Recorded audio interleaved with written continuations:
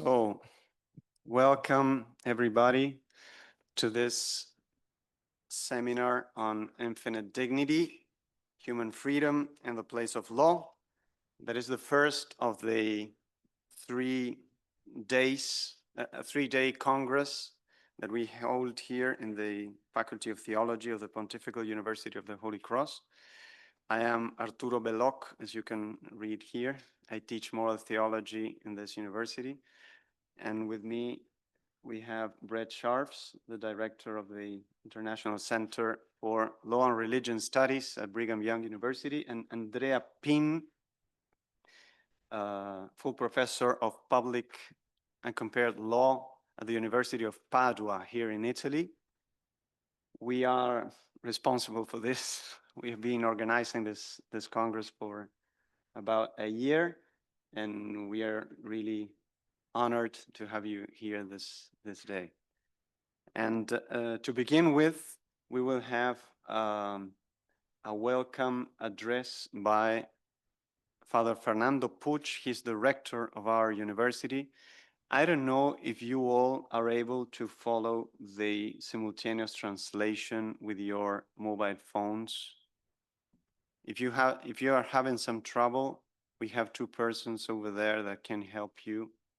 But the only thing you have to do is to scan the QR codes that we have in the tables for simultaneous translation, and you will find 2 channels, one in Italian and one in English. It's okay. So please, Father Fernando. Thank you, Professor Belloc. Good morning. I welcome you to this Pontifical University, Santa Croce. I would like to express our institutional gratitude to all those who participate as speakers or as those interested in this academic activity. A very special greeting to Elder Christopherson of the Church of Jesus Christ of Latter-day Saints, and to Monsignor Riccardo Bollati of the Dicastery for the Doctrine of Faith. My most cordial welcome and congratulations for the close collaboration of Brigham Young University in the person of Professor Brett Sharfs, and for the work of Professor Andrea Pin from the University of Padua, together with Professor Arturo Belloc from the Pontifical University Santa Croce.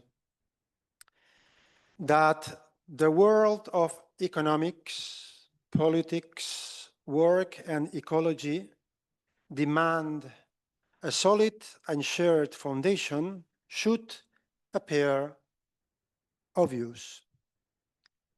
And yet, a good part of the difficulties we experience in these areas depend on the lack of common basis for dialogue and commitment that must necessarily be universal. The great theme of human dignity brings you together from different starting points, and this is already a source of hope. Universities have always been the privileged place where one can speak about these great themes from a perspective of service to humanity. I congratulate you on your commitment and trust that from these days will emerge great inspiration to teach and train many people who will be actors in the defense and promotion of the human person in all its dimensions, beginning what has to be considered crucial, their relationship with God. Thank you very much.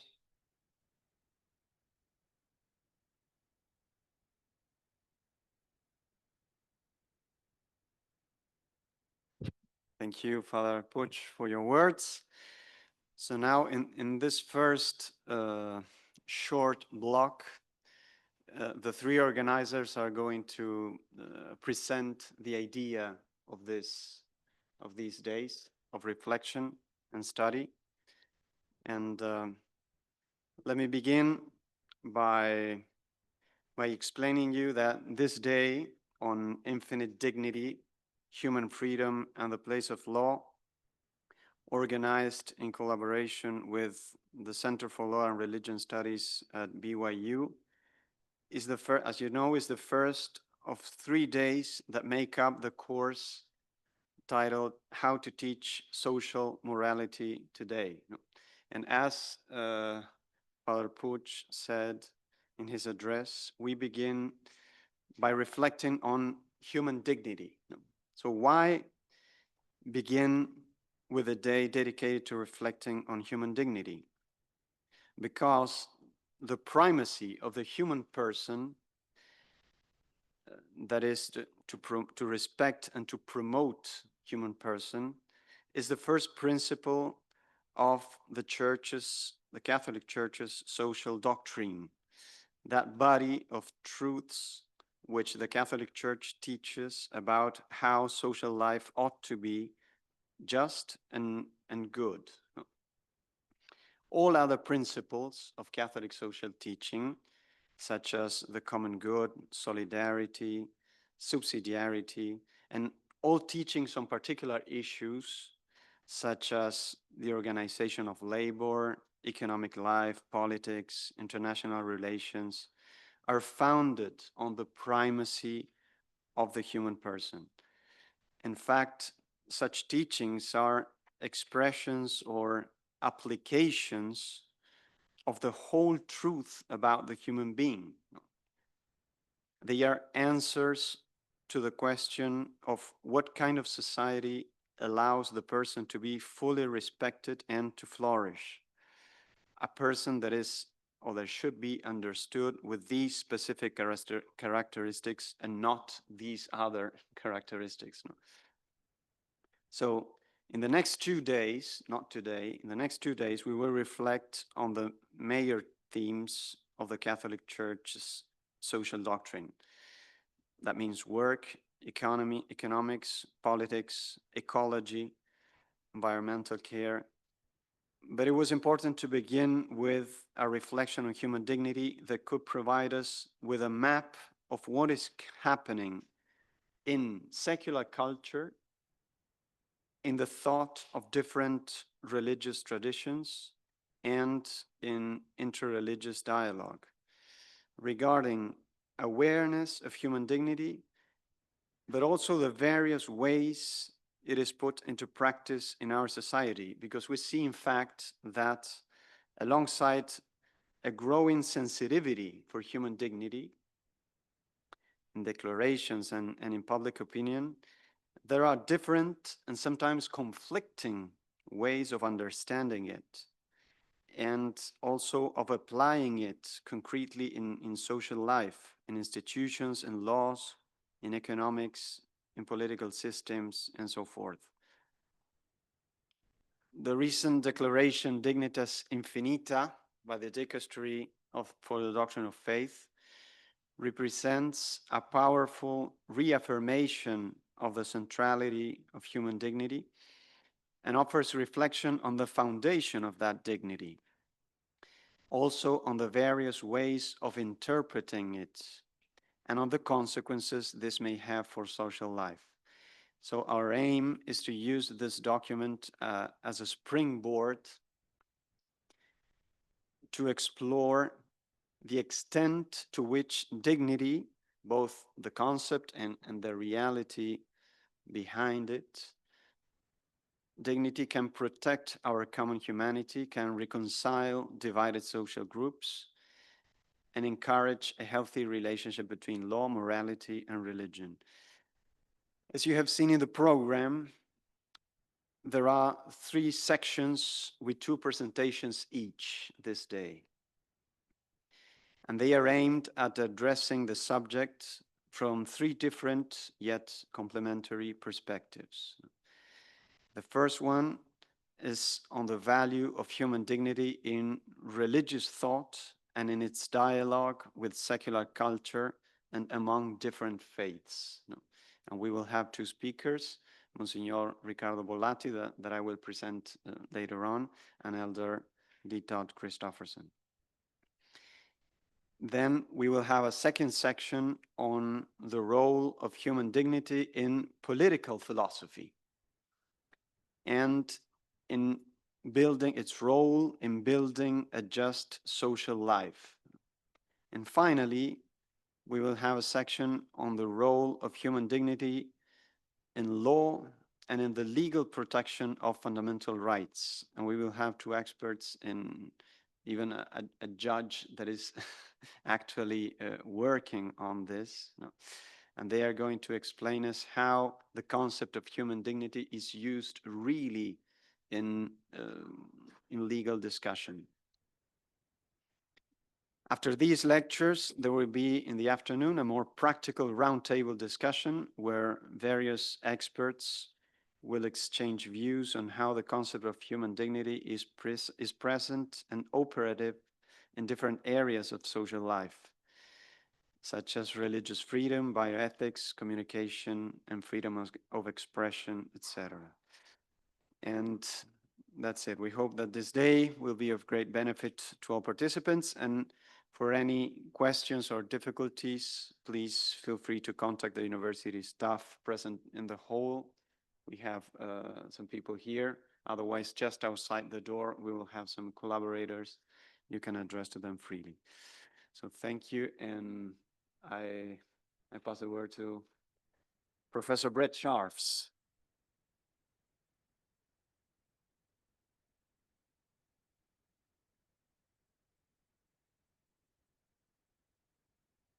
Law and Religion Studies, welcome. I'd like to express my particular gratitude to Arturo Belloc and Andrea Pin. It's been a genuine pleasure to work together, and to have this culmination here today is especially meaningful. Thank you very much to Reverend Professor Fernando Puig. Thank you for being here and for that wonderful welcome. We're grateful for the opportunity at the International Center for Law and Religion Studies to work collaboratively with Holy Cross University. Special gratitude to Monsignor Riccardo Bollati and Elder D. Todd Christofferson. Your being here honors us and brings luster to this occasion. And thanks to all of the speakers who are here and for all of the participants for your presence. The International Center for Law and Religion Studies is celebrating this year its 25th anniversary. We're a young institution, but we consider this an important milestone. Our mission is to strive to help in the promotion of freedom of religion and belief for all people and all places. And we do this, especially over the last decade or so, largely by promoting human dignity for everyone, everywhere. We work at the intersection of law and religion. We're interested in the institutional relationships of religious groups and the state, and also the individual rights of freedom of religion and belief of people as that relates to the governments and the states with which they interact and the places in which they live. We do this largely through teaching, through scholarship, through holding conferences, and in building networks. All of those means of work are evident in what we're doing here today. About 8 years ago, in 2018, we were reflecting on what we might do to commemorate the 70th anniversary of the Universal Declaration of Human Rights. And we were doing this at a time when it was clear that human rights were becoming much more politicized than they had been a generation earlier, and when religious freedom was much more politicized than it had been a generation earlier. In the United States, for example, in the late 1990s, both the Religious Freedom Restoration Act, which restored the compelling state interest test, which was a high threshold for protecting religious freedom, passed almost unanimously in the US Congress. In addition, the International Religious Freedom Act passed almost unanimously in the United States Congress. But 20 years later, it's fair to say that religious freedom is viewed as a partisan issue. And the cleavages are not only between Democrats and Republicans, but between liberals and conservatives, between those who are church-going and not church-going, between those who are older and younger. And this, for all kinds of reasons, is worrisome. And so we, as a center, were brainstorming about what are things we might do to try to depoliticize freedom of religion and to also broaden the appeal of freedom of religion in places where human rights are viewed with suspicion and where religious freedom is viewed largely as a Western value or as something that is suspect. And one thing we realized as we were really studying this is that the basic fundamental underlying principle that grounds human rights, but also religious freedom, is the principle of human dignity. And there's no place where this is more evident than in the magisterial Vatican II Declaration Dignitatis Humanae. This, of course, is the Catholic doctrine of religious freedom, rooting religious freedom in the dignity of the human person. And while it is a profoundly Catholic doctrine, it resonates profoundly with other Christian traditions and other Christian people. But because human dignity is a universal value, probably the closest thing we have to a genuinely universal value in the world, it is the best prospect we have for finding a basis for human rights generally and religious freedom specifically. And as we really studied this, we found out that this was true historically as well.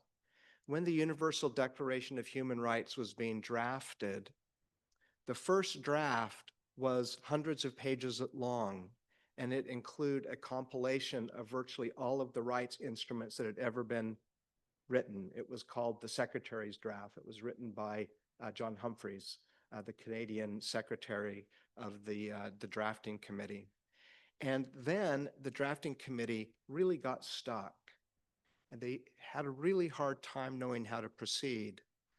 And it was actually the Chinese delegate, P.C. Chang, who recalled that the preamble to the UN Charter spoke of human dignity.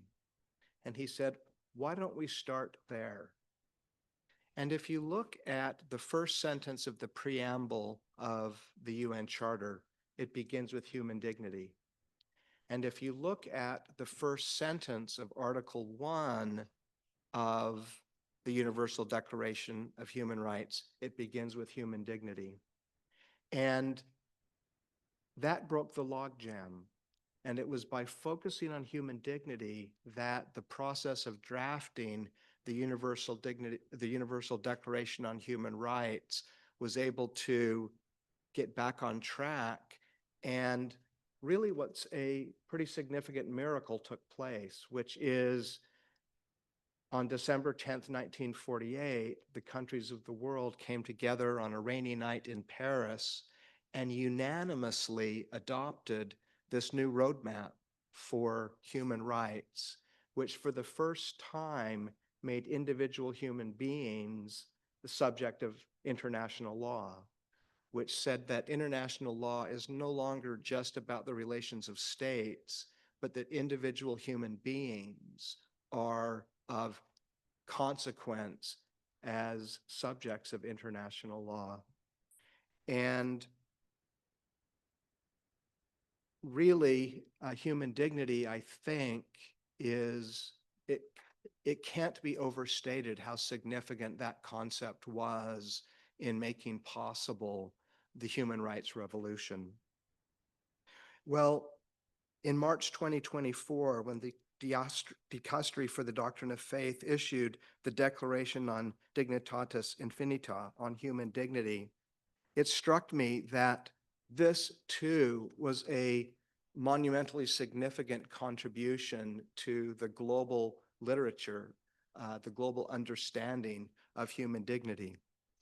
And in a way slightly different than Dignitatis Humanae, because it provides, among other things, a deeply Christian anthropology for understanding human dignity. Now, human dignity can be understood in a variety of different ways, but for Christians, it's important for us to have ways of understanding human dignity that have a deep and clear resonance for us as Christians, for understanding human dignity, not just as a concept rooted in Imago Dei, the image of God, but in the incarnation of Jesus Christ and in his life, example, ministry, and ultimately his atoning sacrifice. And so that, I think, is perhaps the most profound and important contribution of this remarkable document. The second thing that really struck me as significant was the fourfold distinction on the concept of dignity, distinguishing ontological dignity, moral dignity, social dignity, and existential dignity. Ontological dignity being the dignity that comes from our simple existence as human beings created and loved by God. Our moral dignity being the dignity that comes from how we exercise our freedom, each of us endowed by conscience, a phrase used in the Universal Declaration of Human Rights, but noting that we can behave in an undignified manner. Third, social dignity, the dignity that can be hampered by the quality of the living conditions in which we live, focusing especially on conditions of extreme poverty or places where we lack basic social necessities, something addressed so profoundly in Catholic social teaching. And finally, perhaps least familiar to me, the concept of existential dignity or living a dignified life. The qualifications to dignity that happen when we are subject to serious illness or violent family circumstances or pathological addictions.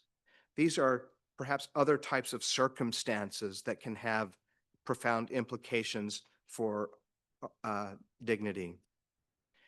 The other thing that is remarkable about Dignitatis Infinita is that it talks forthrightly about implications of human dignity for contemporary challenges and even crises. And we may not agree with every implication as described, but it is noteworthy that the document engages specifically and overtly with issues such as poverty, war, migrants, human trafficking, sexual abuse, violence against women, abortion, surrogacy, euthanasia, assisted suicide, marginalization of people with disabilities, even issues such as gender theory and sex change and digital violence. It takes courage to engage with issues that are as polarizing and as difficult as these are. So, As someone who is not from the Catholic tradition, I'm grateful for the opportunity to partner with old friends such as Andrea Pin, new friends such as Arturo Belloc, and with all of you here to work together with the Faculty of Theology at the Pontificia University della Santa Croce to have such a deep and meaningful discourse on this significant and important new document, Dignitatis Infinita. Thank you and welcome.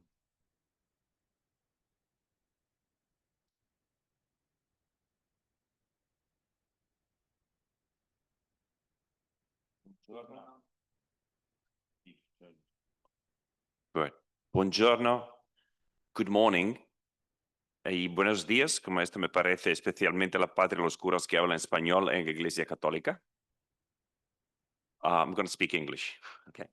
So first, condolences to my American friends for the killing of Charlie Kirk that took place near BYU, by the way, and more generally for the stream of political and ideological violence that you are suffering.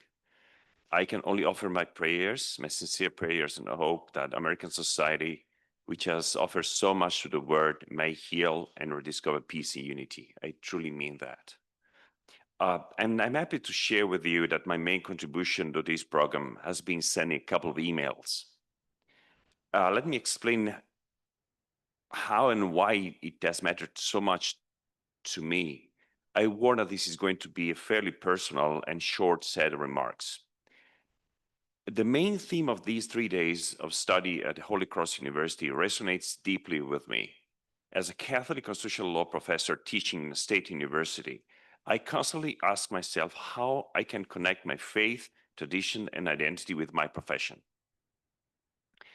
How can I reconcile them? I've known Brett Schaffs for 15 years now. I've shared so much of my work and life, personal life with him, except Italian wine and coffee. While we were chit-chatting about his huge projects and interest and wisdom and about human dignity, he shared with me that he was very interested in Dignitas Infinita. Actually, he said that he wanted to learn from it and about it also through the help of Catholic institutions. And this brought me to my laptop. A series of emails led me to an Uruguayan priest of the Holy Cross University who works like Swiss and drives like a true Roman. Arturo Belloc immediately understood that this was an opportunity, not just to teach, but to learn. A series of conversations on Zoom snowballed into these events. I'll let everyone decide for themselves how many programs of this kind, in which people engage each other's traditions so sincerely and with an open heart, take place today, and how badly we need initiatives like this. My remarks about to end. I can say what I learned. There will always be chances for me to offer to the world what I love and live by. The word, for my faith, Jesus Christ himself, will always offer me opportunities to learn from other traditions. Mormons, in this case. He will especially teach me humility, curiosity, and ability to learn. In short, truth has its own way to reveal itself, including to me, not just to the others. I've already learned so much from organizing this program. However, this is not an excuse to leave now. I want to stay and learn more, and my heart is already full of gratitude, however. Thank you so much.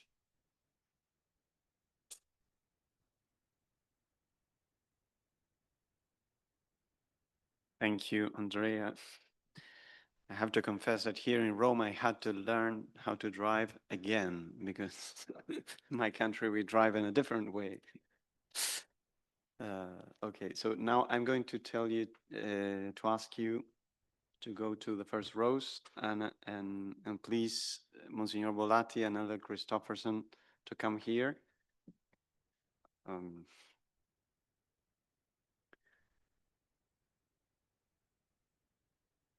so se Liliana possiamo cambiare i cavallerini.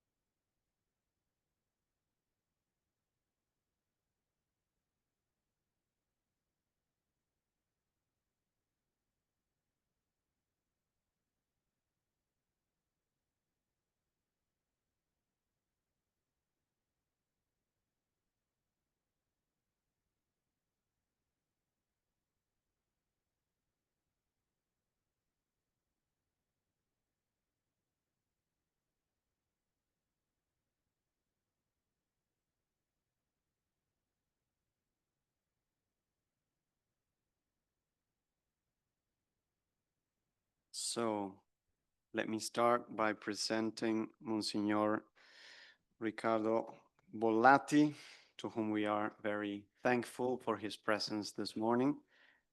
Monsignor Bollati is head of office at the doctrinal section of the Dicastery for the Doctrine of Faith of the Holy See at the Vatican. He has a degree in law and a PhD in theology. He also teaches theology at the Catholic University of Sacro Cuore here in Rome. And among his publications, we can mention Allargare gli orizzonti dell'umano, un approccio alla dottrina sociale della Chiesa. That is a book on Catholic social doctrine. And a most recent one called Il potere del denaro per il bene comune. There are ethical, economical reflections, no? So, Monsignor Bollati, we know that you have worked on the document Dignitas Infinita, and we are very happy to hear your reflections about it. Thank you very much. Grazie. Grazie per questo invito e grazie per lo spazio che avete offerto a questo documento del Dicastero. I regret for my poor English, and so I speak Italian. L'espressione dignità umana oggi è da tutti riconosciuta come valida, da proporre al rispetto di tutti e da promuovere nelle sue implicazioni. Tuttavia, tale espressione è però utilizzata anche con scopi diametralmente opposti, sia per negare la legittimità morale di molte fattispecie riguardanti l'inizio e il fine vita, aborto, manipolazione genetica, eutanasia, suicidio, che per giustificarla. Infatti, nonostante tutti affermino che questa dignità esiste e deve essere rispettata universalmente, molti divergono nell'identificare il suo contenuto autentico e la sua fattiva realizzazione. Il principio dignità umana è anche un cardine dell'insegnamento morale ecclesiale che nel corso dei secoli è andato sempre più emergendo nella sua portata, conducendo a decisivi cambiamenti di valutazione morale da parte della Chiesa Cattolica riguardo a fattispecie quali la schiavitù, la libertà religiosa o la pena di morte. Perciò l'allora Congregazione per la Dottrina della Fede decise di iniziare uno studio per un approfondimento al riguardo, soprattutto per identificare con chiarezza i fondamenti, i contenuti e quindi anche le maggiori implicazioni di tale principio, così importante eppure così discusso e controverso. Una cosa risultava subito evidente. Prima del cristianesimo solo alcuni pensatori stoici tendevano a identificare la dignità umana con una dote che fosse immanente all'essere umano, dato che nell'antichità una certa dignità era per lo più riconosciuta soltanto al ruolo o alla funzione sociale o politica di ciascun individuo, quindi a doti non intrinseche alla persona. Mentre in epoca moderna e contemporanea, dopo l'universalizzazione di tale principio, operata dal dispiegarsi della visione cristiana dell'uomo, si è andati sempre più collocando la dignità in questa o in quella facoltà intrinseca alla persona umana, nel pensiero, nella legge morale, nella sua assoluta libertà o in determinate condizioni della sua esistenza. Occorreva quindi fare chiarezza a riguardo per cercare di chiarire il più possibile il significato veicolato dall'espressione dignità umana e dalle sue implicazioni, anche in rapporto a quelle situazioni o azioni umane che la feriscono o la mettono gravemente in pericolo. L'incipit, l'inizio stesso del nostro documento, offre una definizione del significato di questa espressione. Citazione, aperte le virgolette, una dignità infinita, inalienabilmente fondata nel suo stesso essere, spetta a ciascuna persona umana, al di là di ogni circostanza e in qualunque stato o situazione si trovi. Chiuse le virgolette, fine della citazione, Dignitas Infinita numero 1. Anzitutto, occorre chiarire una cosa. La questione della dignità umana riguarda la persona umana sempre e dovunque, in ogni istante del suo esistere. Non riguarda solo persone per le quali o situazioni nelle quali viene violata, anche se evidentemente laddove un principio viene negato emerge ancor più la sua rilevanza per gli esseri umani e per la qualità della loro civile convivenza. In ogni istante della nostra vita si gioca il volto e lo spessore della nostra dignità. Una dignità che è ad un tempo intrinseca, qualità che non può essere perduta, e da esplicitare continuamente, fatto che non è scontato ed esige un continuo impegno della nostra libertà. Infatti, tale esplicitazione della dignità può anche non avvenire, con conseguenze però rilevanti sull'integrità stessa di quella dignità, che rimane pur sempre indelebilmente inerente alla persona. La parola dignità è sinonimo di valore, possiamo dire. Dire perciò dignità umana significa dunque affermare che la persona umana ha un valore e pone la domanda sull'entità di tale valore. Infatti questo valore non è così chiaro ed evidente nella sua portata, anche se ciascun essere umano percepisce di avere un valore differente rispetto a quello degli altri esseri viventi. Ad esempio, ciascuno intuitivamente riconosce di avere un valore maggiore di quello che corrisponde semplicemente all'appartenere ad una determinata specie di esseri viventi nella storia biologica del pianeta Terra.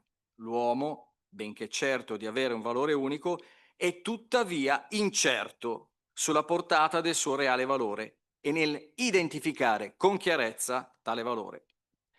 Una indicazione autorevole a tal proposito la riceviamo dai grandi esponenti della letteratura mondiale, i quali sono spesso anche i grandi testimoni dell'umano, sia in positivo che in negativo. Fëdor Dostoevskij, ad esempio, nel suo romanzo Delitto e Castigo, attraverso la figura di Rodion Raskolnikov, rilancia una domanda che brucia drammaticamente sulla sua carne e che ha attraversato tutta la sua esistenza. Ma io quanto valgo? Valgo quanto un insetto o quanto Napoleone? Questa domanda, che percorre tutta l'opera del romanziere russo, attraversa anche tutta la nostra vita, ne siamo consapevoli o meno. Infatti, ognuno di noi, con le sue scelte ed azioni, in ogni istante e di fatto, più o meno consapevolmente, cerca di rispondere a questa domanda. Ma io quanto valgo? Qual è il mio valore? Nessuno di noi nasce avendo chiara la risposta a questa domanda e ciascuno di noi impegna buona parte della sua esistenza cercando di darle risposta, misurando i contorni di tale valore. Perciò non è poi così scontata né irrilevante la risposta che di fatto ciascuno di noi offre alla domanda io quanto valgo? In buona sostanza, come documentato dalla storiografia relativa alle diverse culture, nel corso della storia gli uomini hanno finito per lo più per identificare il proprio valore soprattutto con la propria posizione e funzione sociale o con l'esito delle proprie azioni. Tuttavia, ciò espone di fatto la persona umana ad alcuni grandi rischi. Anzitutto, quello di far dipendere il proprio valore da circostanze esterne alla nostra persona, cioè, ad esempio, dal riconoscimento sociale che ci viene attribuito, oppure quello di far coincidere il nostro valore con l'esito delle nostre azioni. In tal caso, se da una parte siamo ricattati continuamente dal dover compiere azioni con un grande esito per poter nutrire adeguata stima del valore di noi stessi, dall'altra il fatto di commettere qualche grave errore metterebbe irreparabilmente in pericolo il senso del nostro stesso valore. Comprendiamo quindi quanto sia facile correre il rischio di rimanere alienati all'interno di queste dinamiche, quando ciò che noi siamo si decide fuori di noi. I dilemmi, a questo riguardo, non possono essere aggirati o superati facilmente. Tuttavia, semplificando i passaggi a riguardo, possiamo dire che una svolta nella storia c'è stata in seguito alla universalizzazione ed estensione a tutti gli uomini dell'affermazione veterotestamentaria sull'uomo quale essere creato ad immagine e somiglianza di Dio. Affermazione che dai padri della Chiesa, primo fra tutti Aurelio Ambrogio da Milano, è andata sempre più diffondendosi e approfondendosi. In particolare, questa affermazione trova nuova luce e forza dal fatto che il Dio del popolo di Israele, che coincide con l'origine della realtà tutta, cioè con il mistero ultimo delle cose, colui per mezzo del quale, in vista del quale tutto quanto è stato fatto, si è fatto uomo in Gesù Cristo. Ha dato la vita ed è risorto per offrire una destinazione eterna a tutti gli uomini, indipendentemente dalla loro condizione o posizione sociale o dalle loro capacità. E questo l'annuncio del Vangelo, l'annuncio di Gesù Cristo risorto, che è proseguito dalla Chiesa primitiva, con accenti e sfumature alterne, fino ai nostri giorni. Questa affermazione, diffondendosi, ha evidentemente suscitato anche una grande domanda. Quale grande valore devono avere gli uomini, e tutti gli uomini, nessuno escluso, se Dio non solo li ha creati a sua immagine e somiglianza, ma si è anche esposto personalmente nella storia umana, facendosi lui stesso uomo e sacrificando se stesso per loro. Da questa considerazione è derivato che i primi secoli di diffusione del cristianesimo, proprio come risposta a questa domanda, hanno sviluppato una nuova visione dell'uomo ed una nuova prassi di rapporti sociali, di cui ad esempio la lettera di Ogneto è un'efficace testimonianza. Partendo dall'affermazione biblica sull'essere umano creato a immagine e somiglianza di Dio, è stata infatti via via prodotta una grande riflessione incentrata soprattutto intorno alla parola persona, parola che esprime e dona spessore alla portata del valore di ogni essere umano, chiunque esso sia.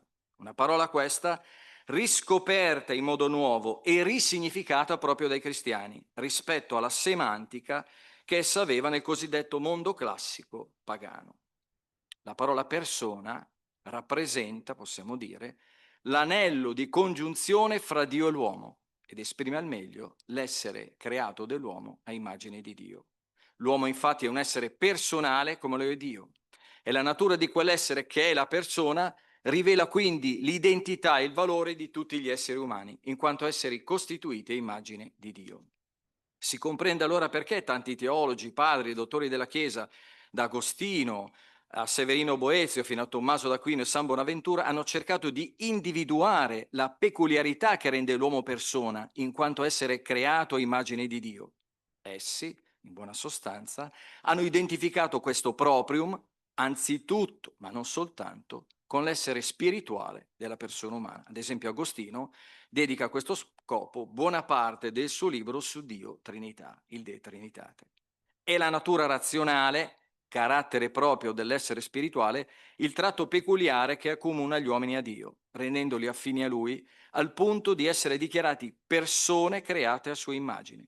La persona umana, ogni persona umana, è dunque oggettivamente affine a Dio, in quanto essere sussistente di natura razionale, dirà San Tommaso. San Bonaventura aggiungerà che anche il corpo umano in qualche modo rappresenta un vestigio di Dio, mentre la razionalità umana, immagine oggettiva di Dio nell'uomo, se sviluppata secondo i disegni di Dio nell'ordine della grazia salvifica, rende ciascun uomo anche soggettivamente somigliante a Lui, come avevano già sottolineato anche alcuni padri della Chiesa. Aderendo a Dio, emerge nella persona umana l'essere creato a sua immagine e la persona gli diventa sempre più somigliante.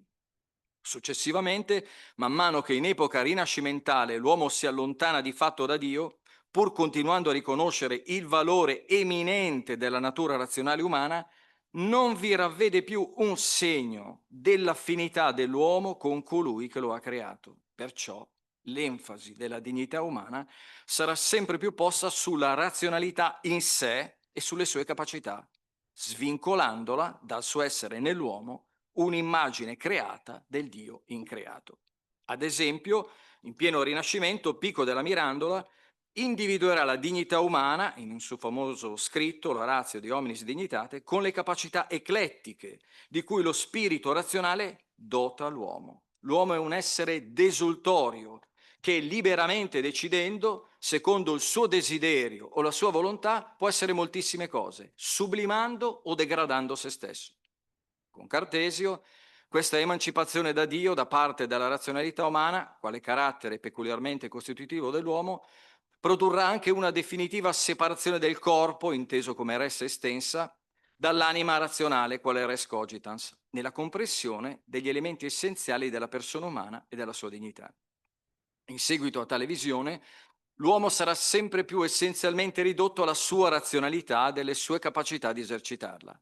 Laddove tali capacità non risultano ancora presenti o non risulteranno più presenti, sarà sempre più difficile affermare che un essere umano è degno di essere chiamato persona, fatto che segna, nell'antropologia della modernità, una sua decisiva separazione dalla visione della persona umana, la quale invece, fin dai tempi di Agostino, è vista constare ex anima et corpore.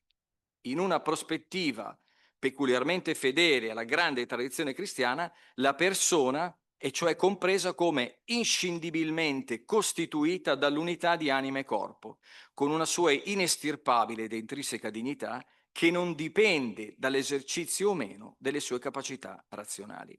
Infatti, per l'antropologia cristiana, ogni essere umano, indipendentemente dalle sue doti ed abilità, possiede una intrinseca ed ontologica, inviolabile ed indelebile dignità, che non può mai essere perduta. Dignità che nello stesso tempo è chiamata a estrinsecarsi, sia a livello morale che sociale ed esistenziale, come afferma il documento ai numeri 7 e 8. Si tratta di una dignità che riguarda la persona umana e ogni persona umana nella sua unicità e interezza, che attiene sia alle caratteristiche originali di ciascuno, sia all'unità della persona del suo essere insieme corporale e spirituale, come inscindibile unità di anima e corpo.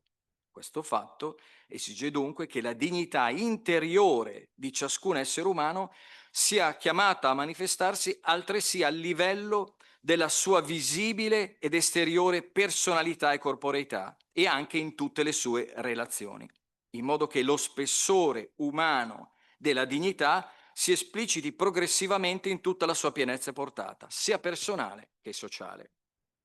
A questo proposito vi è un luogo nella persona umana che è decisivo per l'emergere e l'incrementarsi della sua verità e pienezza umana, e ciò che nel linguaggio biblico viene chiamato cuore e in quello contemporaneo coscienza, anche se i due termini non coincidono completamente. Infatti, se la persona è inscindibilmente costituita dall'unità di anima e corpo, è anche vero che in fondo il suo cuore è il centro che identifica la sorgente di tutta la sua attività, come dice Papa Francesco nell'enciclica Dilexit Nos al numero 14. Al cuore, infatti, fa appello in continuazione lo stesso Gesù nei Vangeli, aperte le virgolette, Dio conosce i vostri cuori, dove è il vostro tesoro là è il vostro cuore, beati i puri di cuore, tardi di cuore, l'uomo buono dal buon tesoro del suo cuore trae fuori il bene, non sia turbato il vostro cuore, vi vedrò di nuovo e il vostro cuore si rallegrerà, chiuse le virgolette. E proprio il cuore dei discepoli sussulta in compagnia di Gesù nel famoso episodio di Emmaus. Non ci ardeva forse il cuore nel petto mentre conversava con noi lungo la strada? Questo ardere del cuore nel petto è proprio il sussulto della dignità umana. È la coscienza umana che sussulta per la potente attrattiva che sperimenta davanti a colui che con il suo stesso essere, egli è Dio infinito e immenso, fa emergere le esigenze più profonde della coscienza attraverso l'esperienza di una intensa e riconosciuta corrispondenza. Le profondità della coscienza umana, infatti, chiedono una risposta commisurata alle loro immense esigenze di verità, bellezza, bene, giustizia, e laddove ne fanno esperienza vibrano di approvazione per quella riconosciuta soddisfazione, mentre, quando ne sono contraddette, segnalano con ribrezzo un senso di ripulsione che ne proviene. La stessa coscienza umana, nella misura in cui cerca una corrispondenza a quelle esigenze profonde, o nella misura in cui si accontenta invece di muoversi sul livello più superficiale di ciò che è utile, comodo, immediatamente conveniente o di parte, si dilata la coscienza o si restringe. Come la pupilla dell'occhio si allarga o si restringe, così anche per la coscienza umana, la quale vive in perenne movimento, a seconda di ciò verso cui si protende, dilatandosi o restringendosi, a seconda della grandezza o meno dei valori verso cui si orienta.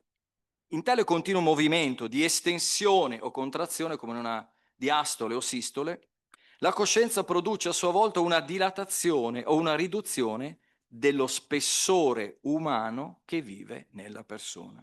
La coscienza può essere infatti la culla o la tomba della statura umana della persona, a seconda dei valori di fondo verso cui essa si indirizza, mentre organizza la sua gerarchia assiologica di riferimento. Perciò un orizzonte valoriale ristretto riduce anche l'umanità di chi lo ha scelto. Invece un orizzonte di valori ampio dilata la portata dell'umanità di chi lo accoglie nella sua coscienza. Per questo, coscienza e umanità che vive nella persona sono sempre due grandezze direttamente proporzionali. Una coscienza che accoglie in sé un ampio orizzonte assiologico permette alla dignità di chi la ospita di manifestarsi con tutta la sua portata umanizzante. Si tratta di una portata che si esplicita sempre più, quanto più la coscienza conduce a scelte di grande spessore valoriale, nella prospettiva di affermare la verità e il bene dovunque sia possibile, dalla loro dimensione personale a quella sociale comune, verso l'integralità della loro realizzazione. Tale prospettiva consente alla persona di uscire dall'orizzonte ristretto di un ego autoreferenziale teso a ottimizzare i suoi profitti meramente individuali per entrare nell'orbita di un io sempre più umanamente incrementato che condivide e pratica un ethos in cui vi è spazio, oltre a sé, anche per la realtà umana che lo circonda. Un io che comprende il suo benessere come inscindibile da quello della società in cui è inserito. È la prospettiva a cui apre sempre più una coscienza che vive di un tenace attaccamento al bene morale oggettivo. Pensiamo all'agato syne di Galate 5,22, in cui il bene di ciascuno è importante come il bene di tutti ed è anzi da esso inseparabile. Questa prospettiva permette alla persona di uscire dalla dimensione dell'uomo vecchio di cui parla San Paolo per entrare in quella dell'uomo nuovo. Al contrario, una coscienza concentrata su valori più superficiali, mentre rende il suo orizzonte distante dal bene comune, produce un umano sempre meno espressivo della dignità che pure porta in sé e sempre più esposto alle conseguenze del peccato originale. Sempre ci fa allungare le mani su tutto e su tutti. Quindi, ad una possibile oscillazione della coscienza fra sua dilatazione, quando si orienta anzitutto verso il bene e la verità, e una sua riduzione, quando si orienta in primo luogo verso l'utile e l'interesse di parte, corrisponde una relativa oscillazione dell'umano che vive nella persona, fatto da cui consegue che l'uomo può superare infinitamente se stesso, manifestando lo splendore della sua dignità di essere creato immagine e somiglianza di Dio, o degradarsi, immeschinendosi e oscurando le fattezze di quella dignità. Anche qui la letteratura mondiale, la letteratura che noi conosciamo, porta degli esempi. Pensiamo a Camus, pensiamo al romanzo Lo straniero di Camus, in cui c'è quest'uomo che vede estraneo a tutto, anche la morte delle persone a lui più vicine e più care. Pensate come l'umano in questa persona si è rattrappito e si è degradato. Proprio tale possibilità introduce e fa comprendere la questione del destino umano. Mentre tutti gli altri esseri possiedono una struttura ontologica in un certo qual modo stabile, ad esempio il gatto non può diventare più o meno del suo essere gatto, e così vale per tutti gli altri esseri animati, per l'uomo non accade ugualmente. Egli rimane in balia di se stesso e delle proprie scelte e può migliorare o peggiorare se stesso. Perciò, con le sue sole risorse, non è in grado di conoscere la portata della sua dignità e quindi anche quella della sua vocazione e destinazione. Ha necessariamente bisogno di un aiuto dall'alto, di una rivelazione divina per scoprirle ed eventualmente accoglierle e vivere la sfida di incamminarsi sulla via del loro adempimento. Mai l'uomo infatti con le sue sole forze riuscirebbe a scoprire che la sua esistenza in questo mondo ha lo scopo di raggiungere, con il faticoso impegno di tutta la sua libertà, una statura umana grande, come anticipo e misura di quella statura che Dio stesso gli conferirà oltre questa vita terrena, nell'altro mondo. Anzi, proprio la scoperta della sua dignità di essere creato a immagine di Dio gli prospetta l'impegnativo e affascinante compito di divenire davvero e sempre più somigliante a quell'immagine, in tutte le dimensioni della sua esistenza, di far risplendere, attraverso il fiorire della sua umanità, quell'immagine indelebile di Dio che porta iscritta in sé, con il contributo decisivo della sua coscienza, la quale, proprio a tale scopo, è chiamata a dilatarsi secondo tutta l'ampiezza delle sue possibilità, seguendo la voce delle esigenze più nobili e delle evidenze elementari che si radicano nella sua profondità. Quanto tempo avrei ancora? 10. La persona umana è un essere unico, nel senso che ciascun essere umano possiede anzitutto un valore singolare e una dignità in se stesso, che conserva sempre e in qualunque circostanza, come ci ha ricordato Papa Francesco nell'enciclica Fratelli Tutti, a cui si ispira il documento. Ciò significa che la persona non esiste semplicemente in funzione di qualcosa d'altro, come ad esempio potrebbe essere nel caso che l'essere umano sia considerato come uno dei tanti anelli di una catena che ha lo scopo di perpetuare in questo mondo il genere a cui appartiene. Scopo di ciascuna persona è infatti quello di raggiungere una statura umana alta e piena, uno sviluppo integrale, che le consenta di ritenere compiuta la sua esistenza in questo mondo. In tal senso, ciascuno di noi è insostituibile e il volto personale di ognuno è unico ed esclusivo. E la compiutezza umana di ogni singola persona è anzitutto lo scopo per cui essa esiste, come per cui esiste ogni singolo essere umano, come anticipo in questa vita di ciò che sarà per l'eternità. Perciò il Magistero ecclesiale insegna che principio, soggetto e fine di tutte le istituzioni sociali è e deve essere la persona umana. Infatti, proprio tale compiutezza umana è lo scopo ultimo di ogni relazione che l'uomo intraprende, scopo che impedisce ad ogni legame e rapporto umano di divenire fine a se stesso o di rinchiudersi su se stesso in modo autogratificatorio ed autoreferenziale. Le relazioni umane, in effetti, pur appartenendo in modo costitutivo alla persona, che è un essere strutturalmente relazionale, non sono finalizzate a se stesse, perché le relazioni hanno lo scopo di essere generative, cioè di produrre frutto e di condurre la persona, se ben orientate, a sviluppare fino in fondo il volto unico ed esclusivo suo proprio e di coloro che essa incontra.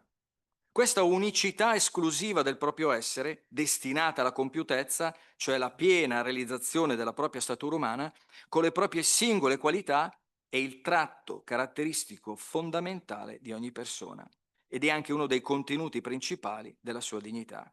E questa l'intrinseca finalizzazione e il compimento dell'umano che c'è in noi ed in cui consiste la nostra dignità unica. Unica sia rispetto a tutte le altre creature, sia di ciascuna persona rispetto a tutte le altre persone. Nello stesso tempo, tale compiutezza, a cui è chiamato ogni singolo essere umano, non può essere raggiunta da soli, né con le sole proprie forze, né soltanto per se stessi. Infatti, la persona umana, la cui esistenza si giustifica anzitutto nello scopo stesso del suo compimento, è nel medesimo tempo un essere costitutivamente relazionale, la cui umanità vive e cresce attraverso le relazioni e che da una parte ha bisogno di altri esseri umani per divenire ciò a cui è destinato a essere come singolo umano e dall'altra ha lo scopo di aiutare anche altri a divenire umanamente compiuti. In tal senso, proprio perché l'essere umano è un essere fondamentalmente relazionale, la propria compiutezza è inscindibile dalla compiutezza degli altri esseri umani che sono vicino a noi e attorno a noi. Inscindibile sia dall'aiuto di costoro, aiuto di cui necessitiamo per realizzare compiutamente noi stessi, sia dell'aiuto a costoro, come nostro contributo alla loro realizzazione. questo proposito, vi sono delle relazioni umane fondamentali che hanno la funzione a loro volta, proprio con il tratto della loro unicità, di significare oggettivamente e aiutare praticamente l'attuazione di quella compiutezza umana, che coincide con la realizzazione dell'identità unica e irripetibile del nostro volto personale, che è il nostro destino. La prima di tale relazioni, prima in quanto percepita in primo luogo da ciascuno di noi, è la relazione di filiazione. Poi si capisce che ce n'è un'altra, che chiamiamo seconda, in realtà dal punto di vista ontologico è prima, che è la relazione parentale di paternità e maternità. Potremmo metterne una terza, come aiuto oggettivo a questo compimento del destino di ciascuna persona umana, che è la relazione di coniugalità. Per questo rimando alla mia relazione scritta e vado all'ultimo punto, che è quello che forse più interessa il nostro convegno. Un'ultima puntualizzazione vorrei offrire nella prospettiva sopra delineata riguardo alla dignità umana, circa la comprensione che ne deriva riguardo al diritto ed alle leggi. Siamo consapevoli che la tematica è complessa e vi accenniamo solo a grandi linee e nel breve spazio che ci è concesso in questa sede. Intendendo con diritto quel patrimonio di valori o rationes che le singole leggi sono poi chiamate a esprimere, quale ordinatio rationis, vale a dire quale indicazione autorevole alla libertà in funzione di quei valori, ne deriva che la legge ha di fatto un valore penultimo rispetto al diritto, cioè rispetto a quei valori che è chiamata a individuare e definire, dapprima col testo promulgato e incarnare e declinare poi attraverso la giurisprudenza.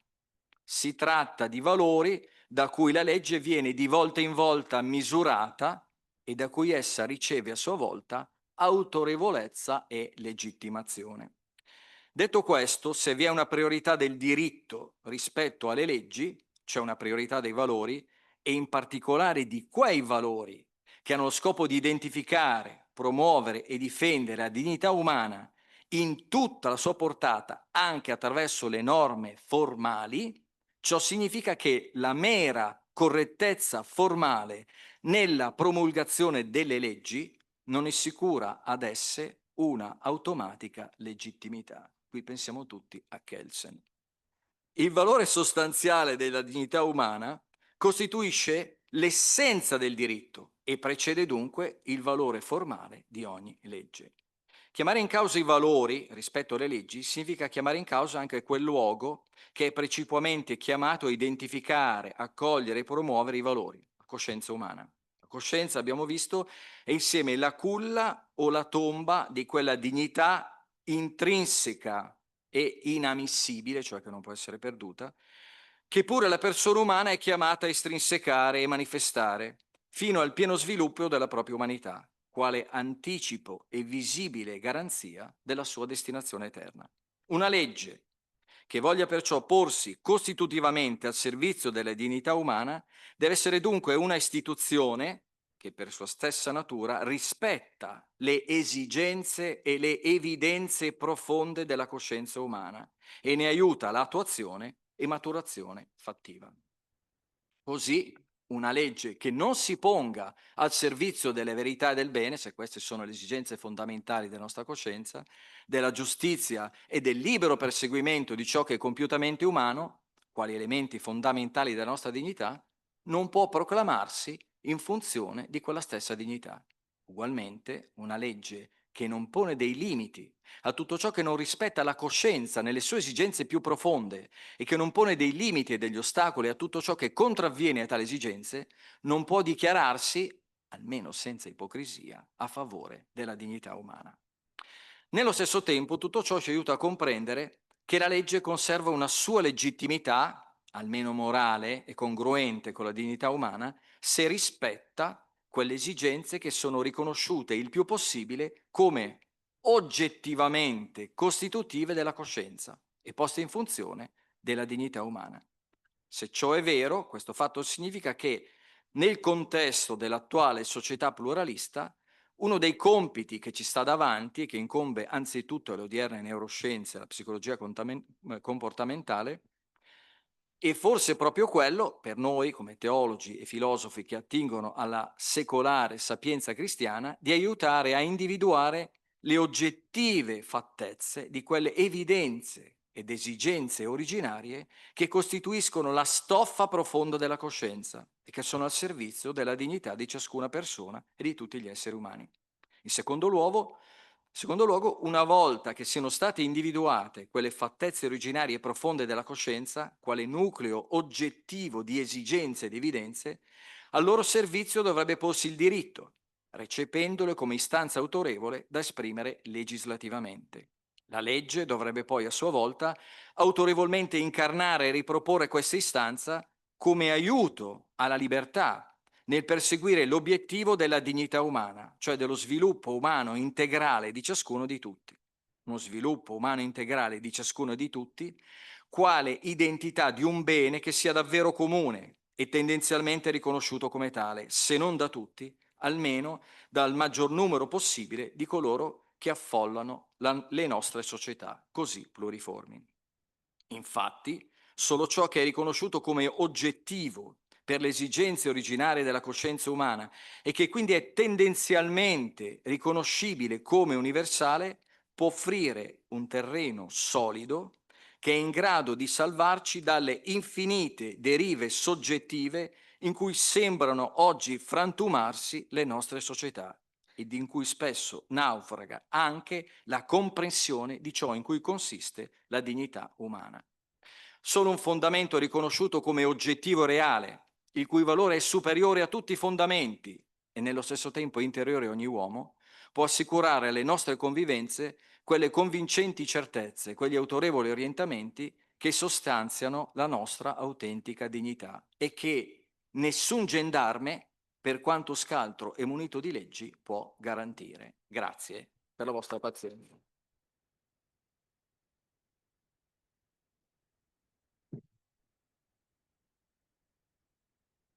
Thank you very much, Monsignor Volatti, for this insightful presentation on the great amount of implications that the concept of human dignity and the dignity of the human person can have.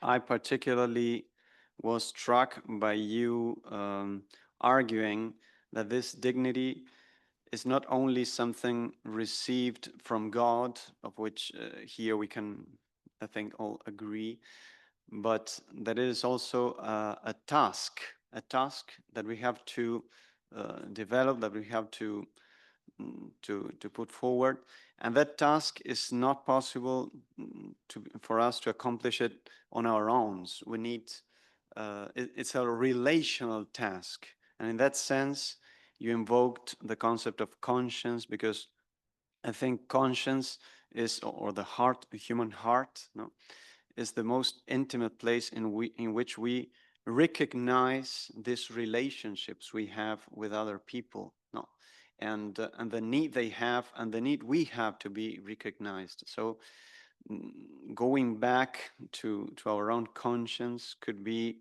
well, a foundation, as you said, an objective foundation for trying to articulate the concept of human dignity and connecting it with legal protection of our rights. But we can have a time for discussion after Elder Christofferson's presentation and before the break. Now, let me introduce Elder D. Todd Christofferson. He is a member of the Quorum of the 12 Apostles of the Church of Jesus Christ of Latter-day Saints. And prior to his call to serve as full-time general authority in the church, Elder Christofferson worked as a lawyer for some corporations. He is also a member of the Board of Trustees of Brigham Young University, and in 2017, he was awarded the World Peace Prize for his contribution to world peace, human development, and interreligious collaboration. So thank you, Elder Christofferson, for your presence here, and we look forward to hearing to your presentation. Thank you very much.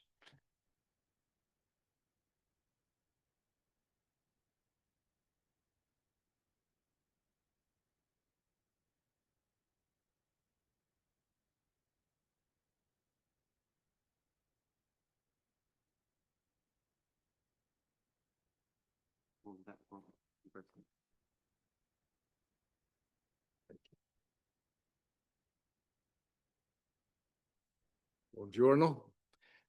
Good morning, and Andrea, buenos dias. I'd like to begin by thanking Professor Riccardo Volatti for, well, all those involved in the creation and promulgation of Dignitas Infinita and his profound and inspiring address this morning. He set a tone for a very meaningful conference, and I'm honored to be a part of it. I also want to thank the organizing committee and everyone who's participating today. On behalf of President Russell M. Nelson, President of the Church of Jesus Christ of Latter-day Saints, we offer our condolences in the passing of Pope Francis and acknowledge his monumental legacy of courageous and compassionate leadership. It's no coincidence that Dignitas Infinita was promulgated during the pontificate of Pope Francis, who magnified the dignity, the human dignity, through his example of forgiveness, service, and care for the most vulnerable among us. Pope Francis, in his encyclical letter Fratelli Tutti, said, quote, "The dignity of others is to be respected in all circumstances, not because that dignity is something we have invented or imagined, but because human beings possess an intrinsic worth superior to that of material objects and contingent situations. That every human being possesses an inalienable dignity is a truth that corresponds to human nature apart from all cultural change. For this reason, human beings have the same inviolable dignity in every age of history," end quote. I sincerely congratulate the Catholic Church on the recent election of Pope Leo XIV and send my warmest regards to him. I admire Pope Leo's lifetime of faith and admirable character, and his Spanish, and anticipate that human dignity will be a keynote of his pontificate as well. Respect for human dignity is important to me personally and as a representative of the Church of Jesus Christ of Latter-day Saints. It's important to Russell M. Nelson, the prophet and president of the Church of Jesus Christ of Latter-day Saints. And it's important to all the leaders and members of the Church of Jesus Christ of Latter-day Saints. We look forward to continuing to work alongside the Catholic Church and Pope Leo in affirming and fostering human dignity. Today, I'd like to focus my remarks on three key documents and their themes as we consider Christianity and a pluralistic society. First, Dignitas Infinita and the deep theological rooting of human dignity in the life and person of Jesus Christ and in his divine role as Savior of mankind.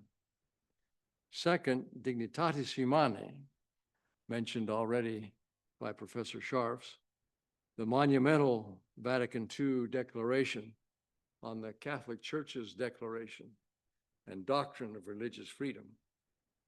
Not only do I want to reflect on the right to religious freedom that this declaration boldly sets forth, but also its clarification of the duties that individuals and society have to seek and adhere to truth. Here I'll highlight the important themes of moral agency and religious pluralism. Third, and perhaps less obviously, the 1891 encyclical of Pope Leo XIII, Rerum Novarum, which highlights the dignity of workers. I find Rerum Novarum's teachings on human dignity particularly relevant to navigating the political controversies that we face today and to sustaining a healthy pluralism in society.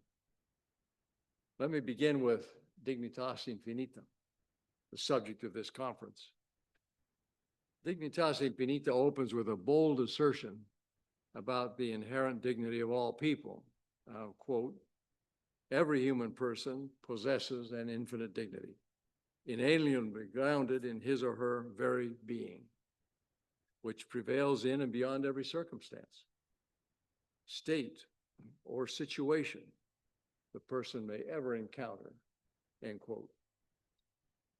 Although the concept of human dignity is recognized by many groups and individuals, Dignitas Infinita provides us with a deeply Christian conception of human dignity. Each human being possesses inherent dignity simply because he or she exists and is willed, created, and loved by God. The ontological basis of human dignity is the love of God and is in no way based upon the circumstances and conditions in which a person lives. This infinite dignity creates for each human person a responsibility to treat each and every other human person with love and respect. This is not an abstract duty.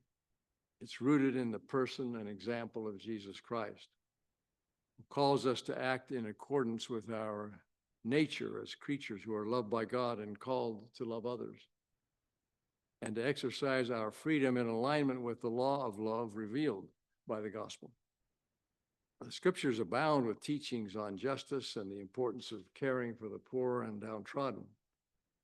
Jesus' own life, characterized by humble circumstances, demonstrated the dignity and worth of all people in all circumstances.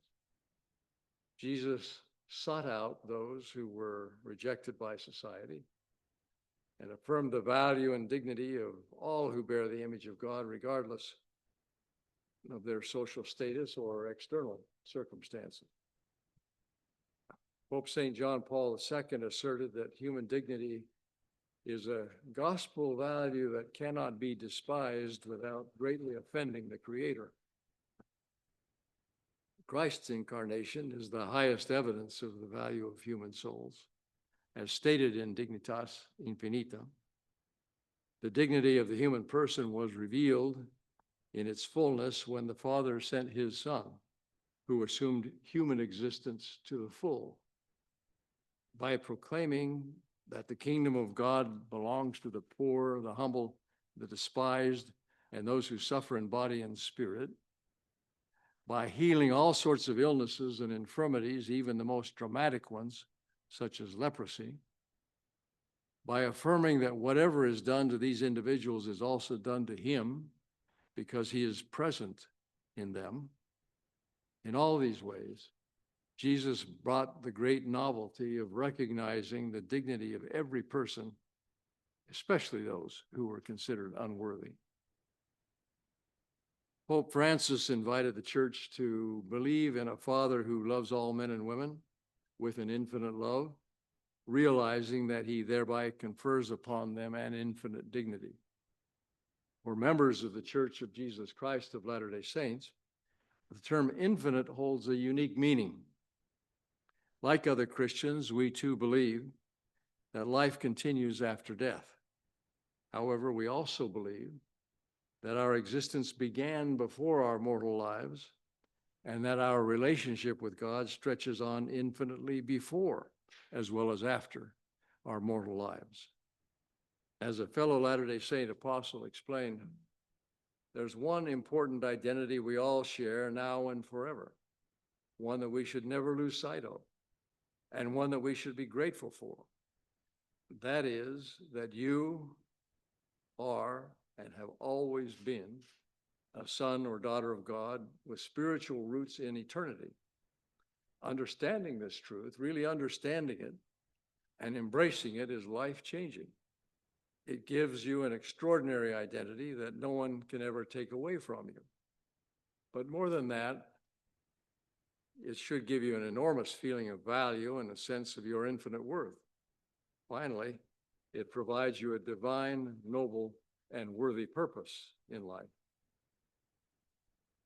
While all humans possess an unalterable ontological dignity, Dignitas Infinita recognizes that we possess moral dignity as well. Unlike ontological dignity, moral dignity can be lost when humans violate moral principles and stray from the light. While people are endowed with conscience, they can always act against it. Dignitas Infinita invites us to honor our moral dignity by reminding us that the Creator calls each person to know Him, to love Him, and to live in a covenantal relationship with Him, while calling the person also to live in fraternity, justice, and peace with all others. This covenantal relationship is vital, a vital aspect of our discipleship. President Russell M. Nelson has said that every man and every woman who participates in priesthood ordinances, sacraments, and who makes and keeps covenants with God has direct access to the power of God. We take the Lord's name upon us as individuals. We also take His name upon us as a people. As Dignitas Infinita reminds us, respect for the dignity of each person is the indispensable basis for the existence of any society that claims to be founded on just law and not simply on the force of power. As further explained in Dignitas Infinita, human dignity helps to overcome the narrow perspective of a self-referential and individualistic freedom that claims to create its own values, regardless of the objective norms of the good and of our relationship with other living beings, as Professor Bolatti pointed out earlier. Fully embracing the Creator's call to love Him and live in peace with others aids our development as disciples of Christ and as people. Those who are truly devoted to the Savior recognize that religion is not just about doing good, but about becoming good. Dignitas Infinita asserts that the ultimate destiny of human beings is to grow under the action of the Holy Spirit, to reflect the glory of the Father in that same image, and to share in eternal life. The theology of the Church of Jesus Christ of Latter-day Saints reflects this same understanding. The Book of Mormon, one of our books of scripture alongside the Holy Bible, encourages men and women to pray unto the Father with all the energy of heart, that ye may be filled with the pure love of Christ, which the Father hath bestowed upon all who are true followers of His Son, Jesus Christ, that ye may become the sons of God, that when He shall appear, we shall be like Him, for we shall see Him as He is, that we may have this hope, that we may be purified even as He is pure.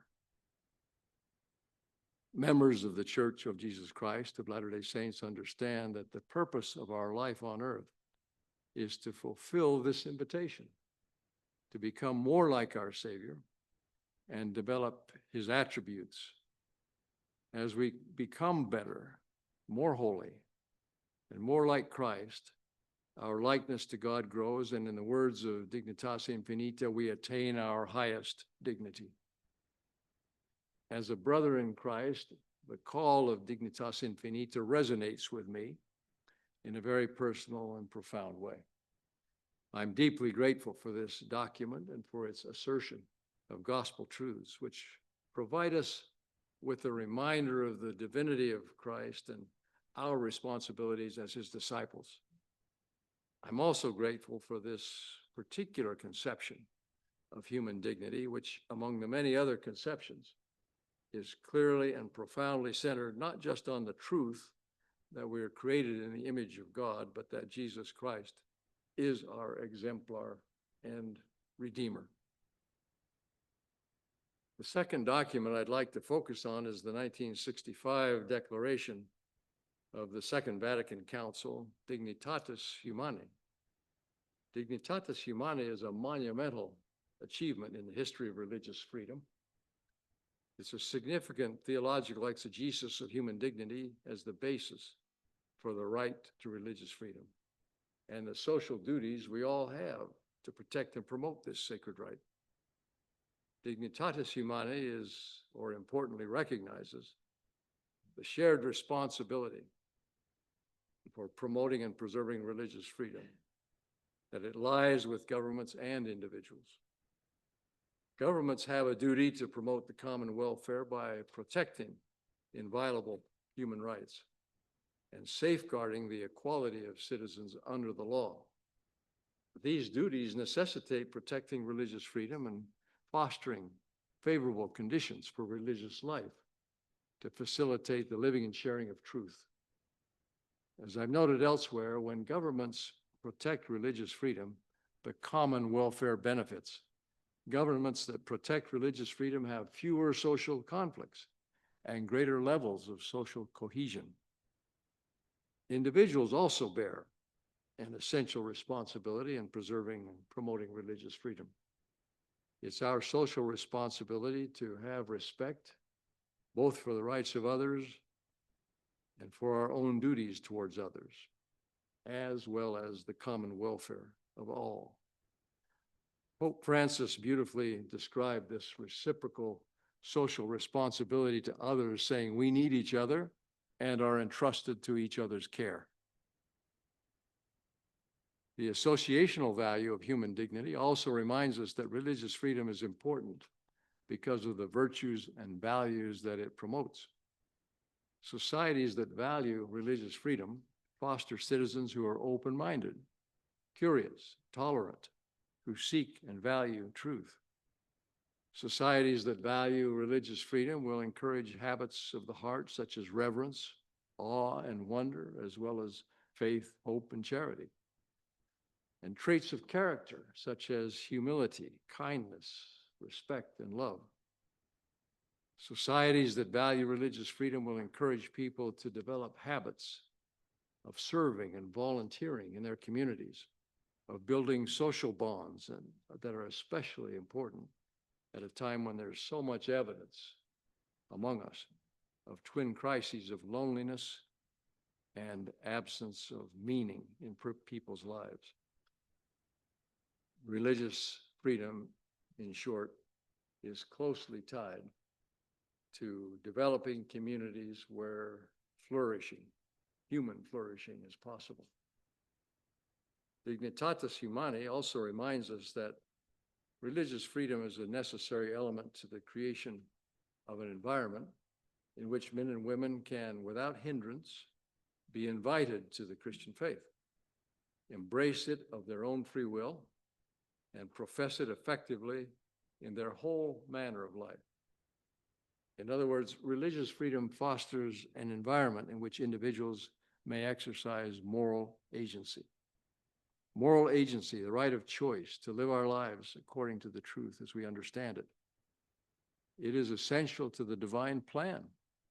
Dignitatis Humanae profoundly articulates that individuals, as creations of God, endowed with moral agency and made to participate in divine law, are bound by a moral obligation to seek truth and are bound to adhere to the truth once it is known. One of my fellow leaders in the Church of Jesus Christ of Latter-day Saints taught that although God desires for us to follow his commandments and to live in accordance with the gospel of Jesus Christ, he gives us the dignity of choosing. While both the Church of Jesus Christ of Latter-day Saints and the Catholic Church hope that all men and women will come to God, the end and purpose of life, we understand that religious freedom and moral agency will inevitably lead individuals to divergent judgments and conscience. Thus, in addition to our grave obligation toward Christ to understand the truth received from him, faithfully to proclaim it, and vigorously to defend it, we must also honor our equally grave obligation to have charity, love, prudence and patience with our brothers and sisters who've chosen different paths. Pope St. John Paul II observed that true religious freedom shuns the temptation of intolerance or to intolerance and sectarianism, and promotes attitudes of respect and constructive dialogue, thus contributing decisively to human fraternity. Here is found the foundation for what one has called a confident pluralism in society. Studies show that in most countries with high legal restrictions on religious freedom and high levels of social hostilities involving religion, there's almost always a dominant religious group that is a majority or a supermajority. However, Professor Brett Scharfs, who's just spoken to us, director of the International Center for Law and Religion Studies at Brigham Young University, has detailed that in countries with a Catholic majority or supermajority, almost none have high legal restrictions or social hostilities involving religion. Professor Scharfs concluded, as I do, that Dignitatis Humanae's bold doctrine of religious freedom has played a role in this remarkable pattern of low legal restrictions and social hostilities in Catholic majority countries. Dignitatis Humanae counsels us to seek and to live divine truth, to encourage our governments to protect the inviolable right to religious freedom, and to deal in justice and civility with our brothers and sisters, respecting the rights of all and maximizing our duty to all. I join with Pope Paul VI in declaring that, quote, in order that relationships of peace and harmony be established and maintained within the whole of mankind, it is necessary that religious freedom be everywhere provided with an effective constitutional guarantee, and that respect be shown for the high duty and right of man freely to lead his religious life in society, end quote. For my third and final observation, I reach much further back in time to 1891 and Pope Leo XIII's Rerum Novarum, which Pope Leo XIV cited as an inspiration in selecting his papal name. Some commentators have speculated that Leo XIV's choice of name recognized, quote, that Leo XIII laid the foundation for modern Catholic social teaching, envisioning a church that did not act as a direct player in the conflicts of the day, but instead stood above them, offering a broader moral vision rooted in human dignity, end quote. I'm in no position to judge the accuracy of that assertion, but I like the idea. Rerum Novarum was issued as a response to then contemporary debates between socialists and capitalists. And rather than limiting himself to the political camps of the day, Pope Leo XIII acknowledged that there are questions for which no practical solution will be found apart from the intervention of religion and the church. By focusing on principles of duty, labor, virtue, charity, Pope Leo XIII showed that the gospel provides a higher and more truth-based method of engaging with political debates. He affirmed without hesitation that all the striving of men will be vain if they leave out the church. It is the church that insists on the authority of the gospel upon those teachings, whereby the conflict can be brought to an end or rendered at least far less bitter. The church uses her efforts not only to enlighten the mind, but to direct by her precepts the life and conduct of each and all. Using the terminology of Dignitas Infinita, the church uses her efforts to inspire all to honor their ontological dignity by choosing moral dignity. Pope Leo XIII understood that religion is not just about doing good, but about becoming good as individuals and societies. Rerum Novarum also emphasized the inherent moral qualities of humans and the importance of treating all men with dignity.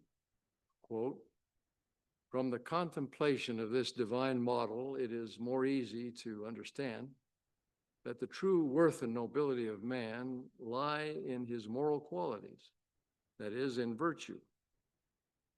That virtue is, moreover, the common inheritance of men, equally within the reach of high and low, rich and poor, and that virtue and virtue alone, wherever found, will be followed by the rewards of everlasting happiness." End quote. Virtue, morality, and dignity belong to all human beings, regardless of circumstances. Recognizing our shared dignity allows us to look beyond our differences and reminds us of what is most important about being human. Pope Leo XIII asserted that this shared morality would inspire landowners to engage in charitable efforts more willingly. He said, whoever has received from the divine bounty a large share of temporal blessings, whether they be external or material, or gifts of the mind, has received them for the purpose of using them for the perfecting of his own nature, and at the same time that he may employ them as the steward of God's providence for the benefit of others. He invited laborers too to be reconciled with landowners by reminding them of the dignity and value of labor, and asserting that it is just and right that the results of labor should belong to those who have bestowed their labor. By adhering to gospel principles, Pope Leo XIII engaged with the debate while refusing to align with the extremism of either side. In our day, we likewise understand that there's often no right side to political divides, and that entrenched sides of partisan debates contain elements of truth while being incomplete or flawed. Standing above the debates and focusing on true principles, such as human dignity, provides a mechanism to help us navigate these controversies.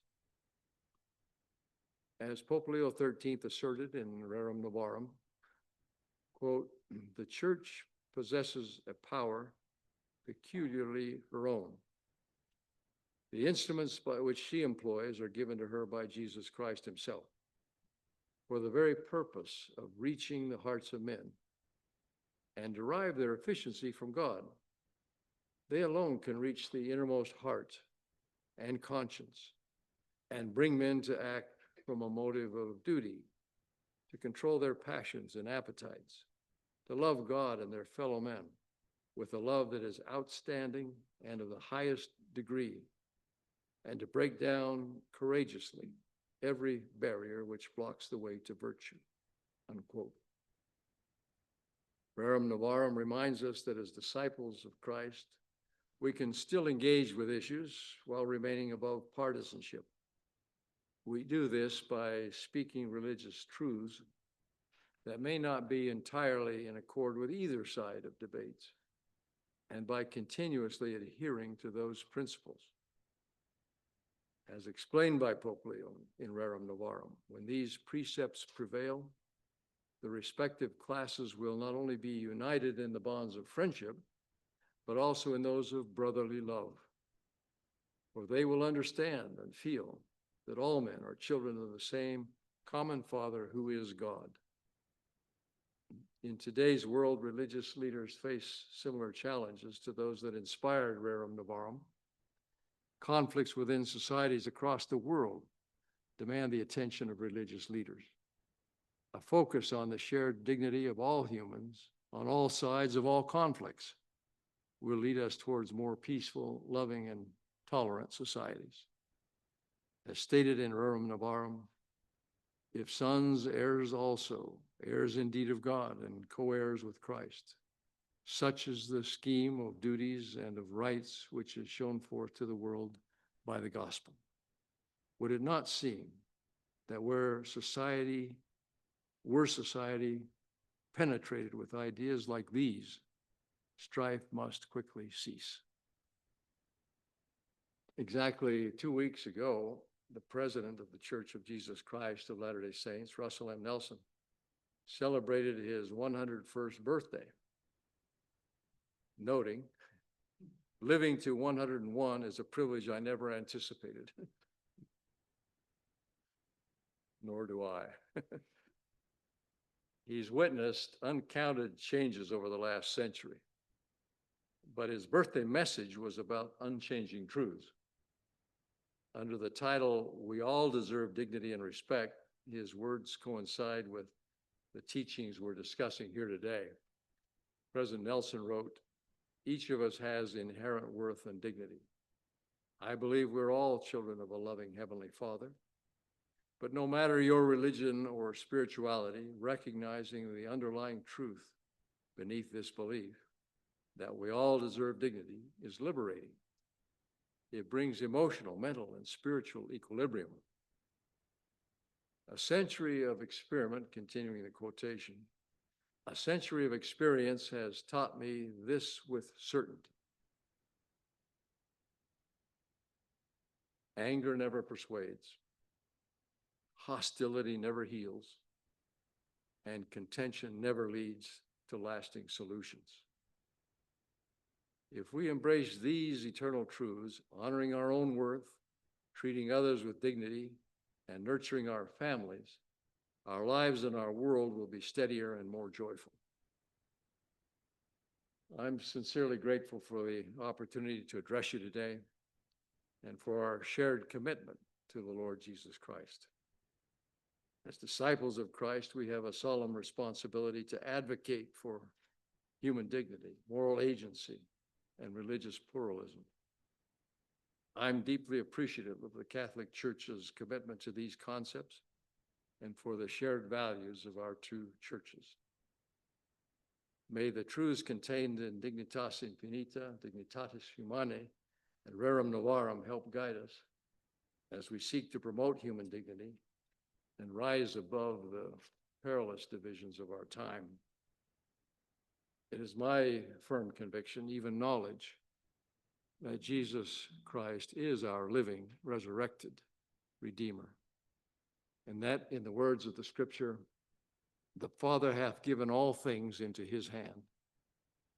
I humbly pray for his blessing upon each and all of you, in the name of Jesus Christ. Amen.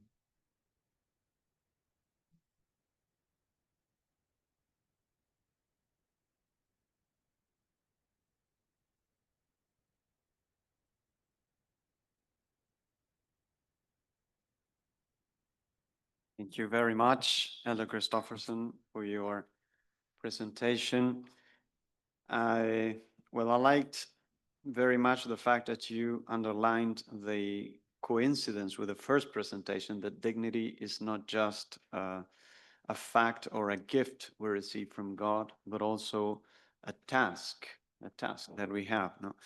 That we as Christians think that consists of imitating Christ, his life, but we face the challenge that we have to present these truths to a secular world that no longer recognizes Christ as a model. So referring to the objective values, no, as you have said, that dignity entails, I think it's important, no? Also, as Monsignor Bolari said, you can call it the evidences of the conscience, you can call it the natural law. In fact, I was surprised that none of you talked about natural law. Maybe afterwards we can discuss on that. That's for you. But I think it's the challenge we have now. And I also liked what you pointed out, picking from Rerum Novarum, that religions do not have the task of solving concrete political problems, but of illuminating the consciences of all human beings, no? About those principles that are necessary to solve our social problems, no? And that, I think, it gives a an authority, and a greatness that is very important for religions nowadays, because it's very easy to take one religion for partisan opinions or for politicizing their opinions, and that is not the case. In this sense, I think that university is also called to work with religions, because it's since its foundation back in the 13th century is the non-politicized environment in which human beings can look for the truth, and can study hot topics in an impartial or in a sincere way, So I think it's very important that religions, universities are able to talk about these important topics for society. So now we still have 5 or 10 minutes for questions or comments of the audience. We have 2 microphones here if you want to ask some questions to one of the speakers this morning. We are quite hungry and we want to go and have some juices that are waiting for us outside. So honestly, I had one question to for Monsignor Volati, because on the topic in Italian, okay. I rely on the translators. Quando lei ha parlato del contenuto oggettivo del rispetto della dignità umana o della realizzazione morale della dignità umana, si è sempre riferito alle evidenze della coscienza, esigenze intrinseche della coscienza, sì, quello che la coscienza umana riconosce spontaneamente. Quello, se non vado errato, era, nella tradizione cattolica almeno, il contenuto della legge naturale o del diritto naturale. Oggi non è stato nominato questo concetto. Io volevo semplicemente sapere, perché oggi non gode di buona fama il diritto naturale, ma non so se stiamo parlando della stessa cosa o magari se è un concetto, un'idea che può trovare risonanze migliori nella cultura secolare. Grazie.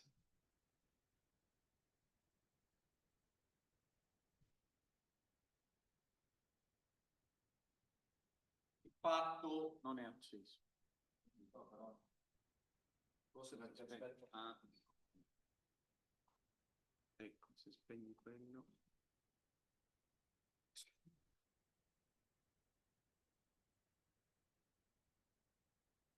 Va bene.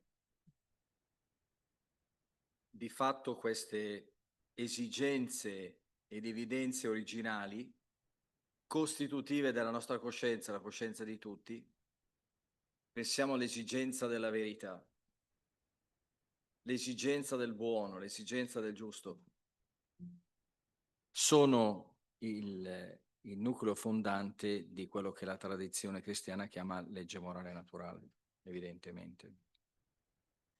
È vero che oggi questa parola e questa espressione è ascoltata con allergia, però il contenuto di queste esigenze è oggettivo, perché possiamo, cioè sono affidabili delle relazioni all'interno delle quali i nostri interlocutori dicono di voler prescindere dall'esigenza della verità e dall'esigenza della giustizia, qualunque credo abbia. Voi accettereste di costruire dei rapporti sociali, dei rapporti economici con qualcuno che dice io non voglio avere a che fare con la verità, con la giustizia? Quindi è un contenuto oggettivo che costituisce la dignità dell'uomo ed è la garanzia di una affidabilità dei rapporti e delle relazioni. Io penso che ripartire da questo fondamento, così come ho cercato di esprimerlo, forse, dato che è oggettivo, permette di riaprire dei sentieri interrotti di fronte ad espressioni che non in tutti trovano il consenso. Non so se... Sì, penso che nella nostra società si è arrivati a un punto in cui sulle implicazioni, sulle conseguenze ultime cioè vediamo che c'è un antagonismo da cui non si riesce ad uscire. Però siccome certe posizioni nascono dall'espressione, dallo sviluppo, dalla dilatazione di esigenze profonde che possiedono tutti e senza delle quali non è possibile vivere, non è possibile una convivenza civile, forse ripartendo da queste esigenze ed evidenze originarie, ponendo certe domande, ad esempio, tutti sono d'accordo che gli uomini devono essere liberi, ma ad esempio, qual è lo scopo della libertà? La libertà è fine a se stessa? Qual è lo scopo della libertà umana? Quello semplicemente di porsi? Oppure di far grande la persona, di rendere fattiva, di attuare la dignità umana? Cioè, sono domande che dobbiamo porre nell'arena della convivenza civile di fronte a ogni credo, di fronte a ogni religione, di fronte a ogni posizione politica, perché toccano l'uomo in quanto tale. Cosa valgo e qual è la mia destinazione? Io quando sono a scuola con gli studenti inizio sempre la lezione dicendo, siccome la scienza insegna questo, che noi siamo, la vita di ciascuno di noi è un anello, no, di una catena biologica che serve a perpetuare il genere umano. Allora quando parlo ai miei studenti inizio la prima lezione dicendo, ciascuno di noi è un anello, qual è lo scopo della nostra vita? È essere anello che perpetua come catena il genere umano. Si crea come un silenzio sgomento, dico, che bello, eh? Forse qualcosa di più. Cioè, queste esigenze ed evidenze originarie mettono a nudo la precarietà e l'infondatezza di certe posizioni che vengono teorizzate e diffuse, sulle quali però non si riflette abbastanza. Penso che noi abbiamo almeno il compito di riproporre ciò che costituisce un fondamento e di rivelare anche l'infondatezza di altre, per quanto rispettabili, posizioni.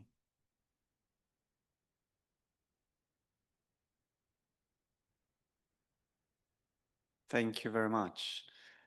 If we have any other, Yes, of course. Please. I think in agreement with what Monsignor Bolatti is saying, I'll try to reinforce your statement with the Apostle John. Behold, I'm reading in First John 3:2. Beloved, now are we the sons of God, and it doth not yet appear what we shall be, but we know that when he shall appear, we shall be like him, for we shall see him as he is. Every man hath this hope, and purify himself even as he is pure. So you're right. We don't exist just to perpetuate the species. We exist to follow in that mold of our Savior and the Father. Thank you.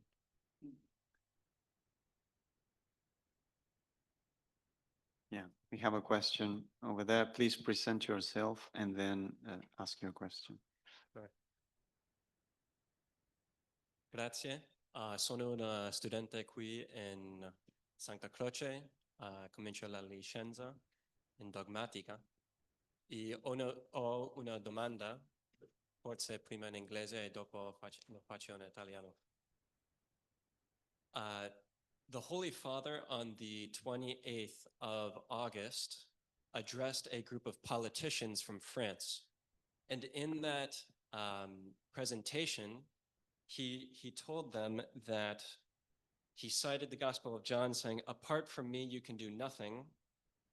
And it should therefore come as no surprise that the promotion of, quote, values, however evangelical they may be, but emptied of Christ, who is their author, is incapable of changing the world. And then he even he goes on to talk about the natural law and how any promotion of Christian faith is always in accord with the natural law. So given what the Holy Father has told these politicians from France, that any values emptied of Christ, however evangelical they may be, are incapable of changing the world, my question is human dignity a solid enough foundation in the secular world to change the world? My question is regarding the solidity of of human dignity in order to actually change the world. Sure, it might create a common vocabulary, but it is actually enough to change the content or make substantial conversion. Allora, sì. Allora mia domanda è il discorso il Papa ha fatto in 28 di agosto agli politici di Francia, dove ha detto che i valori svoluto di Cristo non possono cambiare il mondo. Allora mia domanda è i valori non possono? Allora qui lo dice, non bisogna quindi stupirsi che la promozione di valori, per quanto evangelici siano, ma svoltati di Cristo, che nell'attore siano incapaci di cambiare il mondo. Mia domanda è sì, il base è sufficientemente, diciamo, forte per ha una capacità di cambiare il mondo. Sì. È chiaro? Cioè, se il concetto di dignità umana senza il riferimento a Cristo ha la capacità di servire come collante, come base per una convivenza Esatto. civile. Ok.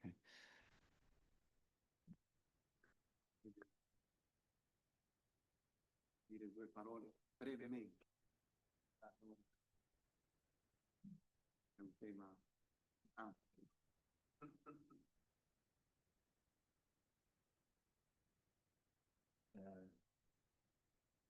Tutti concordiamo con questa affermazione, però io penso che ci sia un rischio, nel senso che cosa vuol dire svuotare di riferimento a Cristo dei valori? Perché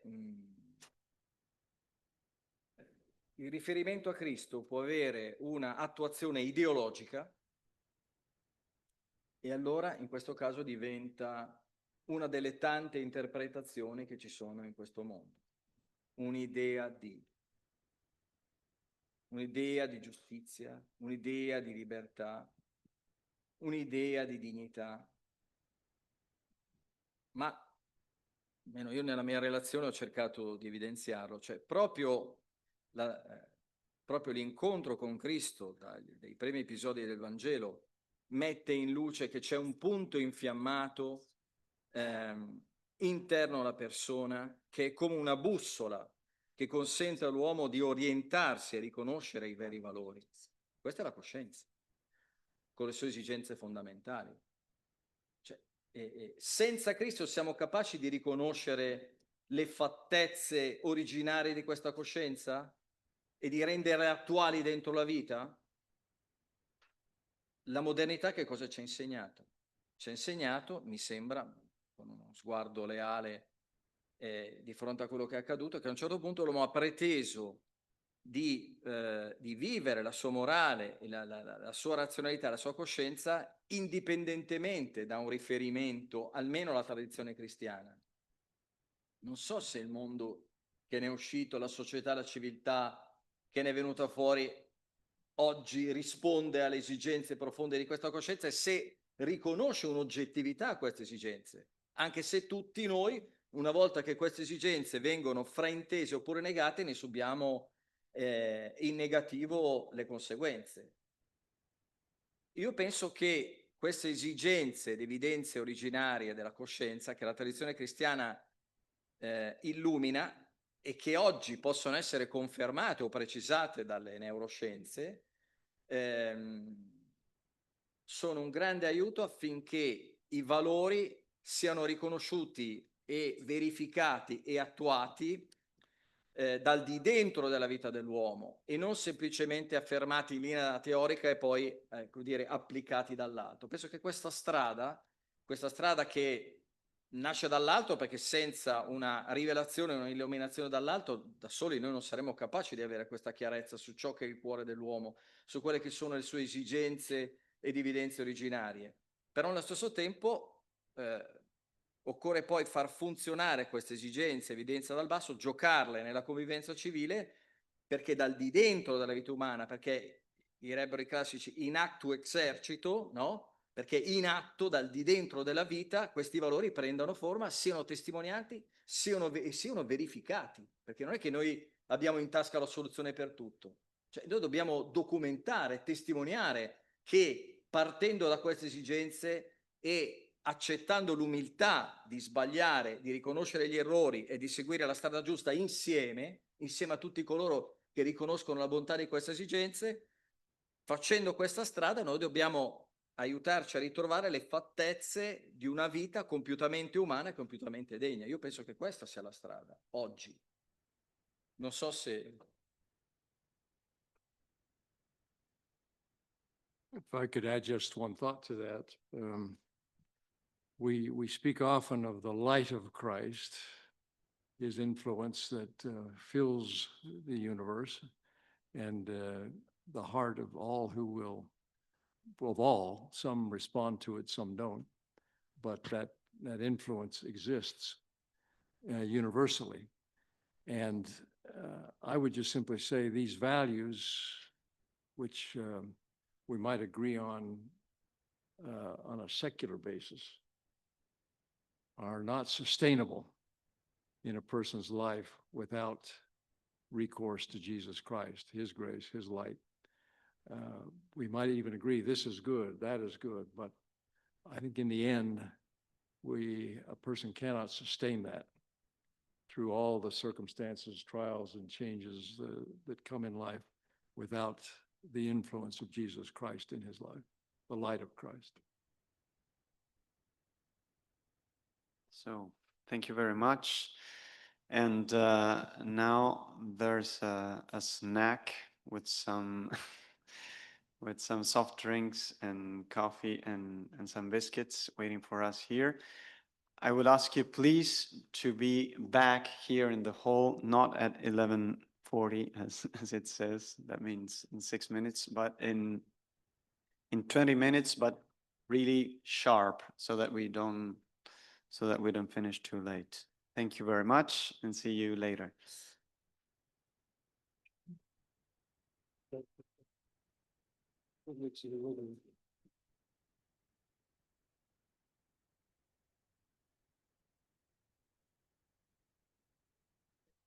Oh, thank you very much. Good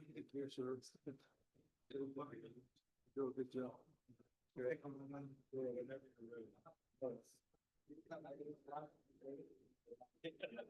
We're in 105.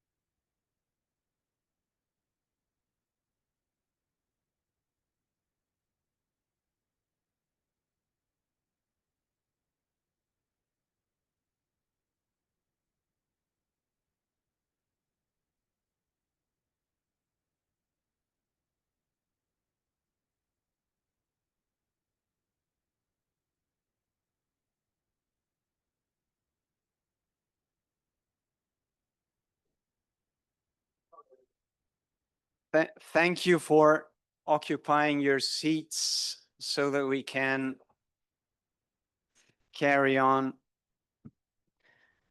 with this session and not finish too late, because by 1 we will be very hungry.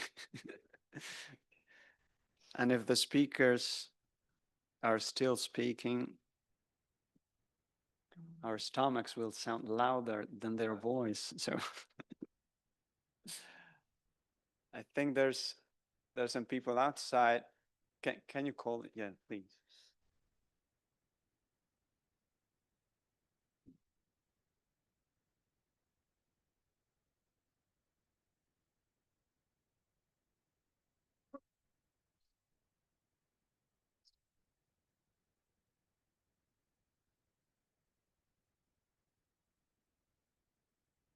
Ecco, avanti, senza paura.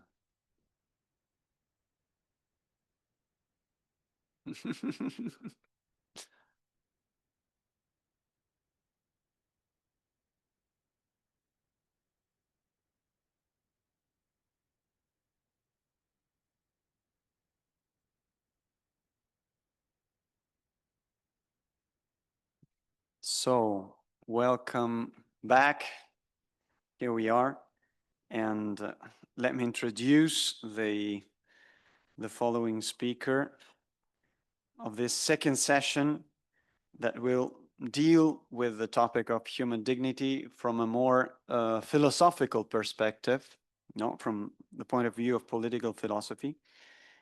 And let me introduce you Dominic Burbidge. He is permanent lecturer in politics in Regent's Park College at the University of Oxford. And he's also the research coordinator of the program for the Foundations of Law and Constitutional Government in the Faculty of Law at Oxford. He has studied in Oxford and Princeton, am I right? Yes. And has published books and articles on political philosophy, mainly in connection with real political situations, and that is very interesting, such as the political crisis in African countries. So the word is yours, and thanks for being today with us. Thank you. So paragraph 27 of Dignitas Infinita is the shortest paragraph in the declaration. In Italian it reads, La dignità dell'essere umano comprende così anche la capacità insita nella stessa natura umana di assumersi degli obblighi verso gli altri. This is translated into English as human dignity also encompasses the capacity inherent in human nature to assume obligations vis-a-vis others. Now, much academic and political focus, understandably, is instead on the rights that pertain to human dignity, because there is concern that the goods proper to human dignity are not being realized, which in turn undermines the respect due to that dignity and the experience of it. Human rights act as a defense against the wrongful will of another, particularly a defense against degenerate political leadership. If dignity is not defended in a manner, it is not really there. Alongside affirming the types of rights needed to protect human dignity, however, Dignitas Infinita also points in paragraph 27 to responsibilities proper to our dignity. So why is the paragraph so short? It may be that rights are a general defense of dignity, and so they can be more easily articulated in abstract. Responsibilities, on the other hand, are relationally particular. They are harder to extrapolate across political communities, across time. Without conceding that rights are also not relational, I think this point holds true. It does seem that major incursions on human dignity in history give us solid grounds for timeless affirmations of corresponding rights that aim to bulwark against any such repetition of history. When it comes to responsibilities, however, these are grounded in needs, which have a presentist tinge. The need for a presentist tinge in the adoption and fulfillment of obligations is clear in the thinking of the Catholic Church's 266th Pope Francis, who took to heart the parable of the lady and the judge. In a certain city, there was a judge who neither feared God nor had respect for people. In that city, there was a widow who kept coming to him and saying, "Grant me justice against my opponent." For a while he refused, but later he said to himself, "Though I have no fear of God and no respect for anyone, yet because this widow keeps bothering me, I will grant her justice, so that she may not wear me out by continually coming." We see here that part of the moral life is encouraging others to fulfill their duties, and for others to do their duties even if they do not desire it. In comparison, an exclusive focus on rights minus responsibilities can be distorted. Before becoming Pope, Austin Ivory reports amusingly that Bergoglio said, "Jesus would tell people at the Last Judgment, 'Go away from me because I was hungry, and you gave me nothing to eat, for you were too busy blaming the government.'" So it may be, therefore, that paragraph 27 is short because many of our responsibilities pertain to our particular offices. That is the particular roles that we play in society, be that priest, king, judge, mother. The exhortation, "Monstra te esse matrem," is in tune with this. We ask Mary to show thyself to be a mother. That is, help us as a mother would help us, as the most perfect of mothers would help her children. It is her office that helps us know the kind of responsibilities she has and the way that she will deliver on them. Offices in this way are particular and cannot be claimed to be equivalent to all human beings. While it's difficult to therefore detail the taking on of responsibilities in abstract, there is nevertheless an important reminder in Dignitas Infinita that part of our dignity is the capacity to assume obligations. But what is this capacity and how does it actually work? How can we get a better handle on the way in which the assuming of responsibilities functions in a society oriented toward the common good? Let me first offer a reason as to why this is not a straightforward question. As an individual, it seems I cannot declare simply that I have an obligation over others without legitimate and common recognition of the obligation. How does one go about appropriately assuming an obligation? Taking on obligations illegitimately is usurpation, the act of taking control of something without having the right to, especially of a position of power. But is not that precisely what the Declaration Dignitas Infinita is saying is inherent in human nature, the capacity to assume obligations? Here is a second problem. It seems that determining whether and how one should assume obligations is not something one can solely deduce from a metaphysics of the human person, however accurate that metaphysics is, as the justness of assuming obligations involves also an irreducibly communal dynamic of human recognition. Now, one has to be very careful that this is not understood to mean that a community can generate whatever set of obligations it likes in fulfillment of this aspect of human dignity. By extension, it also does not mean that so long as democratic processes are engaged, including respect for human rights and procedural fairness, society's suggested array of obligations are just. Much of the present difficulty that has arisen within liberal democracy involves thinking that correct procedures or correct starting commitments will guarantee a just arrangement of goods or just relationships, a position most neatly epitomized by John Rawls. But a society that appropriately respects fundamental human rights and procedural fairness, for example, rule of law and due process, may still poorly arrange social, political, religious, and moral obligations. We need an account of the way in which the natural law operates for the determining of these types of obligation in situ, even though they are circumstantial in the sense of particular to a time and place, particular to a community's moment in its unfolding journey. When we are on a ship in rocky waves and lose our captain overboard, we have to say, who is captain? Our capacity to do this is part of our human dignity and helps recover the common good of the boat's survival. Making a good, if necessarily quick, decision about who should replace the lost captain is not something deducible from a metaphysics of the human person, nor through reference to a general theory of human rights.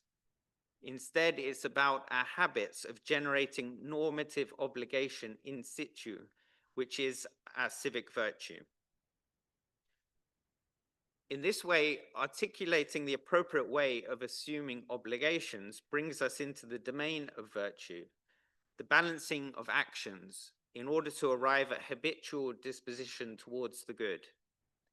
Civic virtue operates between the extremes of, on the one hand, usurping authority unjustly, and on the other hand, shirking responsibilities de officiis. An example of usurpation might be the collecting of taxes without authority to do so. For example, the mafia charging protection money. And an easy example of shirking responsibilities de officiis might be the car mechanic saying the car is fit to drive without checking all its parts work sufficiently. An office of responsibility is often understood to indicate something formal, for example, involving tort obligations or describing a formal position in the Constitution, such as a state official or a national official. But morally speaking, there is little significance in the distinction between legally described roles and illegal roles, if both involve mutual recognition of moral responsibilities. The English word office is from the Latin officium, in turn contracted from opificium, which is a mixture of opus, work, and facere, to do or to make. This helps show how the taking on of obligations is not in its basic understanding too discriminate between obligations that are official or not, in that an office engages the obligations involved in the work one does, with work being something expressly at the service of others, expressly social and orientated towards the common good. So to return to our original question, if human dignity involves the capacity to assume obligations, on what basis do we say this is properly done? Put another way, in what way can the assumption of obligations be understood as part of the natural law? The natural law is the participation of the eternal law in the rational creature. The natural law is the way we find expression for the goods of the universe and creation as pertains the structure and positive capacities of human nature. As our nature is that of a rational animal, the eternal law participates in us through the gift of reason, something that is brought to its fullest in unity with other traits and appetites to form an integral whole worthy of dignity as adopted children of God. In this sense, it is not just that we are special in our capacity to love, we're also lovable in our capacity to reason and make good choices. God creates a world that brings out the best in our capacity to reason, giving us things that we can learn about and enjoy, including things of moral depth that allow for full manifestation of our reason, which is all just another way of describing the eternal law's participation in us, the natural law. In this way, the natural law describes a domain of activity, a domain of law, or a way things get ordered through the beautiful prism of human nature.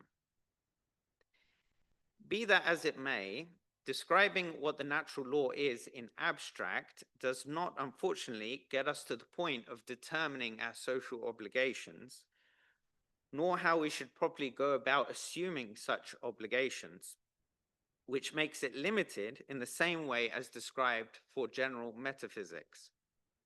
This may be somewhat controversial to Thomists, so it's important that I explain what I mean here and hopefully describe also the limits to that claim. Metaphysics looks at the being of things, what they are and how they are, and explains what they are, which inevitably involves why they are too.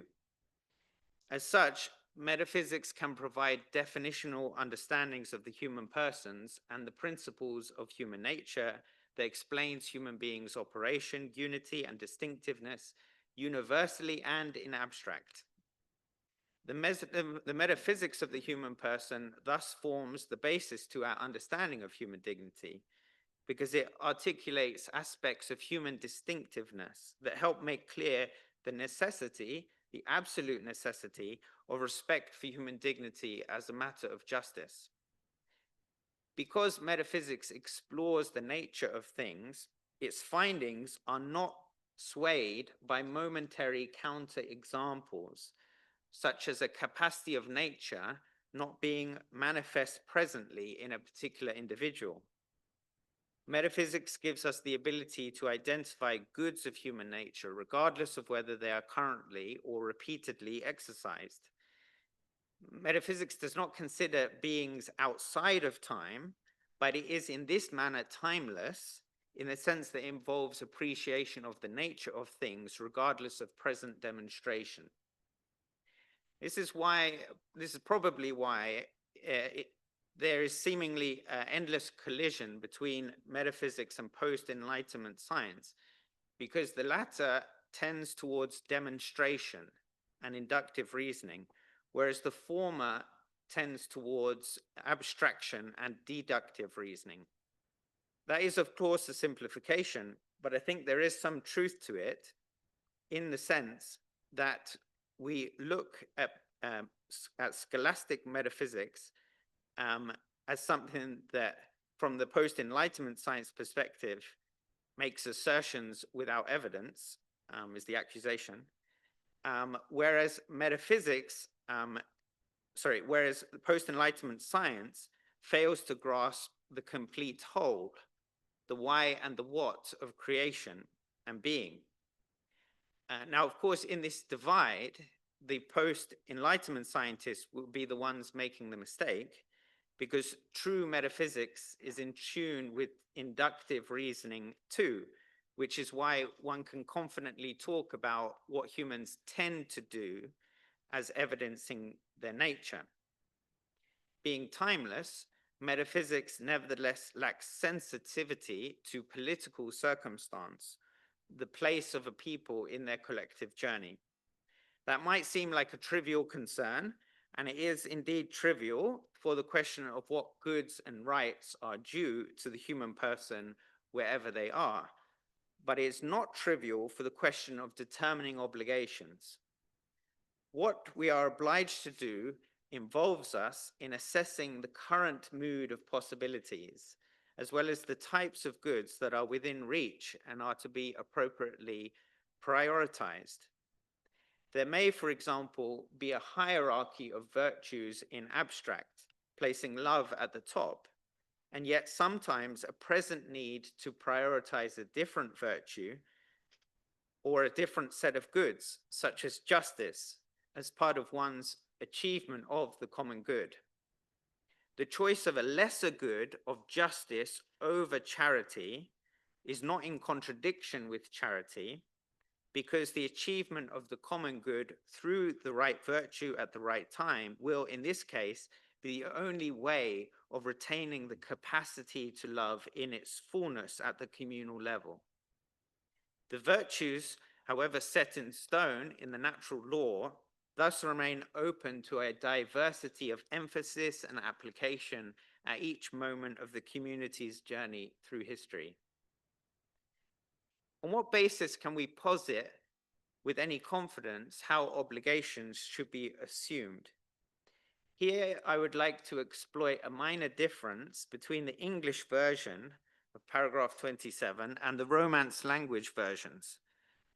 So in Italian, the original language used to prepare the declaration, Dignitas Infinita's appeal to our capacity to assume obligations, finishes with the phrase verso gli altri, which might ordinarily be translated as towards others.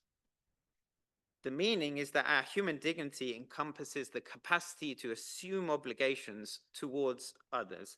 That is reinforced in other Romance languages, where in Spanish there is described the capacity to assume obligations hacia los otros, and in French, à l'égard d'autrui. But the English version offers a slightly different approach, albeit fully compatible, stating that we have a capacity to assume obligations vis-a-vis others.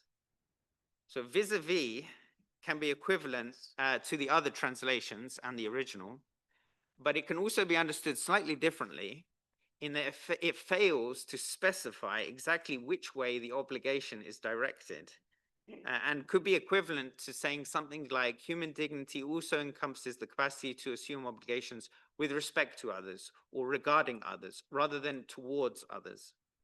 So I would like to use this trivial difference in language as an opportunity to illustrate how a civic virtue approach can help us understand this aspect of human dignity.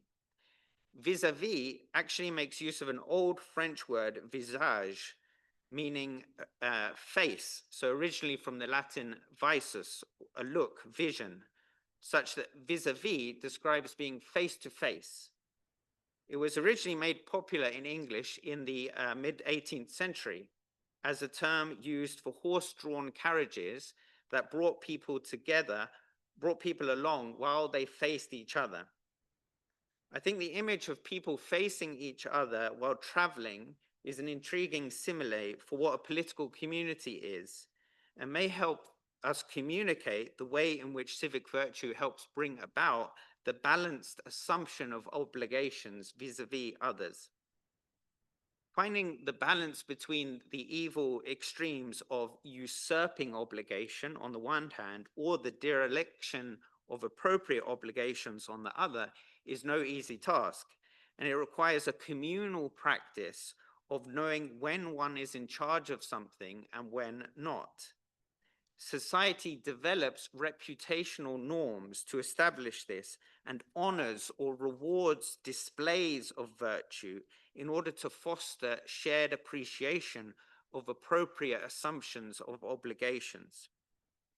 In nurturing a culture of roles and responsibilities, a community mitigates the coordination problem of not knowing who should lead and who should follow. Such a dilemma is not easily described as ethical because following someone sometimes means letting them make important ethical decisions, which could sometimes amount to an avoidance of ethical deliberation on the part of the follower. Assigning someone the role of a leader may mean they are made culpable for decisions, entailing that one has in effect reduced one's subsequent culpability. We should always act in conscience, and assigning responsibility to someone or choosing to follow their direction is in itself an act one is responsible for taking. But that only partially addresses the question. Oftentimes people take on responsibilities themselves, which is indeed the essence of the principle of subsidiarity, such that the relevant question for the newcomer is whether to follow or not. In this way, it is often not possible to bequeath a position of responsibility as a single individual, nor start from scratch as a community in identifying a need for leadership and assessing all the details of the task before assigning who should take charge. All this means we must instead develop habits of mutual recognition and responsibility that are in line with our needs, the needs of our community, and allow for the full realization of human dignity through an effective culture of obligation making and obligation receiving. It is for this reason that newcomers can appropriately and justly take on roles that are less attended to. In response to existing specializations of labor, the difficult fostering and maintenance of habits of obligation is that realm of civic virtue, which necessarily involves sacrifice for the sake of producing trust. The sacrifice is both in terms of those who take on extra responsibilities and those who suffer the consequences of others' decisions being imposed on them. A willingness to suffer is at the core of what it means to assume obligations.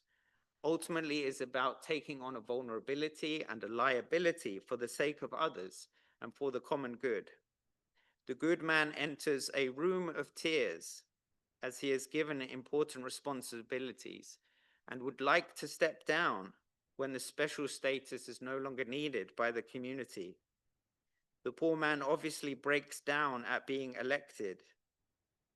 In this way, civic virtue is vis-a-vis others in that the capacity to assume obligations inherent in human nature is both in response to others, both towards others, and in response to their willingness to be led, which is a virtuous exercise of their social nature in recognition of our common interdependence. And as we know, allowing others to help you, especially by accepting that someone is granted responsibility over you, is no easy task.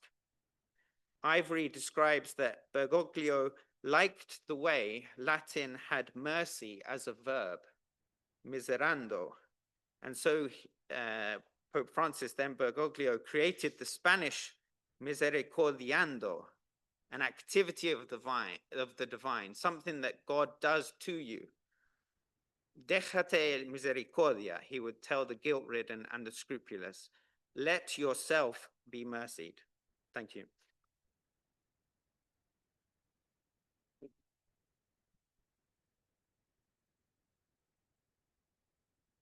Thank you very much, Dominic. I appreciate much another nuance that we have in this morning's sessions. Human dignity is not only about defending human rights, but also about considering it a task not only for personal flourishing and helping others, but a capacity of assuming responsibilities. That's another twist of the argument. My question will be, although I'm not here to make questions, but to present speakers, but no, I'm very happy to hear the concept of human virtue, because I think we all agree that with virtuous persons, society will be better, no? And the virtue is necessary for our societies to work well. But my question would be, to what extent can law enforce virtue or define virtue in a way that is suitable for all the participants in a given society? So I don't have the answer, but I think that the way is dialogue. Dialogue. I mean, this is an important topic. Why can't we talk about this instead of fighting?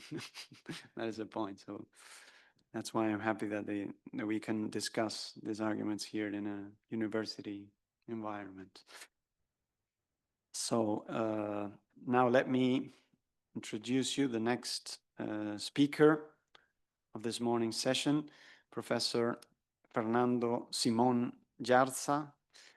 He's a professor of constitutional law at the University of Navarre. He has studied at Navarre and has been research fellow also in Münster, Bonn, Princeton, and Oxford. So he has traveled a little bit. He has been dealing mainly with philosophy of law and human rights. And among his most recent publications, I would like to mention the book published a couple of years ago, which title is Between Desire and Reason, Rights Discourse at the Crossroads. No? And it's, I think it's very suitable for today's discussion. Thank you very much, and the word is yours.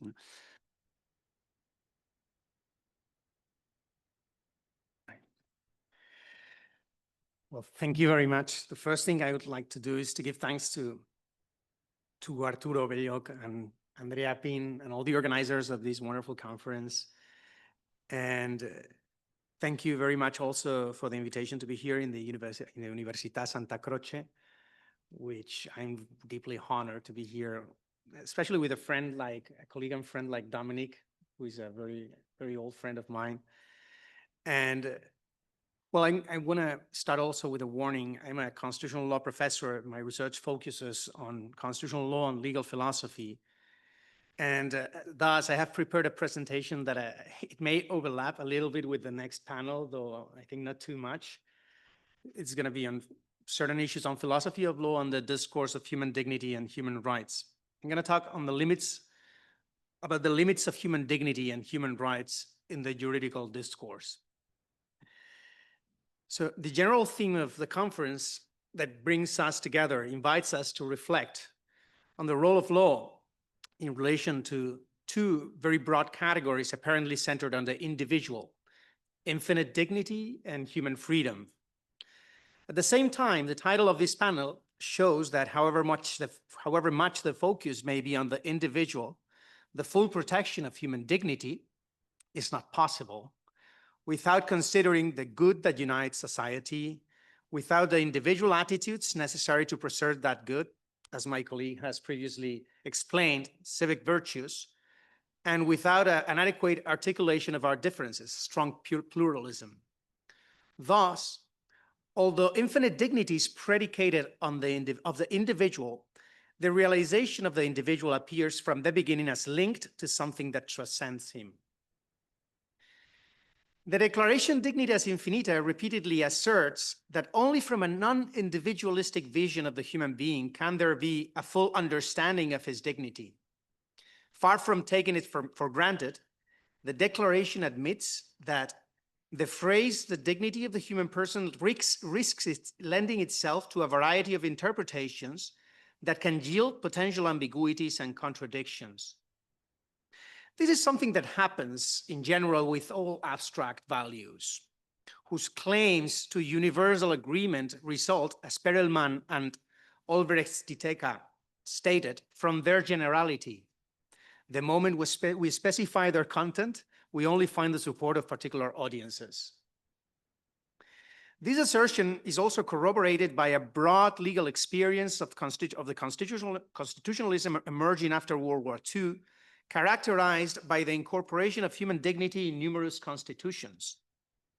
Already during the draft of the Universal Declaration of Human Rights, a discussion arose between René Cassin, who proposed the incorporation of the concept of human dignity in Article 1 of the Declaration, and the author of the first draft, John Peter Humphreys, who considered it legally superfluous, merely rhetorical. Cassin's proposal was finally adopted, and Article 1 of the Universal Declaration of Human Rights was worded as follows: all human beings are born free and equal in dignity and rights. They are endowed with reason and conscience and should act towards one another in a spirit of brotherhood. In the decades that followed, the concept of dignity would be recognized as inviolable by several constitutions. Increasingly, however, it has become frequent to relativize its meaning or to dilute it into a collection of contradictory interpretations. Let's think, for example, of recent constitutional literature and high court decisions in countries such as Spain and Germany. The first article of the Bonn Basic Law states that human dignity is inviolable. Die Würde des Menschen ist unantastbar. At the beginning of the 21st century, however, the canonical doctrinal commentary by Professor Günter Dürig, unmodified since 1958, was the subject of an update by Matthias Hedegan, which, contrary to the traditional view, embraced a processual view of the protection of dignity with the force of an existing claim to respect or protection dependent on evolving notions. This relativistic approach led Professor Ernst Wolfgang Beckenförde to write a critical review of Heurdegen's new commentary in the Frankfurter Allgemeine Zeitung on March 9, 2003, eloquently entitled, Die Würde des Menschen war unantastbar. Human dignity was inviolable. The conflicts surrounding the concept of dignity are not minor in Spain. Article 10.1 of the Spanish Constitution proclaims the dignity of the person as the foundation of political order and social peace. In one of the most cited recent commentaries, however, it is noted that everything here seems uncertain. Even the very identification of the person of whom dignity is predicated, unquote. Case law offers us a no less conflictive situation. In contrast to the traditional notion of the dignity of the human being, recent judicial opinions identified with a radical autonomy of the individual, understood not so much as a conditioned self-determination, but as a radical self-constitution of the individual. By the way, there is an excellent book going to come by Professor Ángel Rodríguez Luño from this faculty on this radical view that pervades our culture on autonomy as self-constitution. I've had the privilege of reading the draft, and it is really highly commendable. Thus, for example, the German Federal Constitutional Court has created a right to suicide on the basis that where the protection of life undermines the protection of autonomy, it contradicts the central understanding of a community which places human dignity at the core of its order of values and thus commits itself to respecting and protecting the free human personality as the highest value of its constitution. For its part, the majority of the Spanish Constitutional Court has not hesitated to affirm recently in a highly contested judgment with several dissenting votes that, quote, a woman's decision to terminate her pregnancy is covered by Article 10.1 of the Spanish Constitution, which enshrines the dignity of the person and the free development of personality. Curiously, however, the Spanish Constitutional Court invokes here the same principle to which its German counterpart appealed on previous occasion to provide some protections to the life of the fetus against abortion. Where human life exists, human dignity is present to it. It is not decisive that the bearer of this dignity himself be conscious of it and know personally how to preserve it. Unquote. In a similar perplexity, in my opinion, are we left by the discourse of human rights. The Declaration Dignitas Infinita holds that the principle of human dignity underlies the primacy of the human person and the protection of human rights. In academic literature, it is almost commonplace to make assertions such as that human rights are concrete expressions of the overarching idea of dignity, or that human dignity is the normative unity of human rights. However, our understanding of the concept of human rights is far from peaceful, and today rights are invoked to defend all kinds of claims, often contradictory, from the life of the fetus and the elderly to abortion and suicide, from the inviolability of women to surrogacy and pornography, from the welfare of children to incest, from bodily integrity to sex change. After several years of expanding individual autonomy, the working school to take rights seriously seems to find its own dialectic. And in view of the prevailing confusion, a Spanish legal philosopher has published a successful book with the title, Taking Rights Kiddingly. The contradictions that exist around this concept constitute a reason to question ourselves about the real legal usefulness of the categories of human dignity and human rights. This is a task I will undertake in the remainder of my intervention, in which I will defend the following thesis. First, with regard to the judicial practicality of human dignity, I will divide my presentation in two sections. On the one hand, I'll argue that from the fact that there are contested notions of dignity, it does not follow that there is no truth in this respect.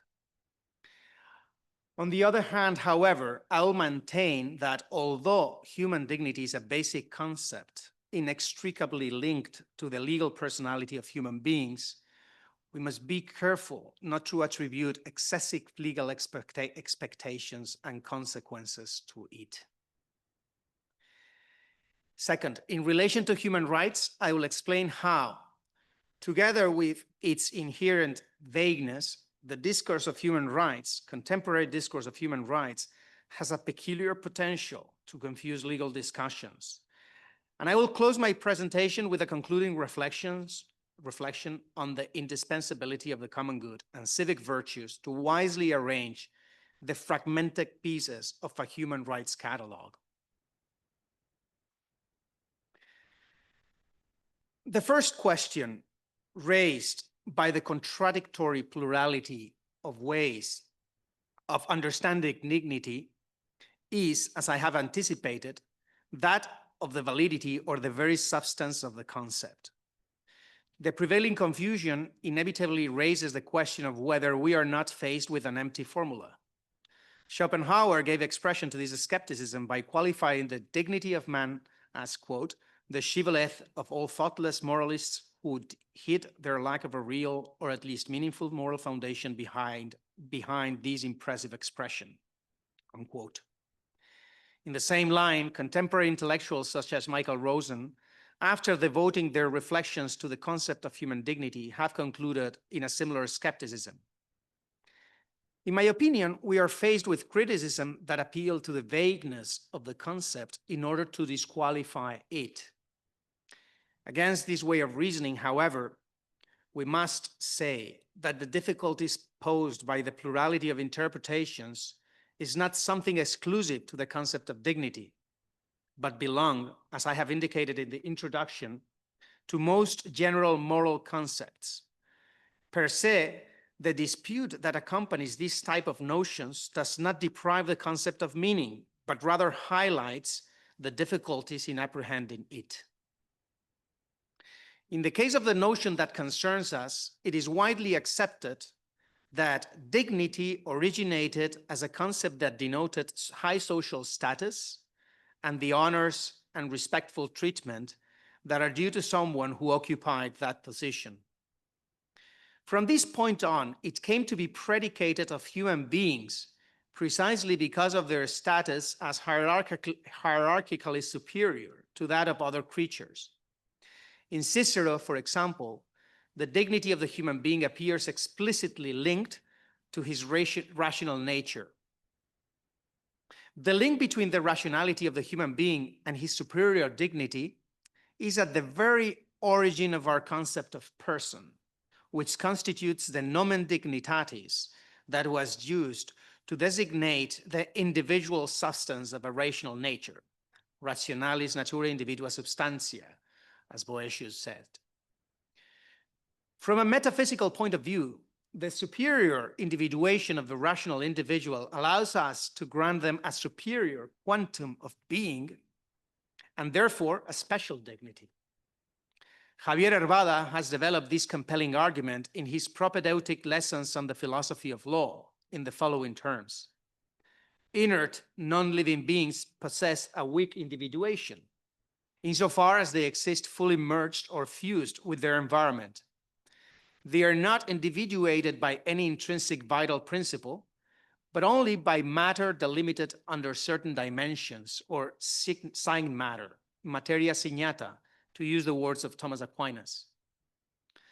The condition of living beings is different, since they carry a principle of self-motion which implies a superior individuation.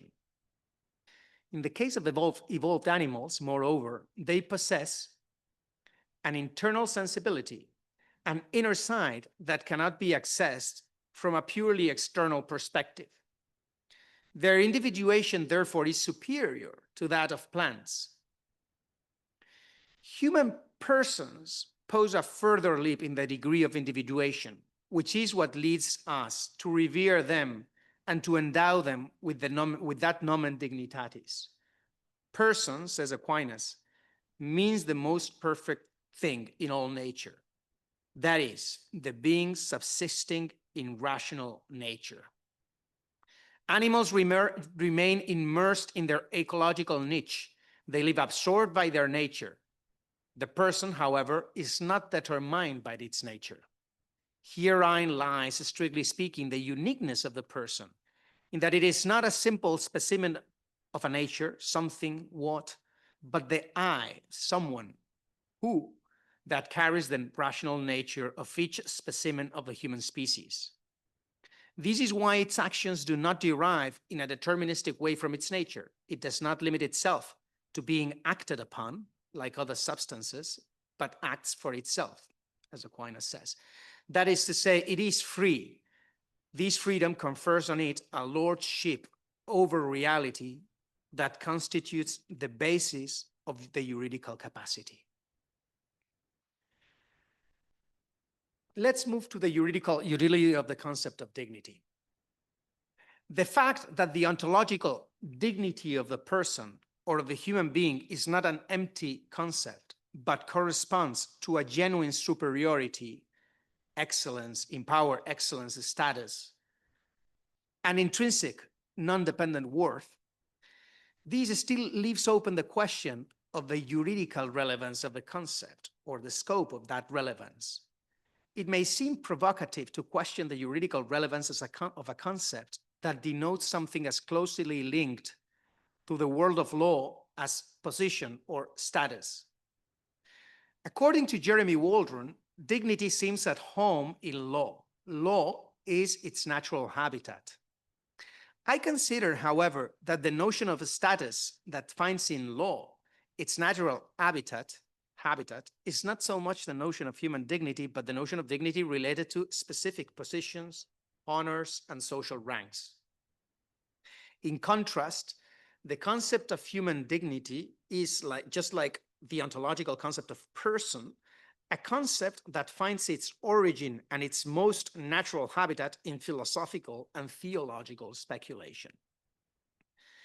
The thesis I would like to develop is that in order for the nomen dignitatis persona to form the basis of truly universal requirements of justice, those requirements should be defined in a strictly restrictive manner and interpreted in an equally restrictive manner. Indeed, they should be defined in a way that is far narrower from the vagueness in which human rights discourse is usually involved.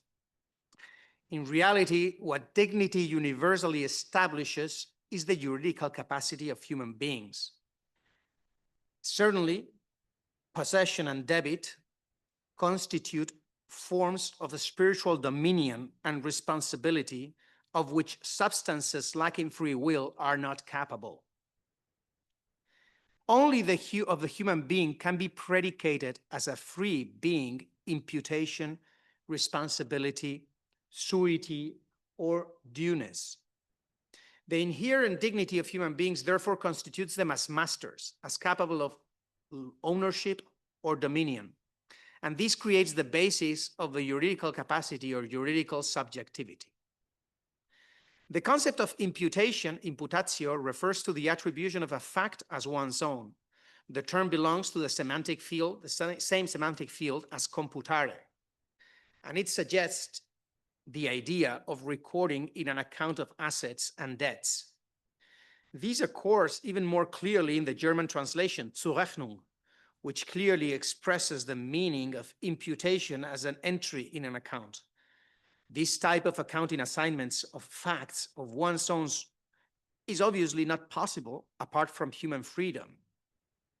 The same happens with the notion of responsibility, which alludes to a res esponsio, or a link with reality that cannot occur apart from freedom. The English equivalent, liability, expresses the same link, and it is associated with the Latin word ligare. Once again, we are dealing with a feature of the free subject by virtue of which he is considered the owner or lord of something.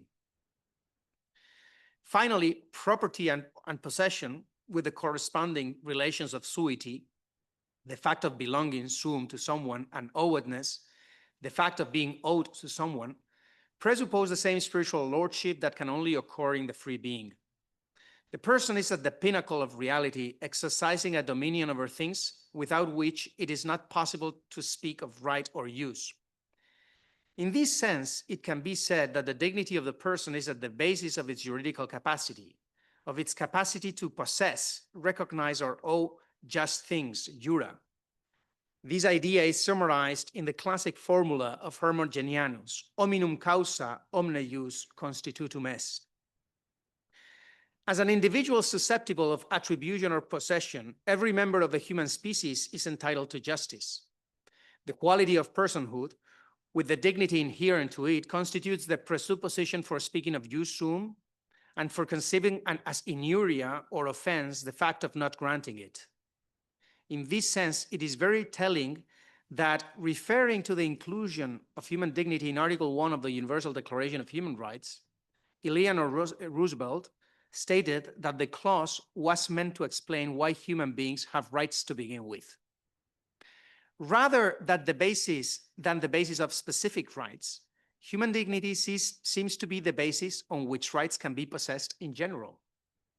Considering that human dignity is the very foundation of juridical capacity, it can be said that any injustice is an attack on the personal dignity of the offended party. However, as soon as we defend to the material determination of what can be demanded injustice, we must be careful not to ask more of the notion of dignity that it can give us. What the status of personhood and human dignity specifically require is nothing other than what the order of justice confers on a person in each specific case. By virtue of its dignity, the person is the subject of rights. What rights? The rights that in each case correspond to it. It is very difficult to universalize this measure without falling into vague formulas, whose very content would be pending definition. As I will say later, that's the problem with the human rights discourse. Seeking absolute universality usually occurs at the expense of any specificity. We must resort to Aristotle's lesbian rule, a leaden rule that changes according to the shape of the stone and does not remain the same, unquote, and take it to the highest level of plasticity. We could talk, for example, about the human right not to be treated cruelly, but we should not equate cruelty with the deprivation of any specific goods, not even the most basic ones. It will depend on the circumstances. The difficulties posed by the concept of human dignity to clarify the extent of the rights of a person can be illustrated by reflecting on the legitimate deprivations of life and liberty. That all men are born equal in freedom is unanimously held both by liberal constitutionalism and by the classical natural law tradition. Thus, for example, Thomas Aquinas affirms that nature makes men equal in freedom. Given that, as Aristotle points out, that which is its own cause is free, Aquinas concludes that, by his nature, a man is not ordered to another as to an end. The medieval doctor seems to deny, in short, that a human being can be lawfully instrumentalized as a mere means ordered to another human being as to an end. Now, is it possible to affirm that penalties that deprive people of liberty or even of life constitute per se an instrumentalization of the person contrary to their dignity? Thomas Aquinas confronts this problem when he questions the legitimacy of the death penalty and concludes that when it is associated with a very serious crime and is necessary for the common good, it cannot be objected to by appealing to the dignity of the offender. It is not my intention here to enter into a dispute about the legitimacy of the death penalty, but I would like to focus on the substantive argument offered by Aquinas. Facing the objection of the human dignity of the criminal, the medieval doctor replies that the criminal descends, quote, descends below the order of reason, and that is why he falls in his human dignity. That is, insofar as man is naturally free and self-existent, unquote. In what is relevant to law, Thomas Aquinas has no qualms about somehow relativizing human dignity. The mere fact that someone is a human being would not be enough, in his opinion, to affirm that he has not fallen in his human dignity, at least, quote, insofar as he is free and existent by himself, unquote. This implies that as a source of concrete rights, jura, at least the right to live and to move freely, dignitas cannot be infinita or absolute, but must be adapted to demands of justice that can only be ascertained historically, and in the particular case. We might find the Thomistic text too primitive, since it deals with the legitimacy of the death penalty of heretics. Setting aside the particular question faced by Aquinas, it still remains to be explained, however, why it is not against human dignity to imprison a criminal or to put to death the aggressor in cases of legitimate self-defense or the combatant in a just war.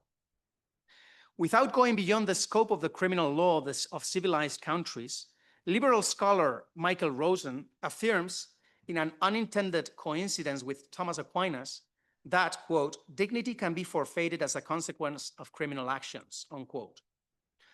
Otherwise, he adds, one cannot explain, quote, the idea that criminal behavior leads to the forfeiture, at least temporarily, of certain human rights, unquote. An idea that, quote, is embedded in the very practice of every legal system known to me, unquote. However, quote, the idea that guilty and innocent persons have different degrees of dignity is directly contrary to the idea of dignity as an inalienable characteristic inherent to all human beings, unquote. How can we explain this aporia?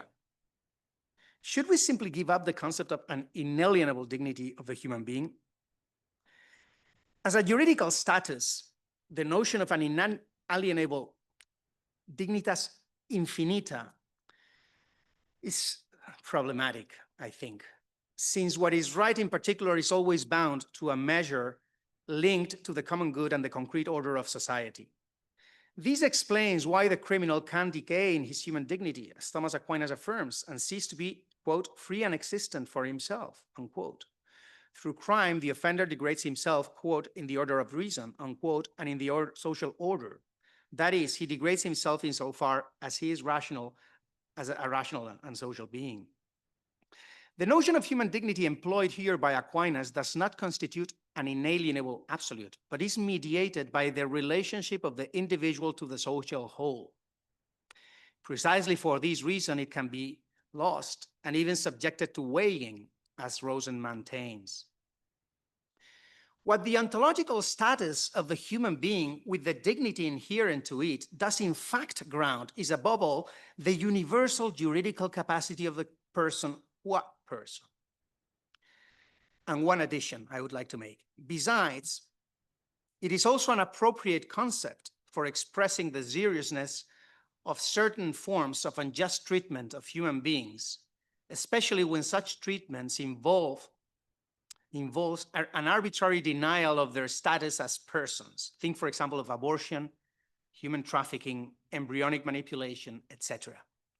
In this context, it is worth mentioning certain behaviors that Aristotle considers intrinsically evil in a well-known passage from Book 2 of the Nicomachean Ethics. Although it is a list of behaviors and vices that go beyond the domain of justice, it includes genuinely unjust actions that are harmful to the use of others. Aristotle says, not every action or passion admits of a mean, for some have names that imply evil in themselves. For example, shamelessness, envy, and in the case of actions, adultery, theft, murder.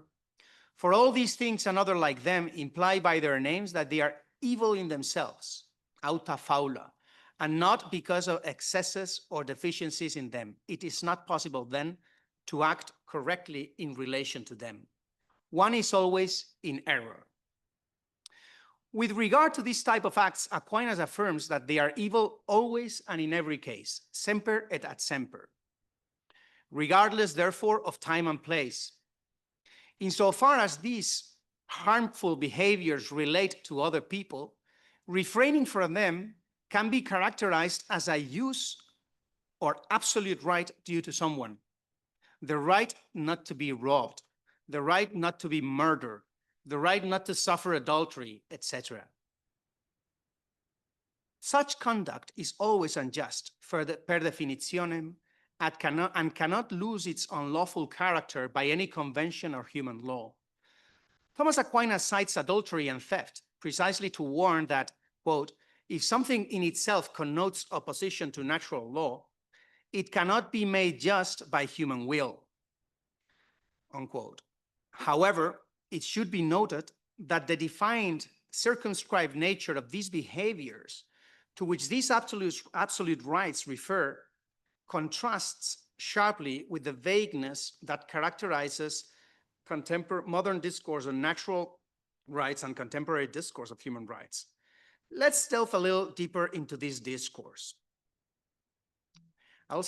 In the words of the Declaration Dignitas Infinita, human worth, quote, is infringed on the individual level when due regard is not had for values such as freedom, the right to profess one's religion, physical and mental integrity, the right to essential goods, to life, etc., unquote. After questioning himself about the usefulness of the concept of human dignity, Paolo Carrozza answers that the ontological claim of human dignity helps sustain the very possibility of human rights, unquote. As I will try to show in this section, however, the language of human rights uses the term right with considerable ambiguity. The language of natural rights, characteristic of the early liberal revolutions, would be incorporated, as is well known, into modern catalogs of rights and would emerge with enormous force after the Second World War. The conviction that there are objective values whose realization must be served by the legal order of society led to the adoption of the Universal Declaration of Human Rights. As is well known, the Declaration found support in both the secular and religious worlds, and was the subject of noble dedication by Christian thinkers of the stature of Jacques Maritain and Charles Malik. At the same time, however, there were also great humanists who expressed their concerns. Thus, for example, after receiving a letter from the director of UNESCO soliciting his views on the project, T.S. Eliot said that, quote, a statement of rights would only command the assent of all intelligent men if it was framed as a tissue of ambiguities, unquote. In fact, the agreement between people from very different traditions on a catalog of rights was possible due to the abstract nature of the goods enunciated: life, liberty, security, privacy, family, life, etc. Insofar as we are dealing, as John Finnis, among others, would explain, with basic human goods, universal agreement on their content is possible.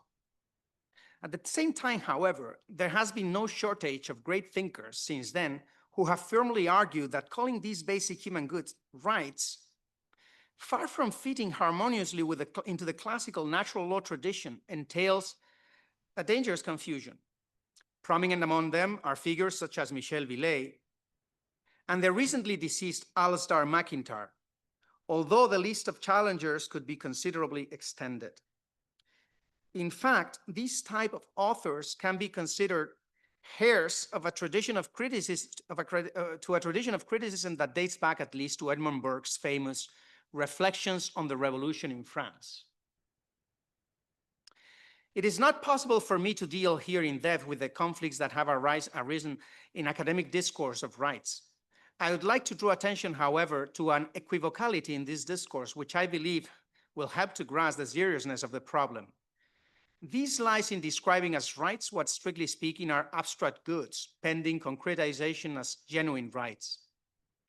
The ambiguity is inevitably produced by projecting human rights generically onto such basic goods. This very broad projection is caused at bottom by the recognition of rights without regard to historical circumstances. I think I'm run out of time, maybe.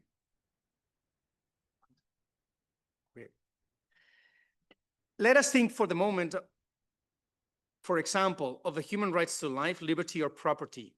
In this type of assertions, the rights asserted have no other measure than the concrete and changeable measure which configures the order of what is just. Beyond that measure, which may differ from one subject to another, from one society to another, and from one context to another, there is no right to life, to property, or to freedom. And any attack against that measure is an attack against the human dignity of the holder of the right, simply because it is an injustice done to him.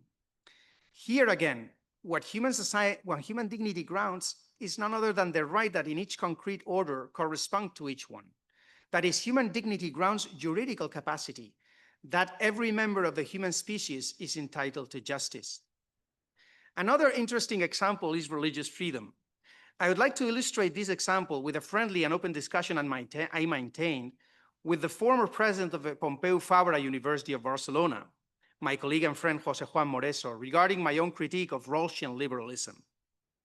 Professor Moreso maintained that the Catholic Church's Declaration Dignitatis Humanae supposed the Church's acceptance of Rawls's priority of the right over the good, a position which, in my view, could contradict other social positions of the Church. The text quoted from the declaration reads as follows: "This Vatican Council declares that the human person has a right to religious freedom. This freedom means that all men are to be immune from coercion on the part of individuals or of social groups and of any human power in such way that no one is to be forced to act in a manner contrary to his own beliefs, whether privately or publicly, whether alone or in association with others, within due limits." And continues, "Frankly, I think that the text of the declaration is not sufficient to assume the priority of the right over the good.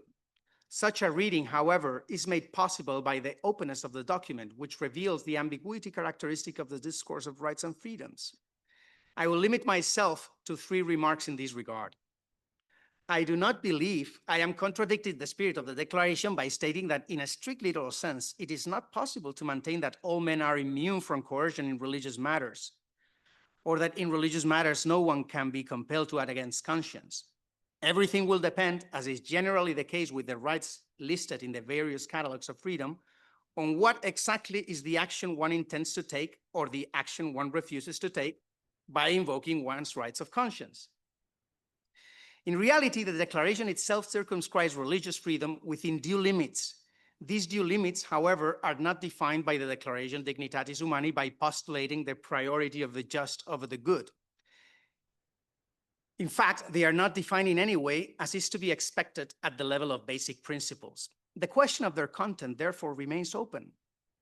One of the most authoritative interpreters of the Second Vatican Council and an expert peritus in its sessions, Joseph Ratzinger, while affirming that freedom is, in the first place, a condition of being that is positively characterized by the existence of certain rights, immediately warned that rights, Rechte, presuppose law, Recht, and become reality only in the context of the binding force of law.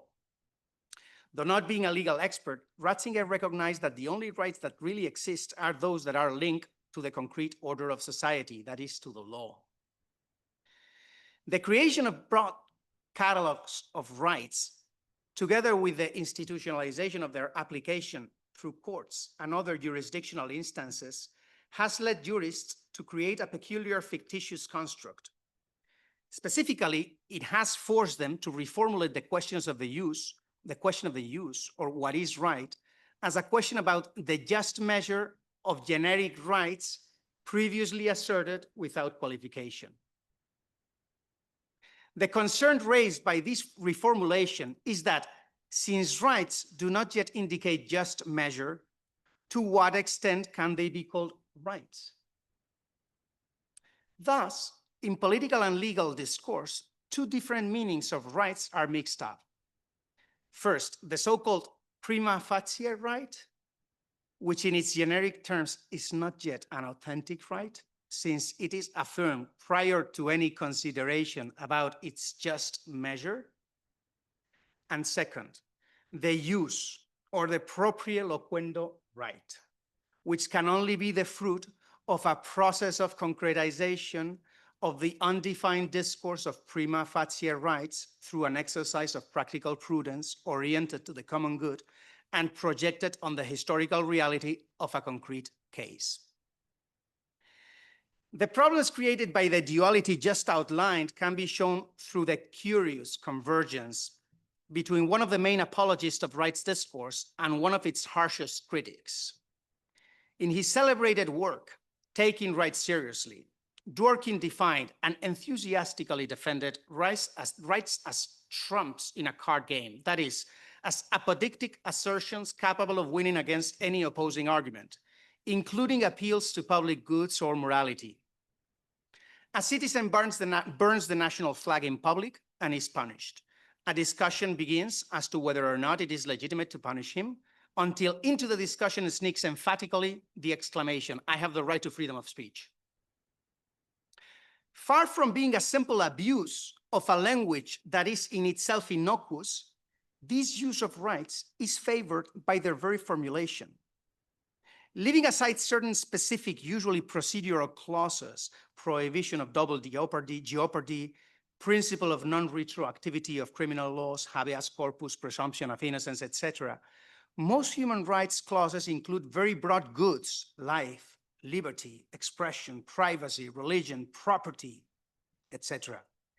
In order to keep such generic rights within reasonable limits, it is necessary to delimit their content, make it compatible with the requirements of social life. Can I finish the paragraph? It seems obvious that the right to freedom of expression should not include a right to vex someone without any reason, nor a right to mislead someone who has the right to be told the truth. One does not have the right to express oneself in any way whatsoever. But the fact is that the parsimonious declarations of rights say absolutely nothing about what is, here and now, the measure of my legitimate freedom of expression. Now, if a right, and I finish with a question, if a right is formulated without any measure, to what extent can it qualify as a right? Such a right can only be presented in conflict with other human rights, and therefore cannot be considered a priori as a right in concrete terms. It remains as such exclusively in a purely ideal world, namely that of the so-called prima facie rights. And with all rigor, Grigory Vlastos criticized the prima facie discourse of rights for an exasperating lack of definition. Thank you very much.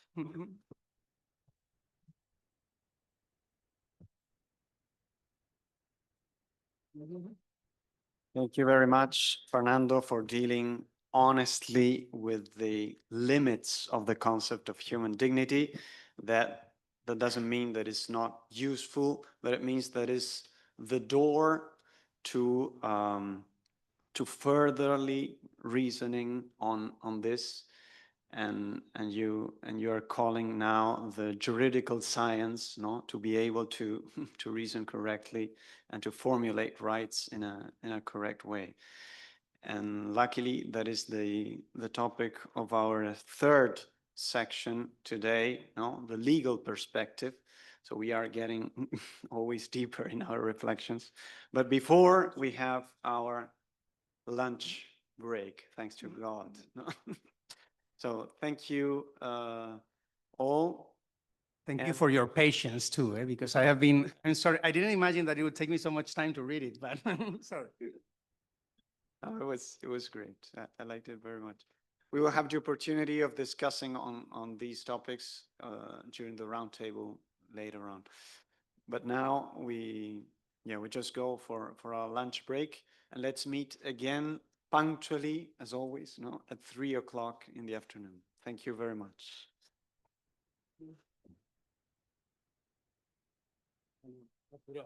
Excuse me, sorry.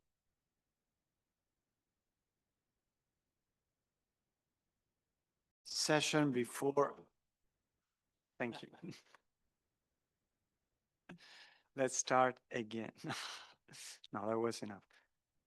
In this third session, we go right to the point of the juridical science, no?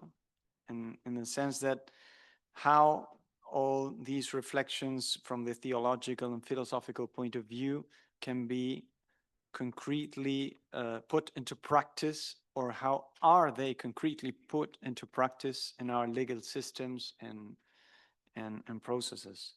So we will have two speakers this afternoon. We start with a presentation of Anne Power. And Power is going to talk because she has been sitting for all day and she prepares to speak stood up. She has served as a judge of the Irish Court of Appeal since November 2019, and she previously served as presiding judge of the Kosovo Specialist Chambers and Special Prosecutor's Office from 2017 to 2019, and a judge of the European Court of Human Rights from 2008 to 2020. I think much of the evidence she's going to talk about is of his work at the European Court of Human Rights. And as well as an academic, Anne has over 30 years experience of teaching philosophy and jurisprudence. She has published and presented papers on a wide range of topics, including international human rights law, bioethics, and risk management. So thanks for being here, Anne, and the floor is yours. Good afternoon, everybody. Buongiorno. E grazie mille for the trinity of professors.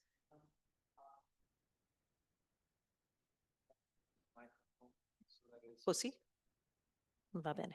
Okay. I want to thank the trinity of professors. No? It's okay. Okay.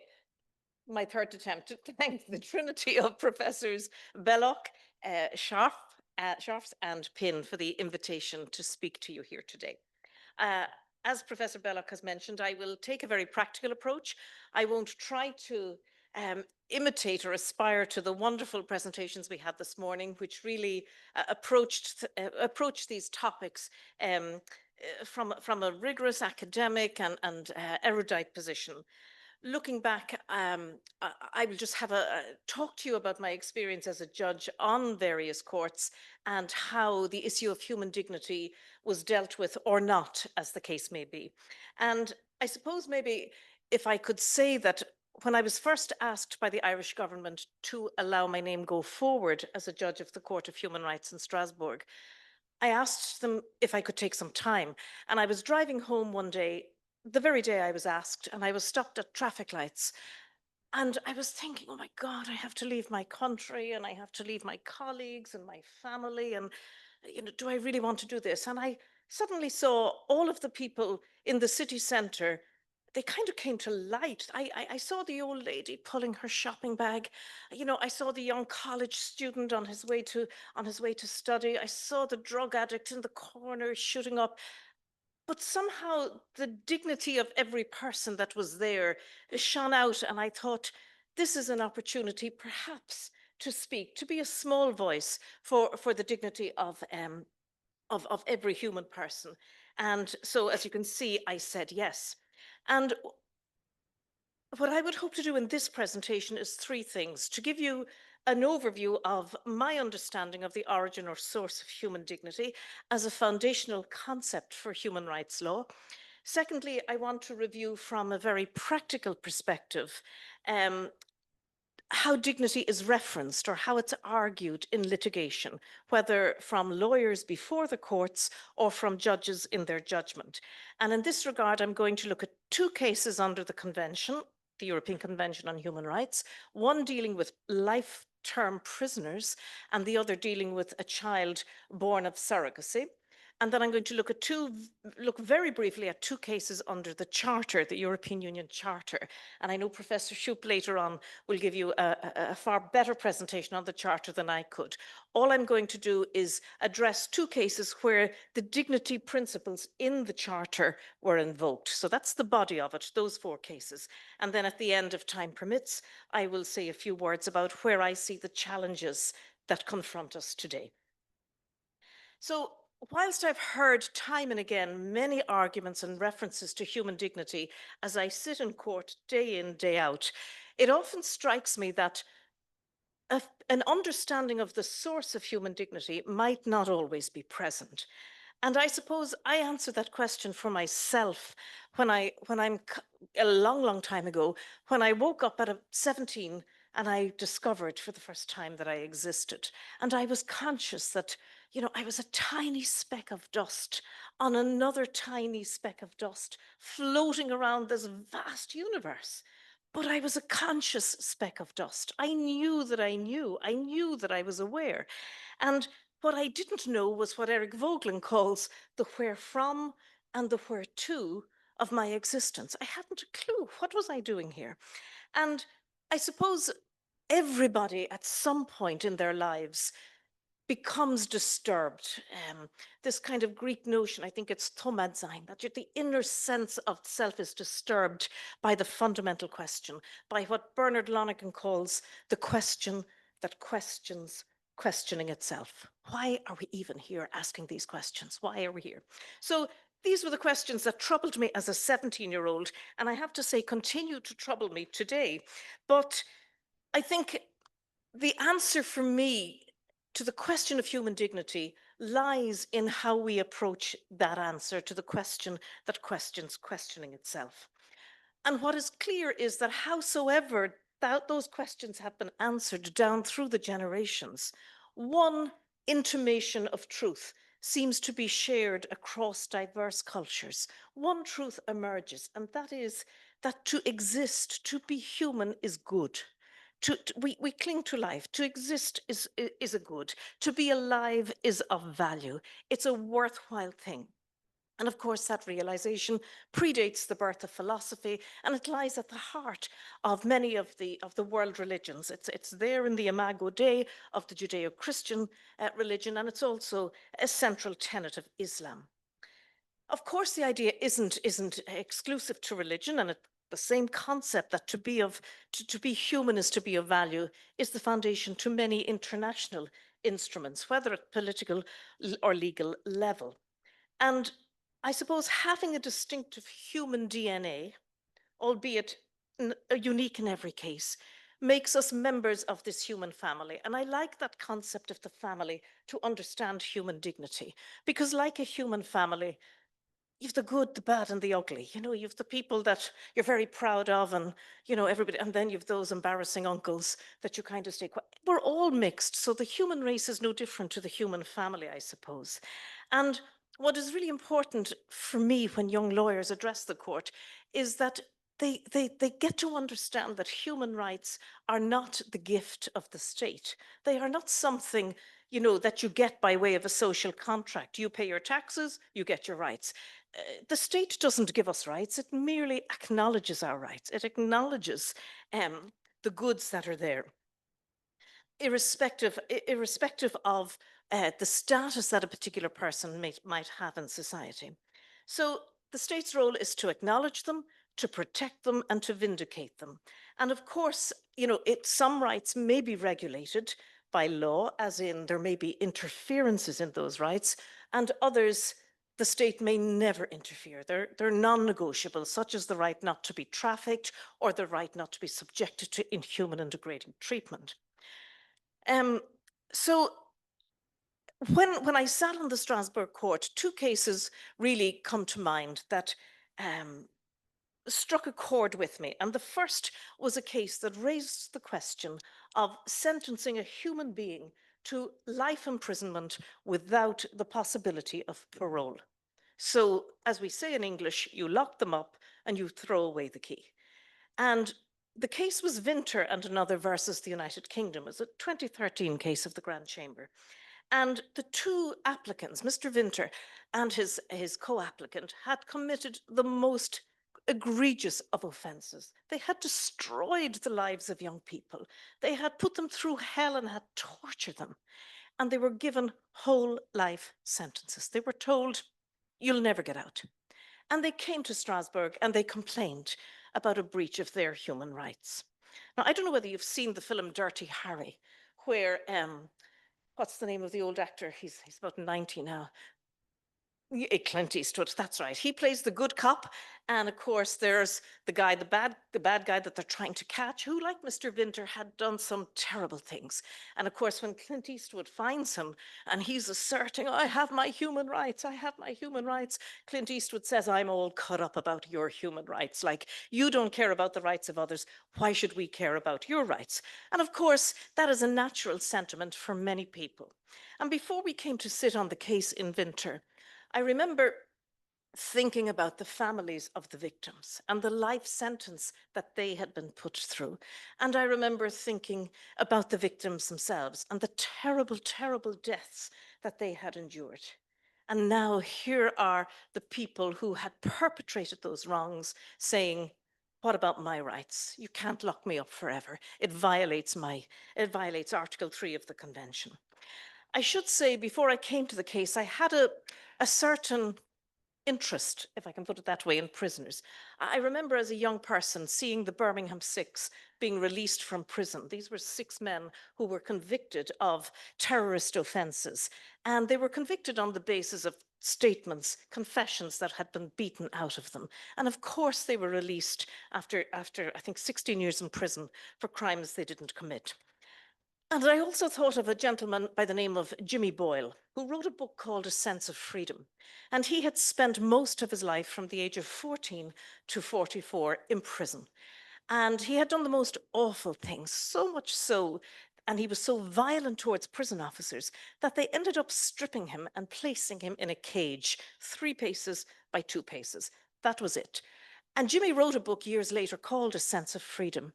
And he would say, you know, his mother loved him and he loved his mother, but he's told by a prison officer one night, the door opens, your mother's dead, and that's it. You know, and the door closes again. And you get to see the Jimmy, the hard man, the criminal who would take a prison officer's eye out if he had a plastic spoon. And yet you get to see the Jimmy that other people didn't see as he writes this book. But eventually some civil servant passes by and sees Jimmy in a cage, stripped naked, and thinks there has to be a better way. There has to be a better way. And they create this new prison called Barlinnie. And in Barlinnie, prisoners are treated, you know, they're called by their first names, they can wear civilian clothing. So these armed prison officers arrive to take Jimmy to this new prison, but they're terrified of him. So they're completely, you know, dressed up and they shunt him off. And his little books and a few bits and pieces are tied up with a string. And he arrives in Barlinnie prison. And the door opens and the prison officers push him in. And inside is another prison officer in civilian clothing who says, hi, Jimmy, and introduces himself. And he picks up a pair of scissors and he hands them to Jimmy. And he says, you might want to cut the string on your books there. And Jimmy said that moment destroyed him. That moment of handing him a scissors, because everything in him wanted to stab the prison officer. But he said, the fact he had done that, I just couldn't do it. So I cut the string and I handed him back the scissors. And at that moment, my life changed. And I like to think of what John Henry Newman refers to as cor ad cor loquitur. Something in the dignity of the prison officer, something in the humanity of that prison officer spoke to the dignity and the humanity of Jimmy Boyle. And as I say, he handed back the scissors. So that was another case that was in my mind as I came to look at Winter. And then, of course, the Shawshank Redemption. You have seen the movie, I'm sure some of you, Shawshank Redemption, where the old man time and again looks for parole and time and again is rejected. And eventually he doesn't bother playing the game, as it were. And he says, you know, you're asking me, the parole board, you're asking me if I'm sorry for what I did. And he said, there's not a day goes by that I don't feel regret. Not because I'm here and you think I should be, but I look on the way I was then, a young, stupid kid who committed a terrible crime. I want to talk to him. I want to try to talk some sense into him and to tell him the way things are. But that kid's gone, and I can't. And this old man is all that's left, and I've got to live with that. And that movie brought home to me again the capacity for the human being to change over the course of one's life. We're fundamentally the same, but we grow and we evolve. So back to Winter, these 3 prison stories are in my mind as I'm sitting in the office and I'm thinking to myself at lunchtime, what way do I vote? Do I say to these people, I'm sorry, it doesn't violate Article 3 to lock you up for the rest of your life? Or do I vote and say, actually it does? And as I said, I thought about all of I thought about all of the victims, and eventually I decided I would vote with the majority. But the majority decided it would violate Article 3 because a prisoner is entitled to certainty, they said. He's entitled to know at the outset of his prison sentence, what do I have to do to rehabilitate and to be considered for parole? And that was the basic reason why in Winter the court said no. He has to know at the beginning what does he have to do in order to benefit from the possibility of being rehabilitated. The court saying it would be capricious to expect a prisoner to work towards reducing his sentence without knowing that was ever possible. For me, the reasoning was different. For me, I saw the question of human dignity really at the heart of this. And I wrote a 2-paragraph opinion, the shortest opinion I've ever written. And I said, for me, it was the fact that there was something in this person that required to be recognized. I said, those who commit the most abhorrent and egregious of acts and who inflict untold suffering on others, nevertheless retain their fundamental humanity, and they carry within themselves the capacity to change.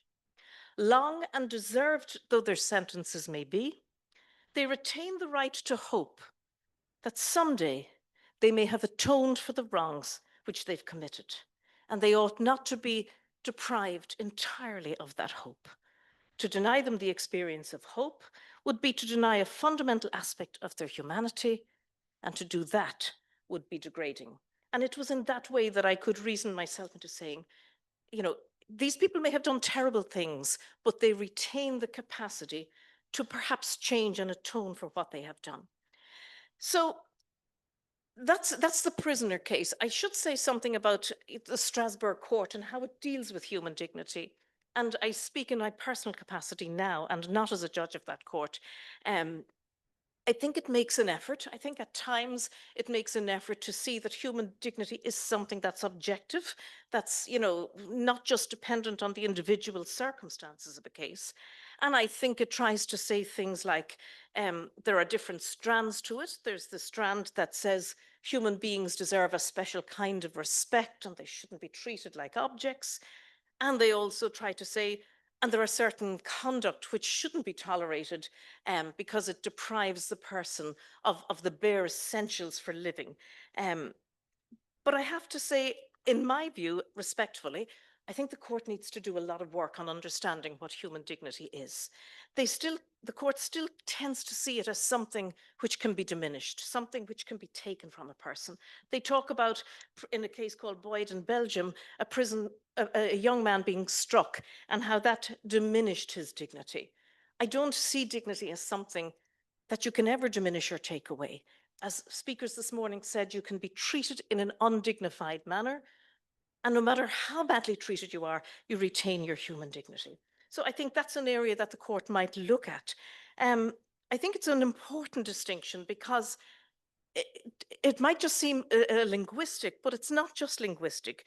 Some time ago, I know Brett organised a conference to mark the 70th anniversary of the Declaration of Human Rights in Punta del Este, and following that published a little book.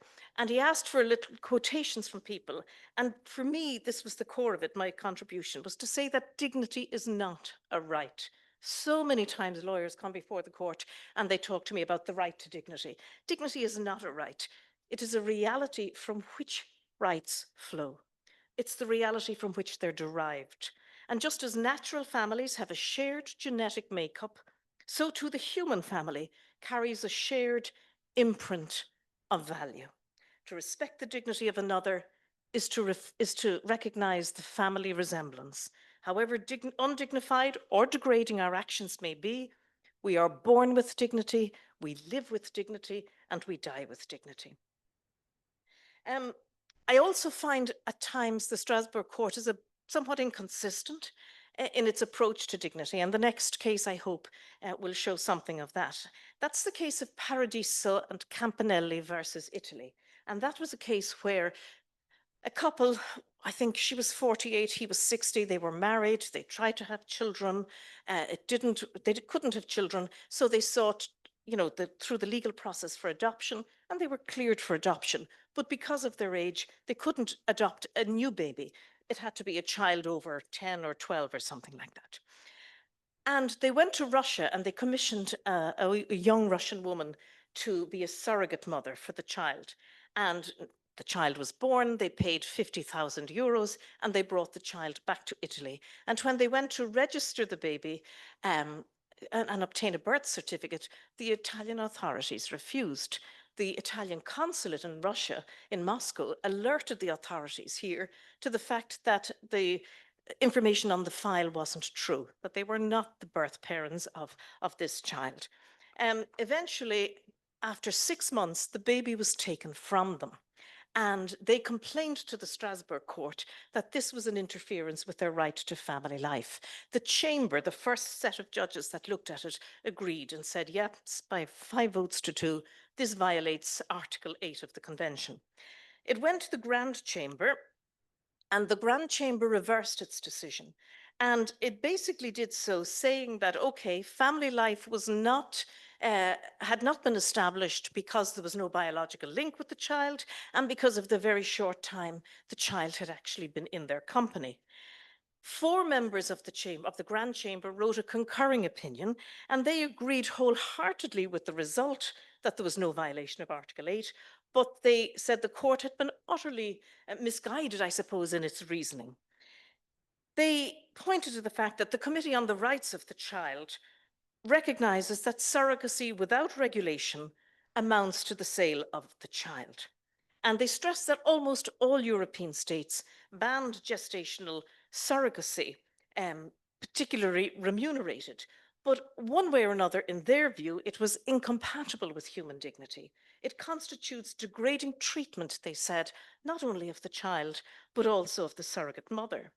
And they argued that in surrogacy, in this particular case, obviously, where money changed hands, that both the child and the surrogate mother had been treated not as ends in themselves, but as a means to an end, as a means to satisfying someone else's desire to become parents. And they said that practice was unacceptable and incompatible, as I said, with human dignity. The child was essentially purchased by the applicants. So again, that's another area where I think, had the court actually asked itself, what does respect for human dignity in the case require? It might have looked a little further into the issues that were at stake, rather than just looking at the length of time the child was with them, or the other factors that it had taken into account. Now, conscious of time, I'm going to turn very briefly to 2 cases at domestic level, 2 Irish cases, where the European Union Charter was invoked. And as you know, the European Convention on Human Rights says nothing about dignity, at least in its original version, although it always stresses that dignity lies at the very heart of the Convention, but it doesn't formally refer to it in its original form. But the European Union Charter, on the other hand, most certainly does. And the Union, it says, is founded on the indivisible universal values of human dignity, freedom, equality, and solidarity. And there were 2 articles that became particularly interesting in cases that I sat on just last year. And one was Article 25, and the right of the elderly to lead a life of dignity. And I think the elderly, that's kind of, the woman in question was, I think, about 4 years older than I am, but she was elderly, and I have to accept, yes, I'm becoming elderly. But this lady had traveled to Ireland from Syria and had spent about 6 months in Turkey, where she had lived in a camp. She arrived in Ireland, and under the European Union reception directive, minimum standards are laid down, rightly so, for how people seeking international protection are to be treated. So she underwent a vulnerability assessment in Dublin, and she was asked, do you have any disabilities? Do you have any mobility issues? And she answered no. So she was with her son, and after about 6 weeks, they said, okay, while your application is being processed, we're taking you from Dublin, but we'll give you accommodation in Athlone, which is about 80 kilometres from Dublin. Now, I don't know what it's like here, but most people in Ireland want to live, most international immigrants coming in, they want to live in the capital. It's kind of easier to get around. And her son was married to a girl who was living in the capital. He was living with her. So the state put her into a residential mobile home. I think in America you call them trailers, is that right? A two-bedroomed facility. They had a bedroom each, they had kitchen facilities, hot and cold water, and a bathroom, and access to medical treatment on the centre. But they were there for 6 weeks, because after 6 weeks she was granted refugee status, and the situation changed. But they brought a claim in the Irish courts saying that her right to lead a dignified life under the Charter had been violated because of the conditions of her living conditions. The bathroom in the mobile home was quite small. The lady wasn't. And she said sometimes it was claimed she couldn't make it to the bathroom and her son would have to help her. And at times she had accidents and her clothes got wet, and it wasn't right. So she was seeking compensation for the breach of her privacy rights and the fact that she couldn't lead a life of dignity in those circumstances. They complained about the fact the passageway was narrow and there were no safety bars on the door. So the question arose for the court, was this a violation of human dignity? And I had the three of us, the three judges sat, I wrote the judgment, but we discussed it and we analysed as to whether the minimum requirements of human dignity had been violated. And although, of course, we empathised with the difficulty it is for an old person to have an accident, as it happens from time to time, we thought that the case law they relied upon, which were prison cases, were totally different. The prisoner having to go to the toilet in his cell in front of strangers is different to an elderly lady, who has an accident on the way to the bathroom, helped by her son. And we found that there was a world of a difference there. And although it was upsetting for her, it didn't translate, in the court's view, to a substantial breach of privacy or a violation of her right to lead a dignified life. I think I refer to this case in order to demonstrate that the state's obligation in law to respect human dignity doesn't require that it erases all obstacles or challenges that human beings face.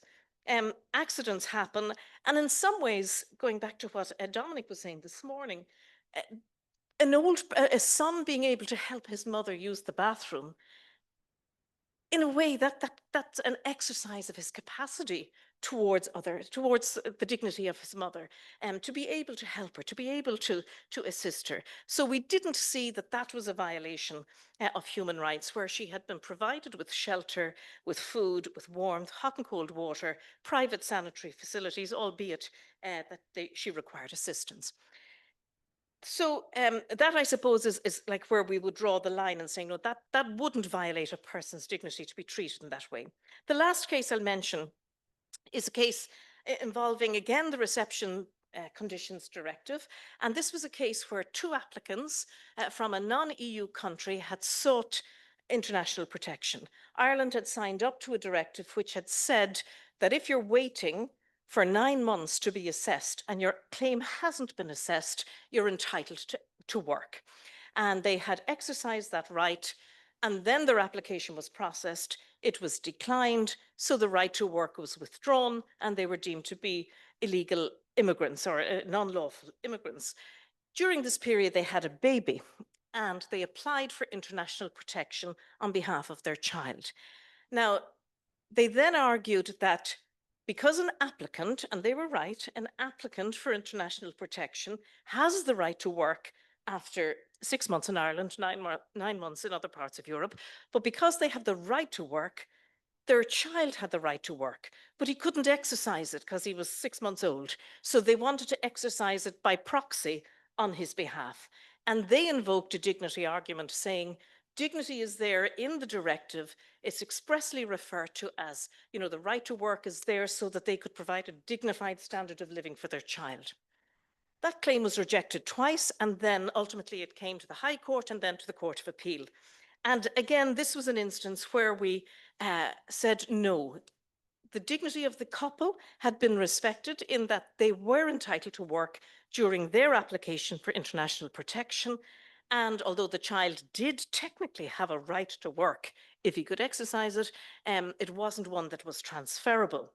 But we did stress that the contention that work is associated with human dignity is entirely correct. Through vocational endeavours, an individual does far more than just generate an income. In and through work, a person may advance human understanding, express creativity, safeguard mental health, all of the things that Saint Pope John Paul II referred to in his Redemptor Hominis encyclical. I think it was the first one that he produced. So in the circumstances that prevailed in this case, where their own dignity had been respected by their ability to work, and their child's dignity was respected by providing the child with all basic needs that were suitable to the child's age, the state hadn't violated the directive, and human dignity had been respected in those circumstances. Now, I'm conscious that I'm coming very close to the end. I won't try to say anything about what I thought I was going to say, but just in terms of future challenges, for me, looking at it, I think it's just such a huge honor for any person to trust you as a judge with a dispute and to say, would you make a decision in accordance with law, and would you do so impartially? I mean, that is a singular honor that it must be very difficult not to respect and not to uphold when the community entrusts you with that type of decision. But the challenge, I think, both at international law and at domestic law, is for people to understand the source of human dignity and not to invoke dignity itself as a right, but to recognise that it is the foundation from which rights flow. For me, looking forward, when we see the boundaries of life, particularly those who are maybe suffering from disabilities or who are vulnerable at the end of life, for me, it's the whole area of assisted dying, euthanasia, and so forth. These are the challenges that we are confronted with. And I can only hope and pray that we will respect the dignity of every human person from natural conception to natural death. Thank you very much.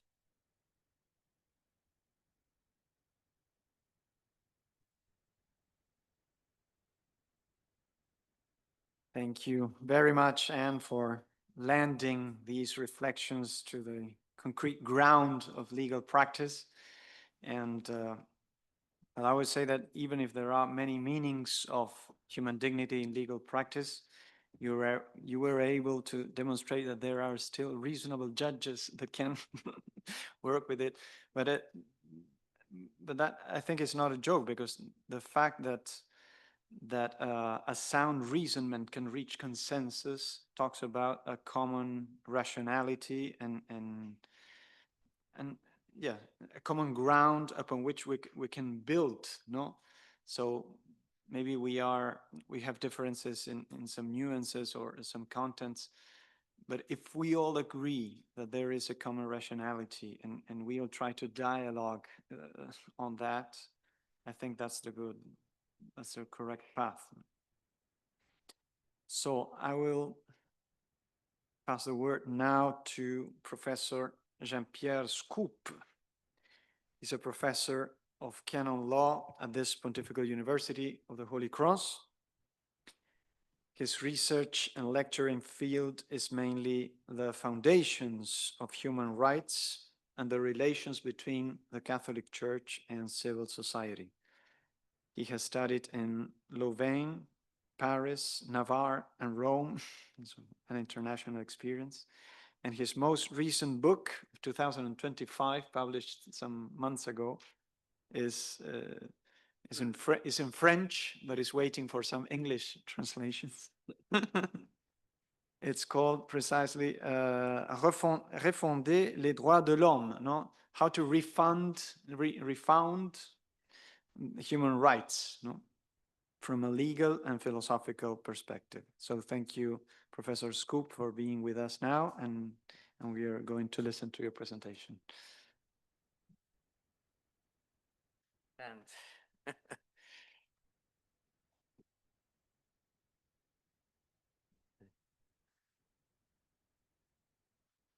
Well, I try to read my text in English.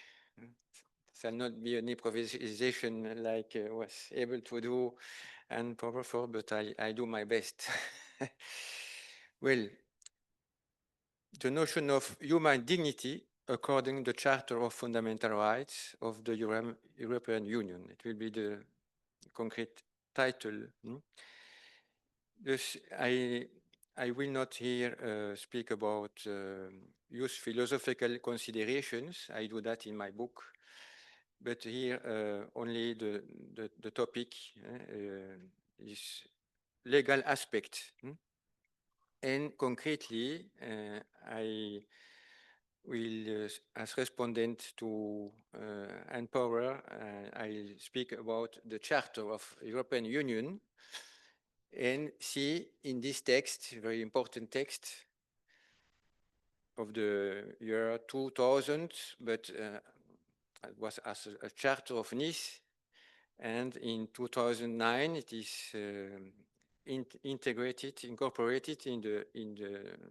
with the Treaty of Lisbon in the primary treaties of European Union.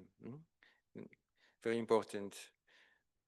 Alors, to carry out this inquiry, I will first explain why I selected the Charter of Union European as text to find a juridical foundation of the human rights. After I focus to the principal response, I think we can found about the essential cores of human dignity.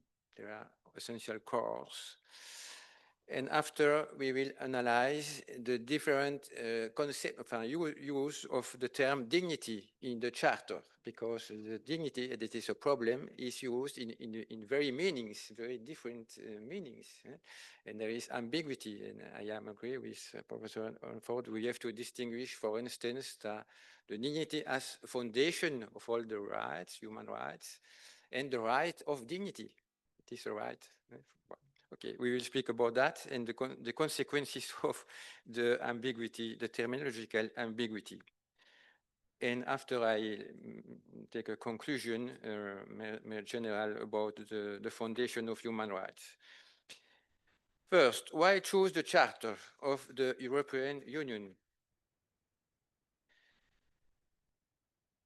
Well, as we know, the European Union has an origin, very economic origin, not political, but economic. We can record here the European Coal and Steel Community, and afterwards the European Economic Community, very economic. Now he has a certain vocation to assume certain political stature, especially if it intends to carry weight on the global stage.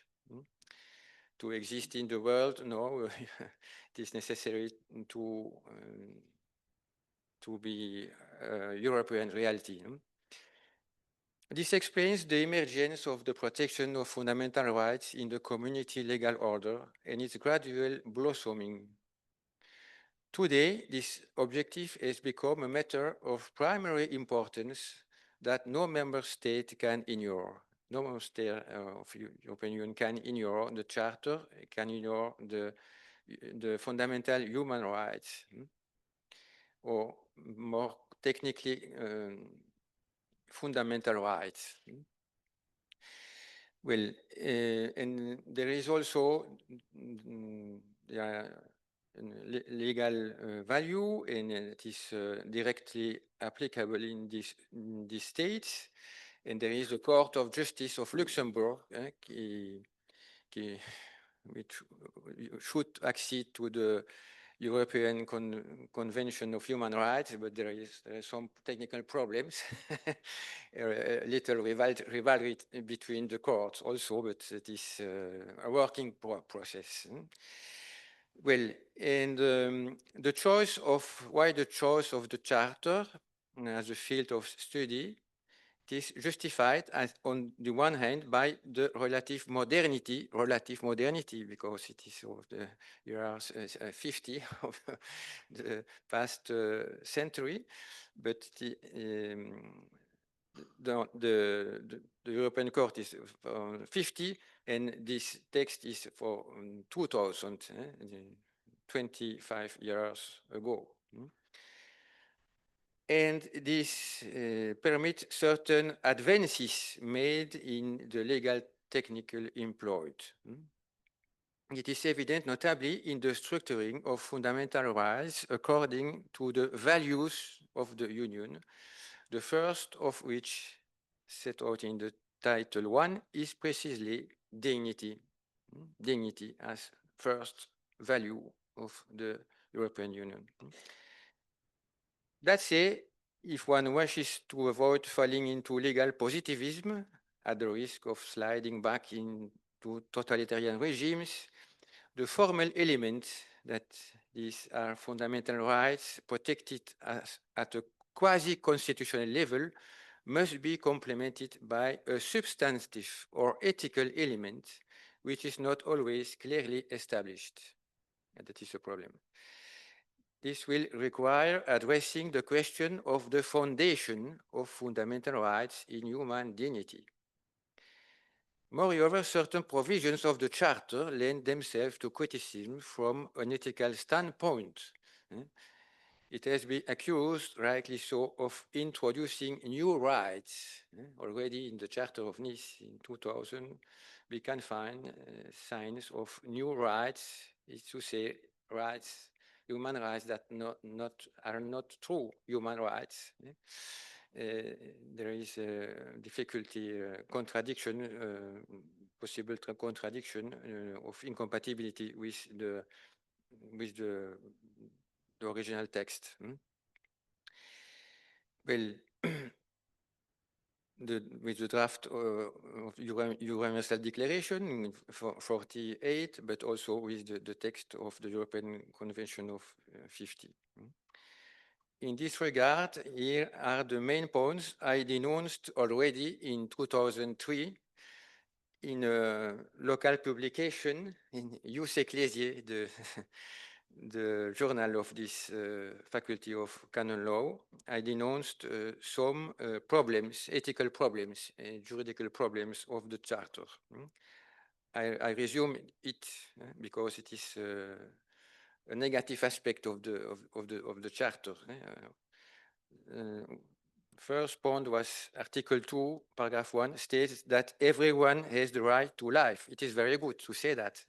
But the problem is that the provision recognizes only the right to life of each individual, without specifying when that life begins, thus without protecting life from conception, or when it ends, no protection for euthanasia.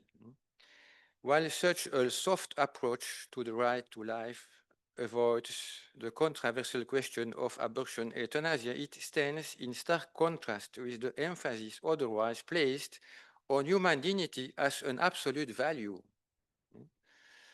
that we find in the Charter. Thus, the dignity of all is protected in law except that of the most defenseless human beings, who, by reason of their greater need for legal protection, are no less bearers of this human dignity that the Union has undertaken to respect. It is a paradox. Second point, Article 3 relating to integrity doesn't go far enough. It doesn't prohibit cloning, clonazione, whereas it could have included a general provision covering all future procedures likely to infringe upon the integrity of the human being. Third, the intuition of a weakening of family protection becomes a certainty when one compares Article 9 with the corresponding provisions of the Universal Declaration, Article 16, and Article 12 of the European Convention of Human Rights. There are two innovations. On the one hand, the right to marry is separated from the right to form a family. It's not casual. On the other regarding the holders of the right to marry, the reference to man and woman is removed. It's not casual. Omitting any explicit prerequisite of heterosexuality. Article 9 simply stipulates that the right to marry and the right to found, two separate rights, the right to found a family shall be granted in accordance with the national laws governing the exercise of these rights. Not without a certain embarrassment, the explanations of the Charter attempt to justify this change as a modernization of the law, so to cover cases where national legislation recognizes other means than marriage for founding a family. The responsibility for deciding whether this represents a distortion of the family is thus left to the legislators of the member states. And we know that in a lot of states, there is a lot of liberal option. Well, the Charter carefully refraining from prohibiting or imposing the granting of marital status to unions between persons of the same sex. And the fourth point, other questionable points are the modest place reserved for consensus objection for the omission of the institutional dimension of freedom of religion, and above all, the rejection of any reference to God and to the religious heritage of the European Union in the preamble of the Charter. It is be presented as a question of detail, but it is a detail very important because, as we know, the preamble of a charter have a big importance for the interpretation of the content of the charter. Well, these points reveal serious substantive shortcomings of the charter, but at the same time, they point us toward the contemporary problematic of human rights, which has only intensified. In this way, the drawback becomes an advantage as it highlights the need of what I named a refoundation of the human rights. It's a little provocation also, but not only a provocation, I think. Well, and so I come to the second point, what we can find more interesting for the foundation in the Charter. There exists an essential core of human dignity. Despite the many criticisms expressed regarding human rights and their foundation in dignity, it would seem that the worst-case scenario has been averted, or at least appears avoidable, inasmuch as part of legal doctrine, both internationalist and constitutionalist, still appears to admit the existence of an essential core of human dignity, an innate core acknowledged by jurists and illustrated, despite certain inconsistencies, in national and international jurisprudence or case law. After the Second World War and the war crimes perpetrated as a consequence of Nazism and fascism, many democratic states took care to afford particular protection to human dignity.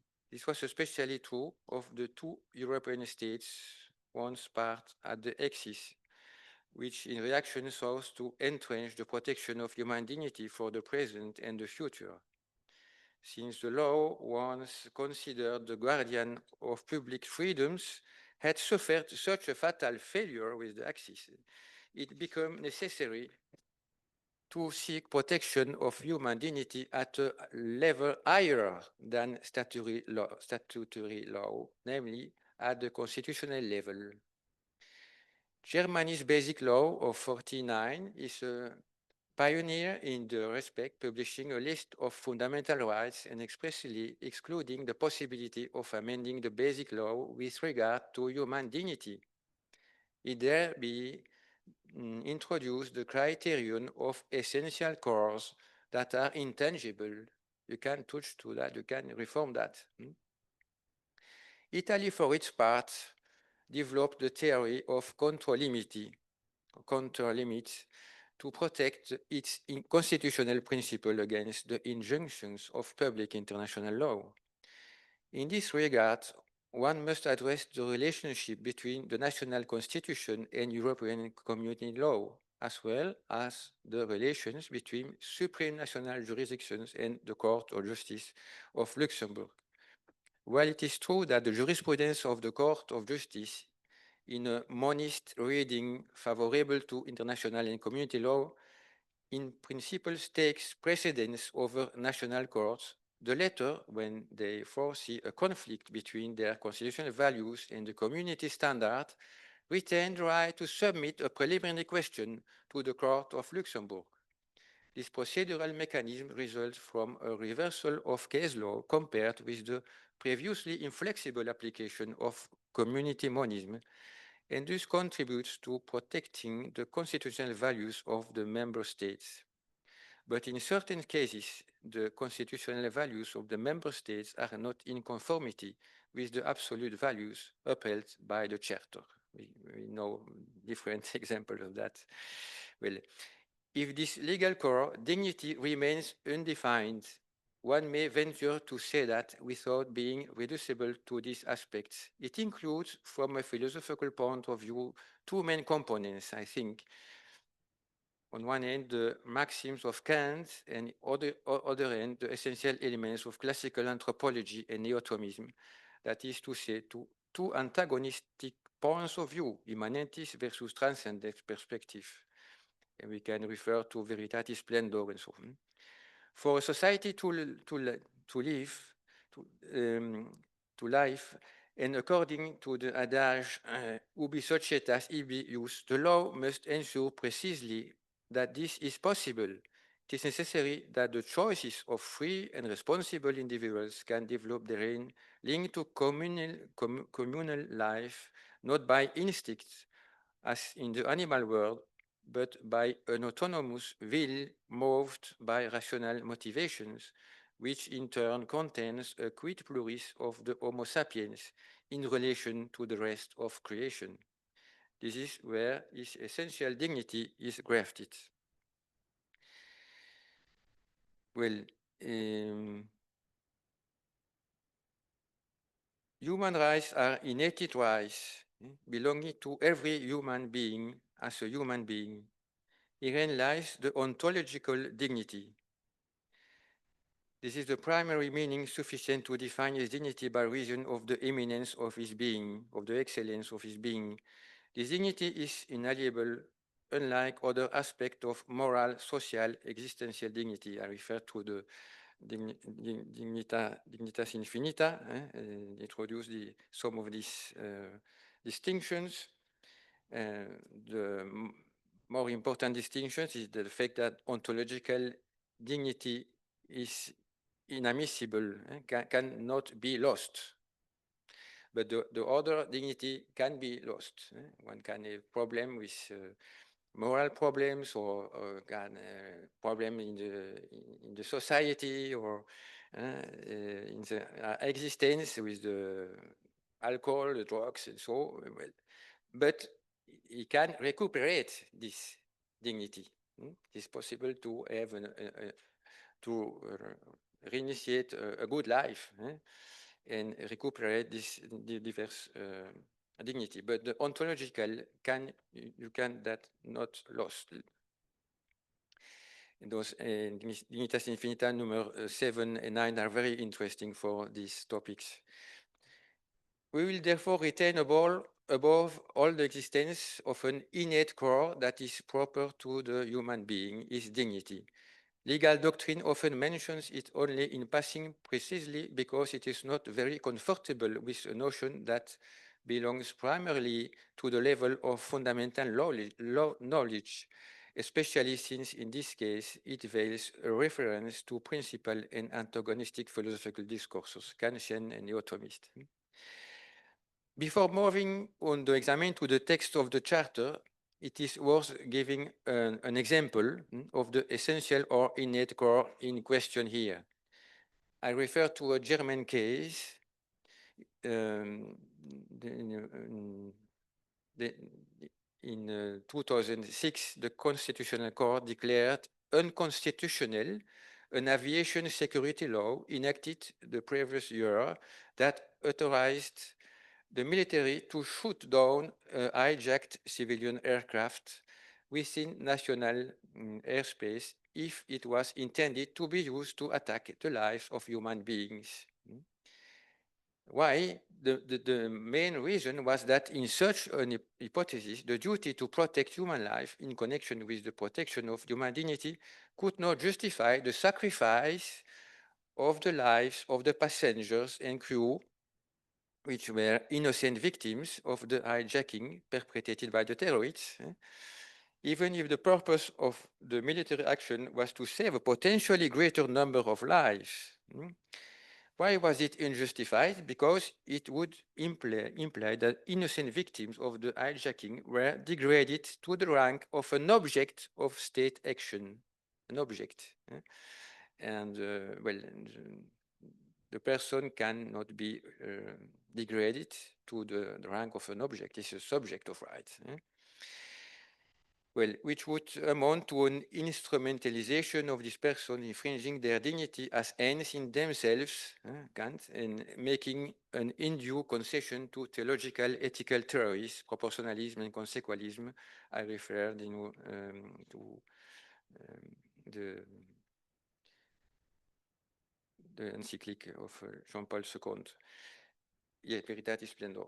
The operation, however, would cease to be unconstitutional if the aircraft were occupied solely by terrorists, for they would clearly not be innocent victims, but subjects who had deliberately chosen to hijack an aircraft, assuming all the risks inherent in such an attempt.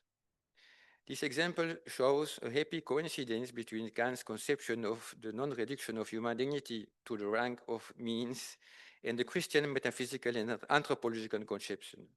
Yet, however, these two conceptions can lead to serious divergences on other ethical and fundamental questions. Well, I pass now at the different meanings of dignity observable in the Charter. Despite the ethical weakness already mentioned, one may welcome the effort made by the drafters of the Charter to highlight human dignity. The instrument confirms the existing consensus international texts that have addressed the question of the foundation of fundamental human rights, but also all decade dignity. None precisely identifies the concept of human dignity. There is a consensus to say all the texts, national, international, which speak about the topic, what is the fundament of human rights, it is always the dignity. But we don't know what is dignity, what is the content of dignity. That's the problem. Well, consequently, it has certainly progressed on the contrary since the reflections conducted under the auspice of Jacques Maritain in preparation for the Universal Declaration. The provision that holds our attention is categorical. Article 1, I already cited it. No? Human dignity is inviolable. It must be respected and protected. In the technical language of fundamental rights, to respect means to prevent the violation of rights, while to protect refers to a broader duty of the states, that of ensuring positive legal protection to be implemented in a manner compatible with the Constitution. This provision follows in the tradition of European states such as Germany and Italy, which commit to giving absolute support to human dignity. According to the Charter, we can also say that it provides to the prohibition of abuse of rights, reinforces the primacy of to dignity, Article 54 of the Charter. And the principle of proportionality can never serve to limit dignity on the rights enshrined in the dignity. Well, I pass the details. There are various views make human dignity in the Charter. The first is dignity as a founding and unifying principle of all human rights. The fact that Title 1 bears the heading Dignity is not accidental. Dignity precedes the other community values indicated in the following titles, namely liberty, equality, solidarity, citizenship, and justice. Each of these values justifies certain rights enumerated in the corresponding title. Second use of dignity, dignity as the supreme value.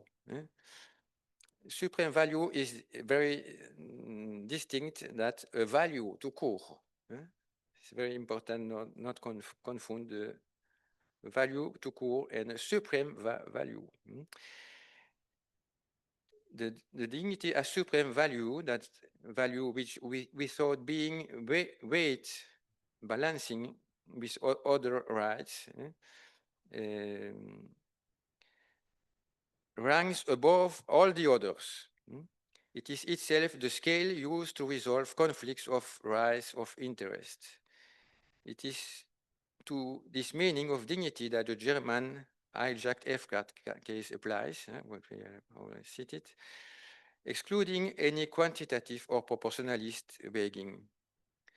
The third exception is the dignity as a value to court. Dignity is also a value.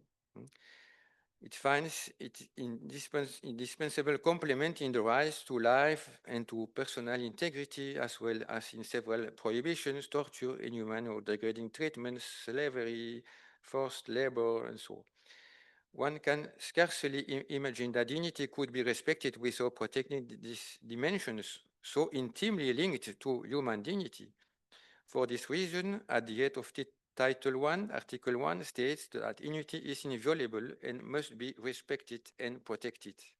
All these rights protected in Articles 2 to 5 therefore benefit in principle, I say in principle because we see that it's not so clear, from absolute protection, and this should not be weighed against other fundamental rights.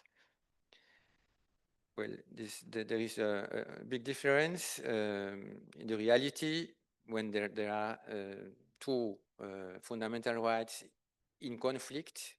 There is a balancing. There is a certain balancing. The court tries to avoid that one of the two should be totally eliminated because it is a fundamental right, and try to find a solution, a pragmatic solution, an accommodation of. But we see that in this sense it is not an absolute value because it can be balanced with another. Thus, it can be considered as the foundation of all the human rights, because the foundation cannot be balancing with other rights. It's very important to see that. Then a right to dignity, you speak about that, whether in general or in a specific context, in the prison environment, Guantanamo, for instance, well, it's not, should not be exist because a prisoner is also a man or a woman and have rights and right to dignity, but it is not the dignity in the sense of dignity foundation of the human rights, fundamental rights. A fifth meaning is an existential property or projection.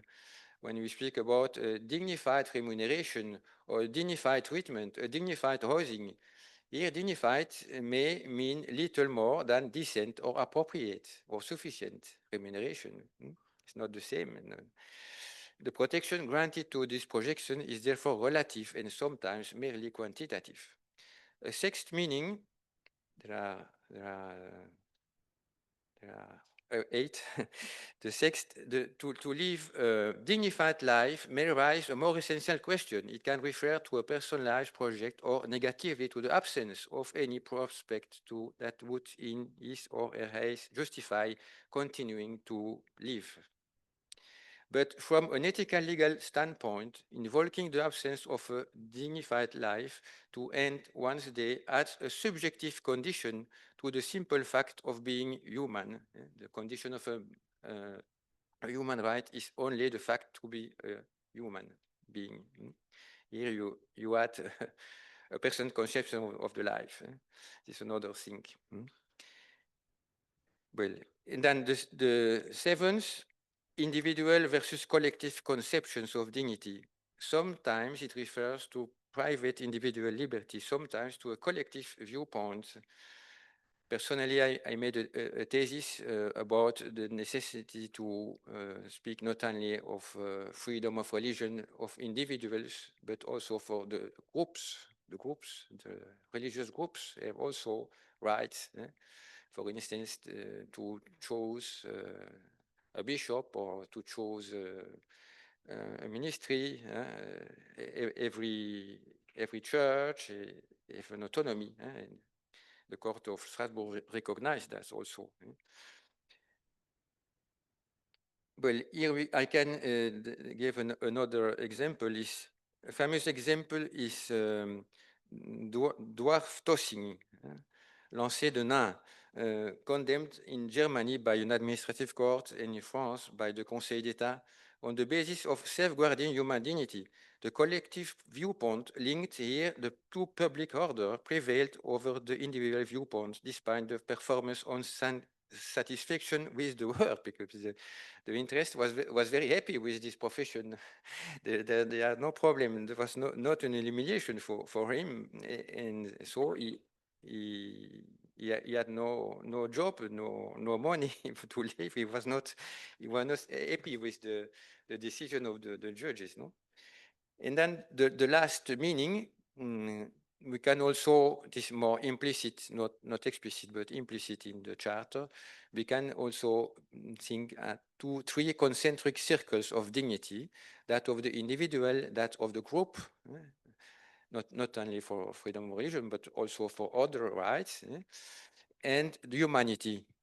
First, the individual is the sole bearer of ontological dignity and is the central subject of dignity.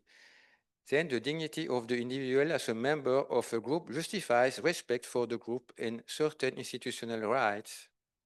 Finally, the dignity of humanity may impose certain limits on individual freedom, as in public health measures during a pandemic, even if one must deplore that certain measures in the COVID adventure enacted by non-democratically elected expert groups were adopted in disregard of the safeguards attached to fundamental rights.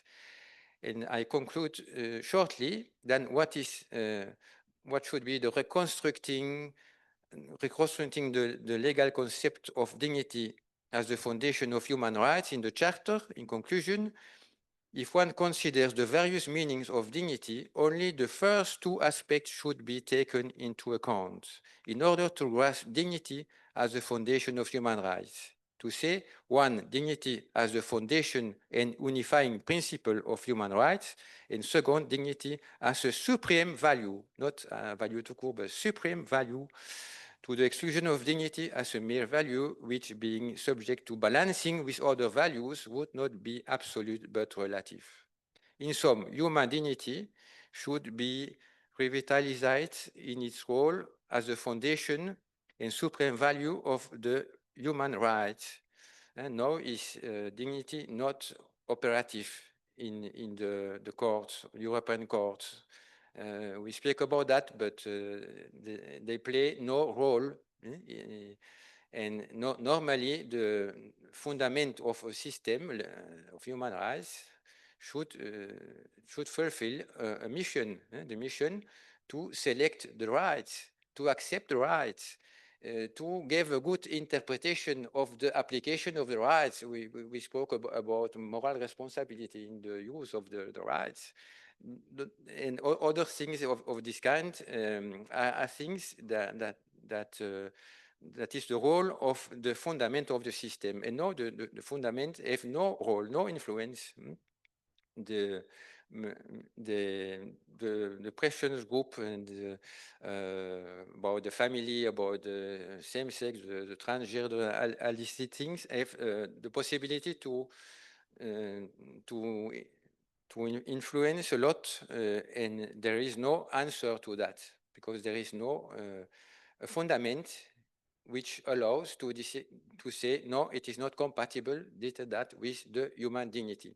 Therefore, we have to clarify, that is my thesis, we have to clarify the notion of dignity to have an operational fundament of the system of human rights. I thank you for your attention and your patience.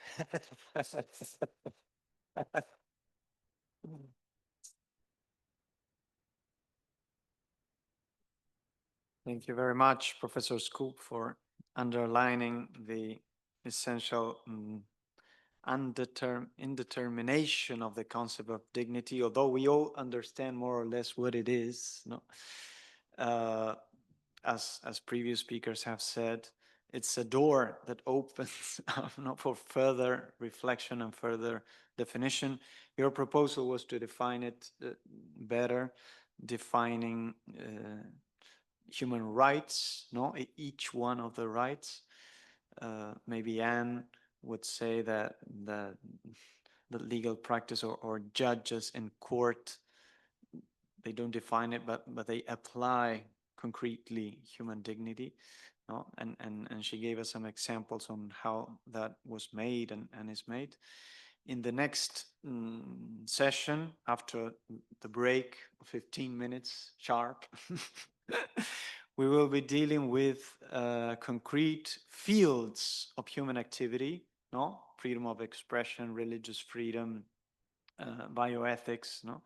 To see how can we define concretely what are the implications of human dignity in those different fields, because all those different fields have partly different rationalities and values, no? And since a general discourse doesn't take anywhere, we have to be very concrete in those fields. So thank you for your presence. Now let's take a break of 15 minutes, and we will be back by 4:33, not later, please.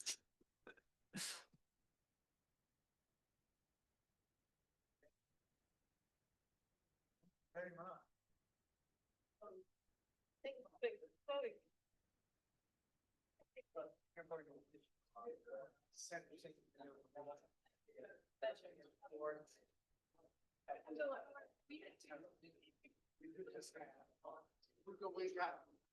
Yes. Old friends who've just met. Yes. Thank you. Thank you.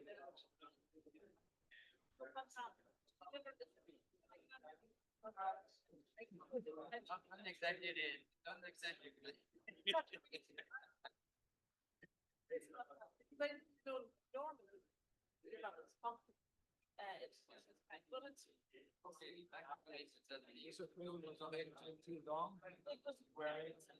That was fantastic. You should see. You should stay now with us.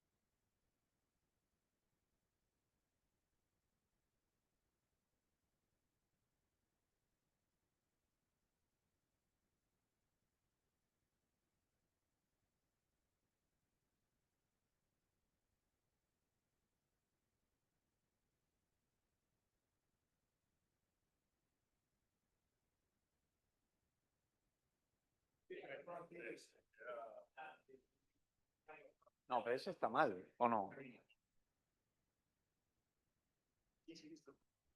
Está mal. Can we start taking our places in the hall for the last session of this wonderful conference?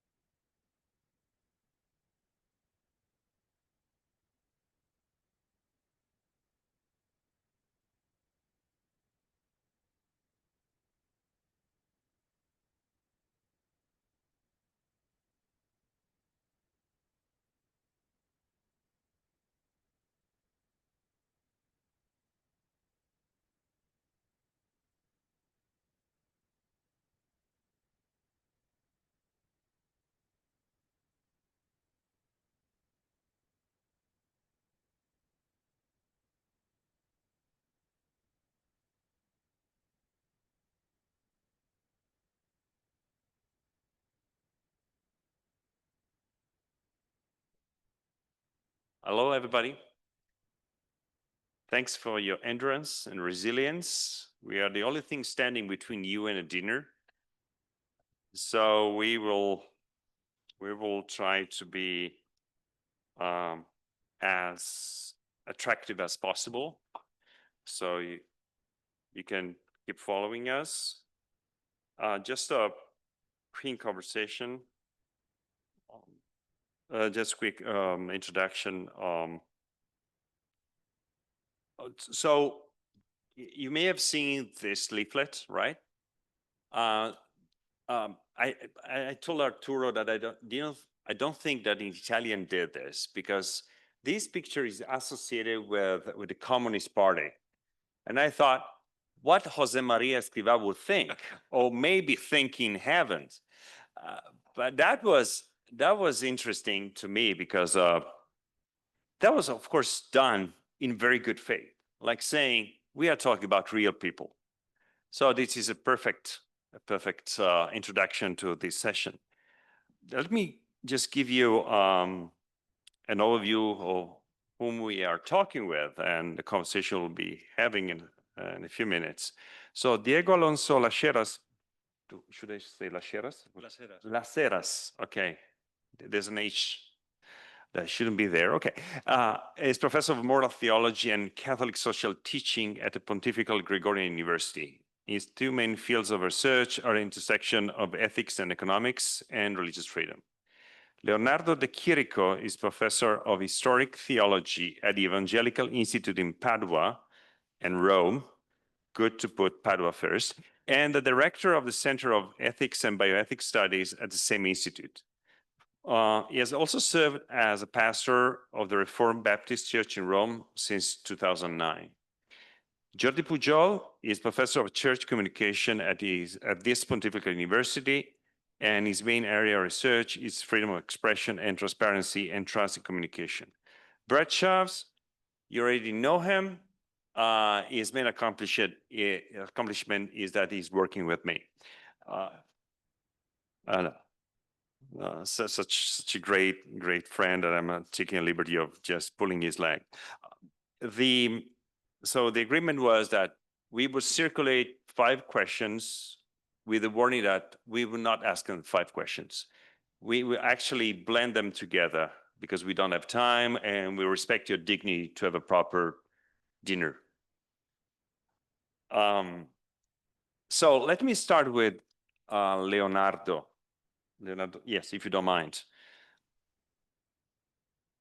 So let me ask you a question. What is the added value of the notion of dignity in your field? So what does dignity mean, and what are the consequences of using dignity in your field?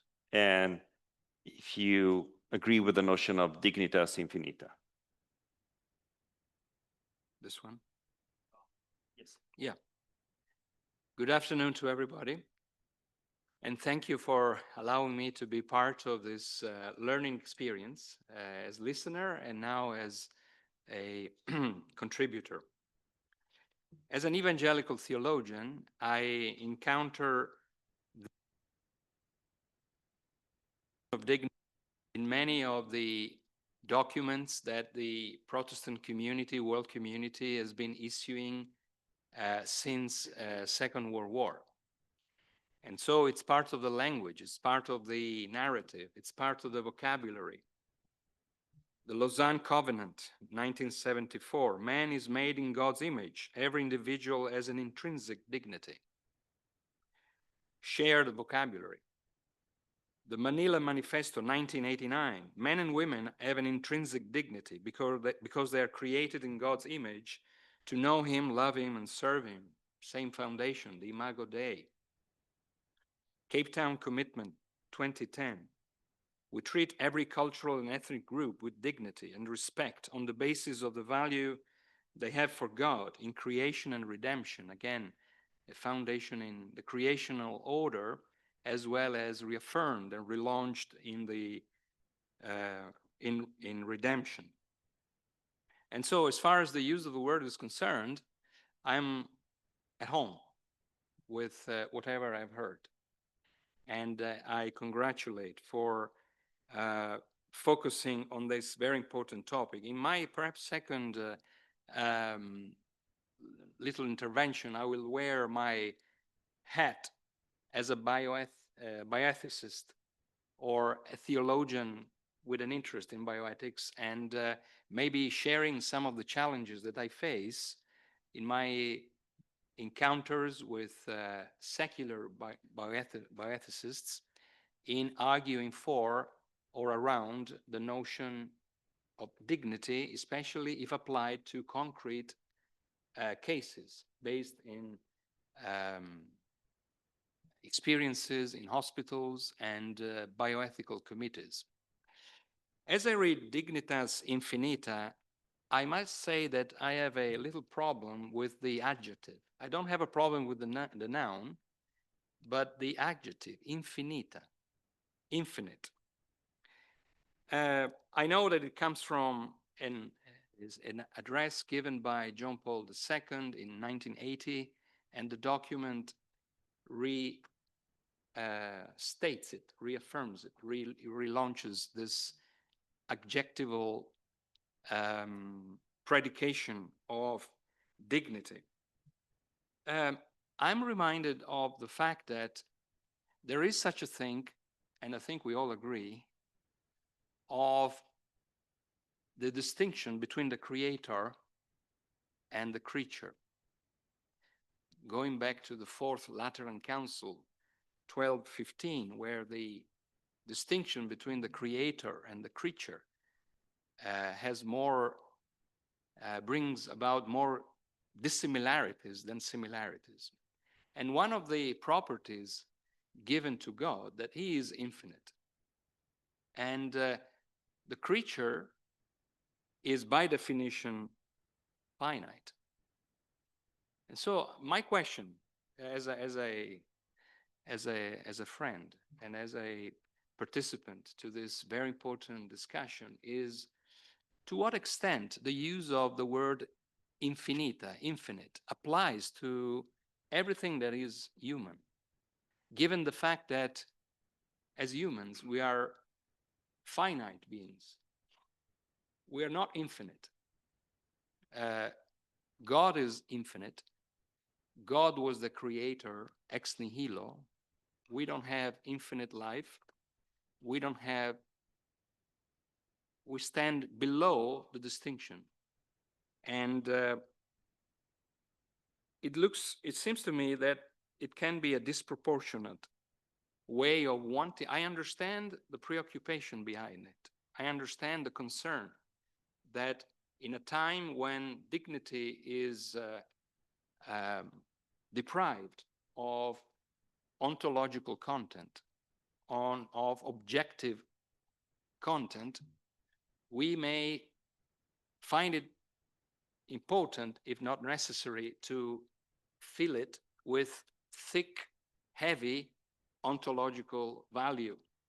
But I wonder if this reference to infinite takes a step further than what the real concern is, in terms of, I'm not suggesting that it breaks the distinction between the creator or the creature, but isn't there a danger to elevate this view of dignity to something that is beyond what dignity is supposed to be?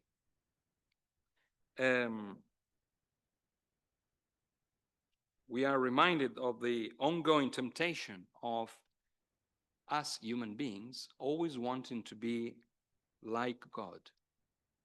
And we are by definition finite.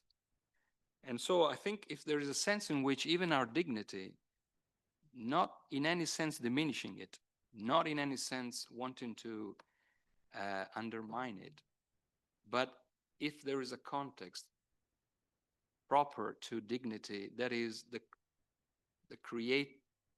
createdness of us as human beings. And if something in our createdness can be ascribed as if it were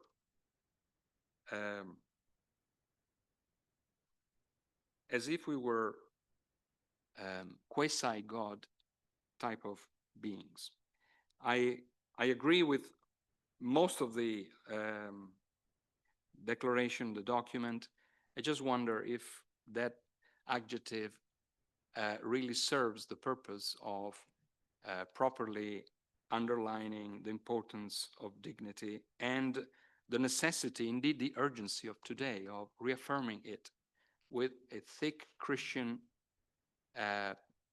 content, which at the same time doesn't run the risk of overstating the case and therefore performing a poor service to the cause. Thank you. Thanks, and that also because I didn't have to show you. The 2 minutes. Yeah, the final flag. So I'm only concerned with Arturo. Arturo does not take prisoners, so I need to just stick to the schedule.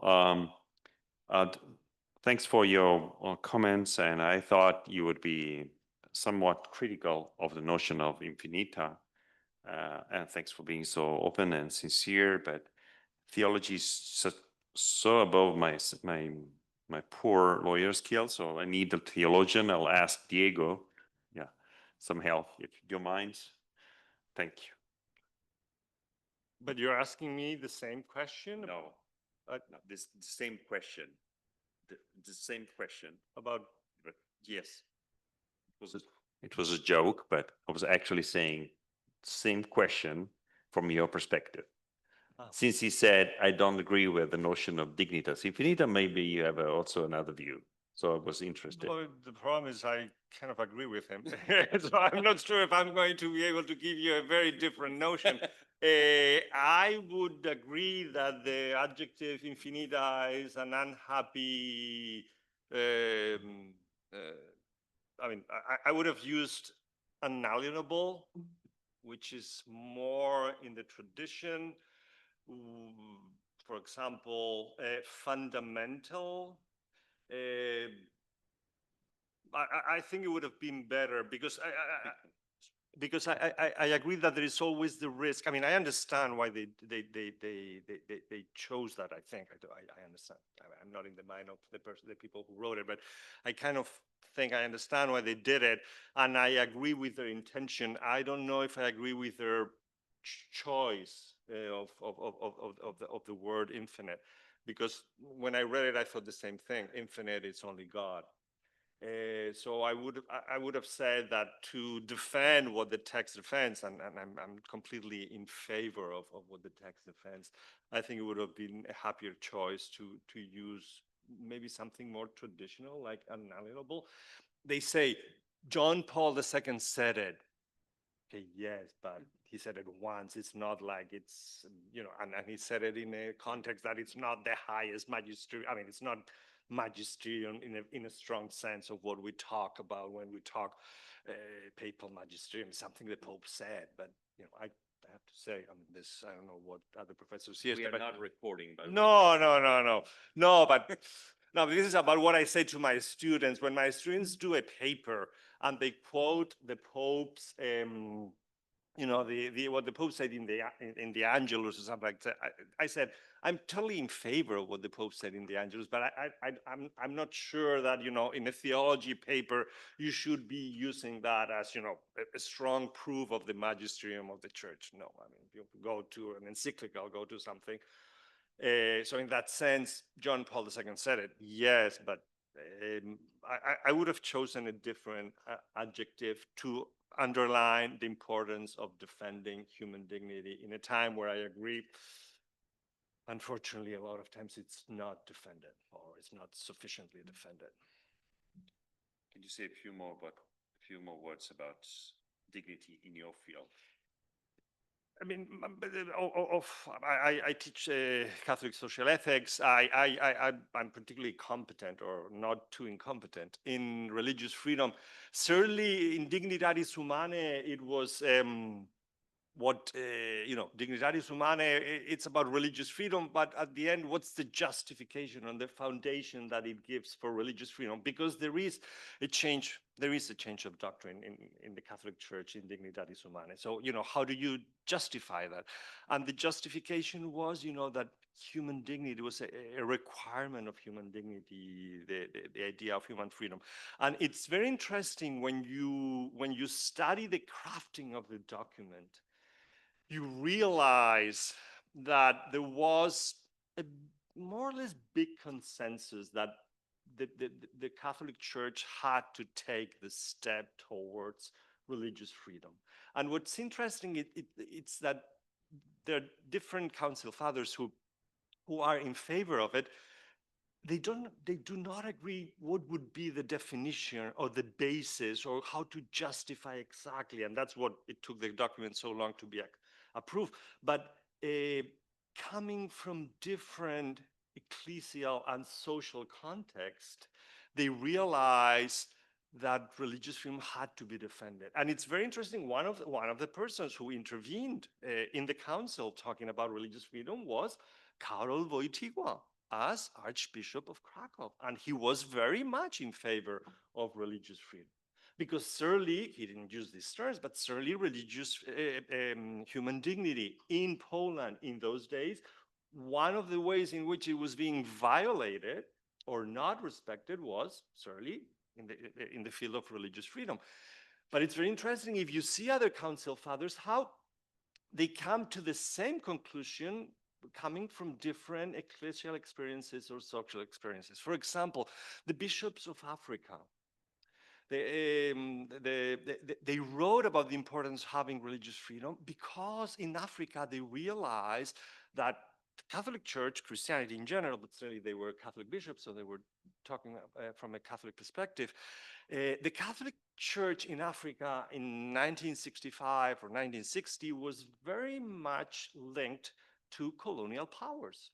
That's how colonization took place, and that's how a lot of evangelization took place. And they talked about religious freedom and, not state churches, because they realized that breaking the link between state and church was a way of breaking the link between the Catholic faith and colonization, which, when you read about colonization, there are a number of things that are not really pretty in respecting human dignity. So, for example, there, or American in the sense of from the United States, they thought that actually the tradition of religious freedom in the United States, according to, to the First Amendment, had given the Catholic Church a freedom that churches in other parts of the world actually had not had because of this, alliance between the throne and the altar, or however you want to call it. Thank you very much. Everybody's so Arturo, you're scaring people off. They are always on time. Thanks so much. Now, my son will probably disagree with me giving the floor to somebody from Catalonia, as he does not believe that Barcelona and Real Madrid have the same dignity. But nonetheless, I'm curious to know from Jordi, what is the added value of the notion of dignity in your field? And I won't tell my son, okay? Exactly. Barcelona is not a dogma yet. So I was doing my research on free speech at Notre Dame and dealing with harmful speech, no? Anything goes in the name of speech. So I was studying the limits of harmful speech. And I remember asking, Notre Dame is great, and you can be there in conversation with friends that some of us know there, but I remember asking this question, how to ground the moral foundations of free speech, and asking it to Mary Ann Glendon and Alasdair MacIntyre. Dr. Glendon, as a champion of the Universal Rights Project, advocated for the notion of human dignity, using the example of the German legal system, in which dignity is the fundamental bedrock of the German basic law, enshrined in Article 1. But she explained to me how this principle is considered an absolute right, taking precedence over other fundamental rights when they are in conflict. So in German constitutional law is a cornerstone of the entire constitutional order and the rule of law, shaping policy and judicial decisions. MacIntyre was much more skeptical and about the sustainability of the pragmatic agreement on the notion, on the framework of dignity that this morning we have been talking about here, because he saw the erosion of its broad meaning. And in this sense, he encouraged me to ground free speech and the abuse of speech on justice more than in the principle of human dignity. Of course, human dignity was meant to be like a pole star for peace, in the setting of the World War and so forth. That required collaboration from state persons, from scholars. The enterprise of the Human Rights Project is obviously, is flawed and is in a permanent tension, right, between universalism and particularism that requires from these public actors to play in good faith. And this is what I normally call the threat of faction that I don't like. I align with James Madison, one of the framers of the US Constitution, that, if these public actors, everyone is pulling, and the string from the different side through aggressive lobbying and powerful, ambiguous forces, globalism, some people talk of this, which is, in the end, we are instrumentalizing the notion. So I think this has happened also with human dignity. So I think it's an agreement that is limited, is imperfect. It has been said here. It requires this good faith for me. But played in good faith, it played its magic. So I think it doesn't help to ground it from the legal perspective. With this, I side with Fernando that I don't see defining dignity, as Jean-Paul has said, the solution, I think.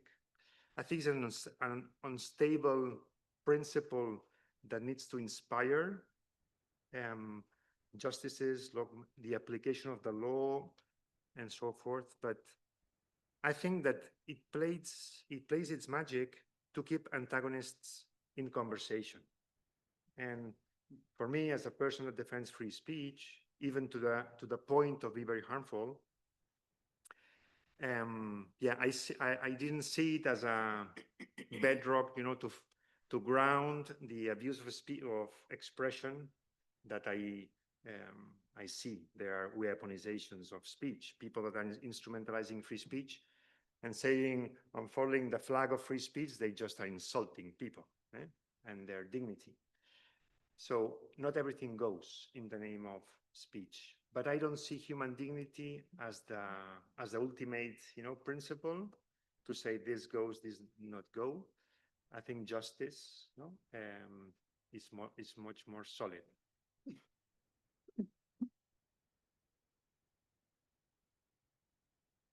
Thank you very much, Jordi. And now let's go where football is called soccer. I don't know why. Brett, so let's just step back a second. No, just so besides jokes, Brett leads a religious freedom powerhouse. I have first hand experience of how powerful and impactful and generous his center have been throughout these years. And so the question for me as an added value in the sense that and I'm really interested in knowing what is the added value of dignity, especially given the fact that there's this Yale professor, James Whitman, who wrote an article which is called Liberty versus Dignity, in which he says, so dignity is a European thing. We have liberty. And if I think of how many programs and projects we'll be running on the basis of human dignity and its value, that it will be very interesting to know what is the added value of that word. So I think it is true that from an American perspective, liberty resonates probably more distinctly than human dignity does in some ways. Liberty is a very important constitutional and constitutive value. Human dignity does not show up in the United States Bill of Rights, for example. And so it is a little bit of a value that's a little less familiar in constitutional discourse in the United States. Now, my field is religious freedom, and in advocating for religious freedom globally, we have encountered resistance to the idea of religious freedom in some places, particularly in the Muslim world and in more traditional parts of Asian society, Southeast Asia in particular. And so what we have wanted to do is we have wanted to find a vocabulary which is useful for building bridges and opening doors in places where human rights discourse, which has come to in some places be dominated by very modern rights such as abortion rights and gay rights and transgender rights. That is alienating in a lot of places. And so the human rights discourse can be seen as being very Western and very progressive and very alienating. And there are a lot of challenges to human rights today, and they include sort of cultural relativism, the idea that human rights are primarily a Western value. They include concerns about enforcement and accountability. There is no sort of enforcement, there's no court, world court of human rights. There's the European court, but there's no global counterpart to that. There's a lot of concern about selective application, concern about politicization, that human rights are used as a weapon against those who powerful countries want to criticize.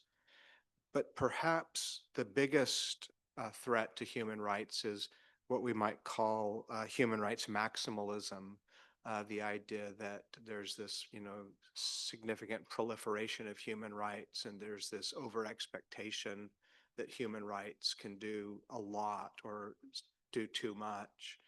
And I think Professor Scoop was, addressing some of these issues too with his, discussion of a need to sort of refound human rights, that there's a need to, in some sense, go back to basics and to seek genuine clarity and seek genuine agreement on human rights, or the entire edifice might just collapse. I sometimes call it the high church of human rights, sort of this big, beautiful cathedral that sort of you have these high church priests arguing over sort of, high church doctrine, and they don't notice that there's absolutely no one in the pews. It's just sort of empty. And the whole edifice could just collapse of its own weight. And I think the prospect of the Human Rights Project absolutely collapsing is a very real prospect. I don't think it's a remote prospect. I think it's a very real prospect. And if you go back to the people, the architects of human rights, these are people who came out of the crucibles of 2 world wars, the Holocaust, the atomic bomb. These were morally serious people, and they had a desire to create a new world where the mistakes of the past would not be repeated. And I believe they had a moral seriousness that we do not begin to approach in our contemporary age. And I think they started with something very simple and very profound when they started with human dignity. And they tried to build something very simple with 30 articles that were basically uncontestable. If you look at the 30 articles of the Universal Declaration of Human Rights, you cannot find anything in there that any human being does not want for themselves. When I am teaching human rights in Indonesia and I get the Western imperialism argument, I just ask them to open it and say, which of these do you not want for yourself? And all of these are things, we don't want to be tortured. We want equality. We don't want discrimination. We don't want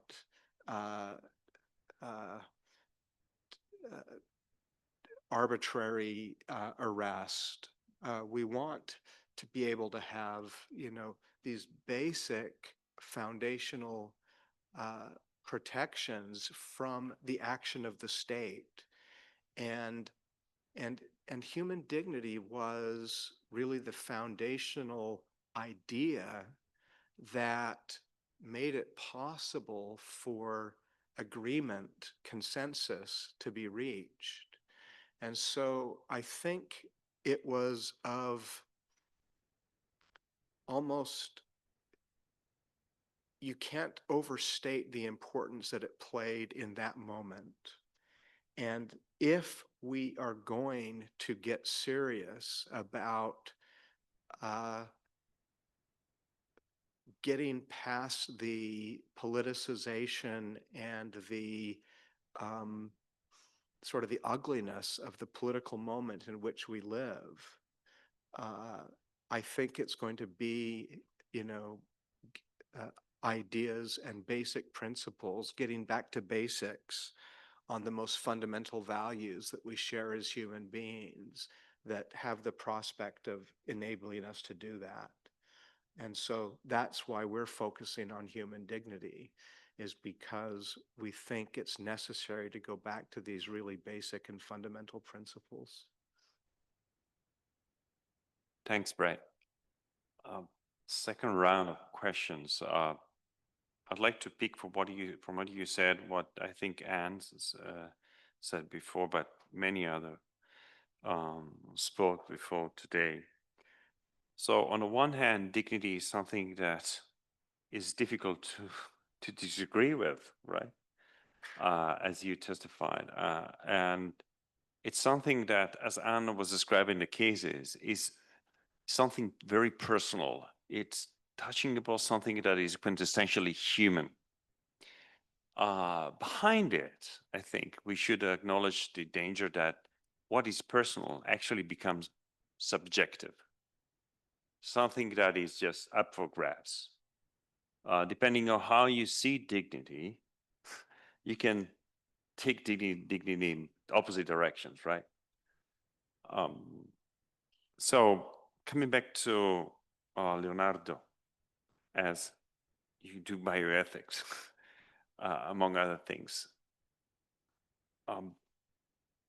how do you process dignity? How would you process the notion of something that is quintessentially human that does not just fall prey of subjectivism?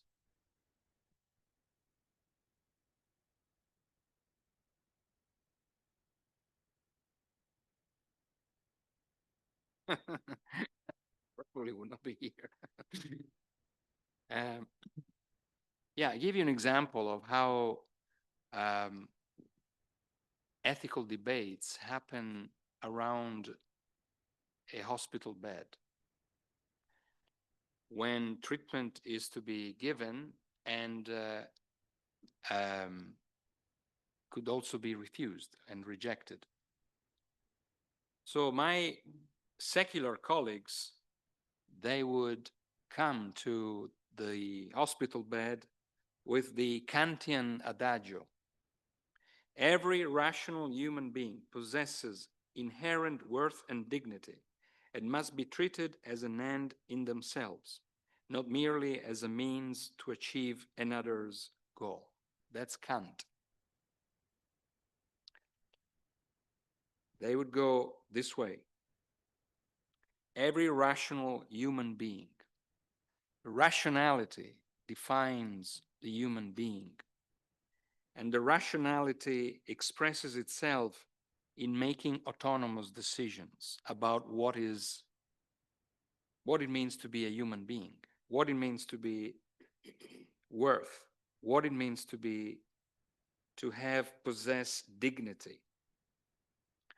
And so the Kantian application of the principle, the post-Kantian, I would say, is to allow the person to define in its own terms, in its own way, in its own circumstances, in its own categories, in its own definition, what for him, for her, for them, dignity looks like on that particular moment.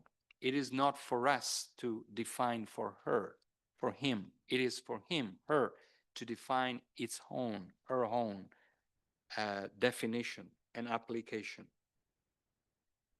And my post-Kantian colleagues would also argue that the rational human being definition of humanity also has edges that are not definitive. Is a preborn life a rational life? Is a dying life a rational human being? So these are the concrete problems that we face in when we see, of course, the elevation of the principle of autonomy as becoming an absolute. In theological terms, in becoming an idol. And so the idolization of autonomy, personal autonomy, over against even the wording or the intended meaning of perhaps the Kantian principle. So we are assisting at a deconstruction of the infrastructure of what constituted the point of agreement between different ideological trajectories, the personalist trajectory, the Kantian trajectory, all converging on human dignity. And in many ways, in my simplistic reading, the Declaration of Human Rights was the platform upon which different trajectories could land on and easily find other trajectories next to them.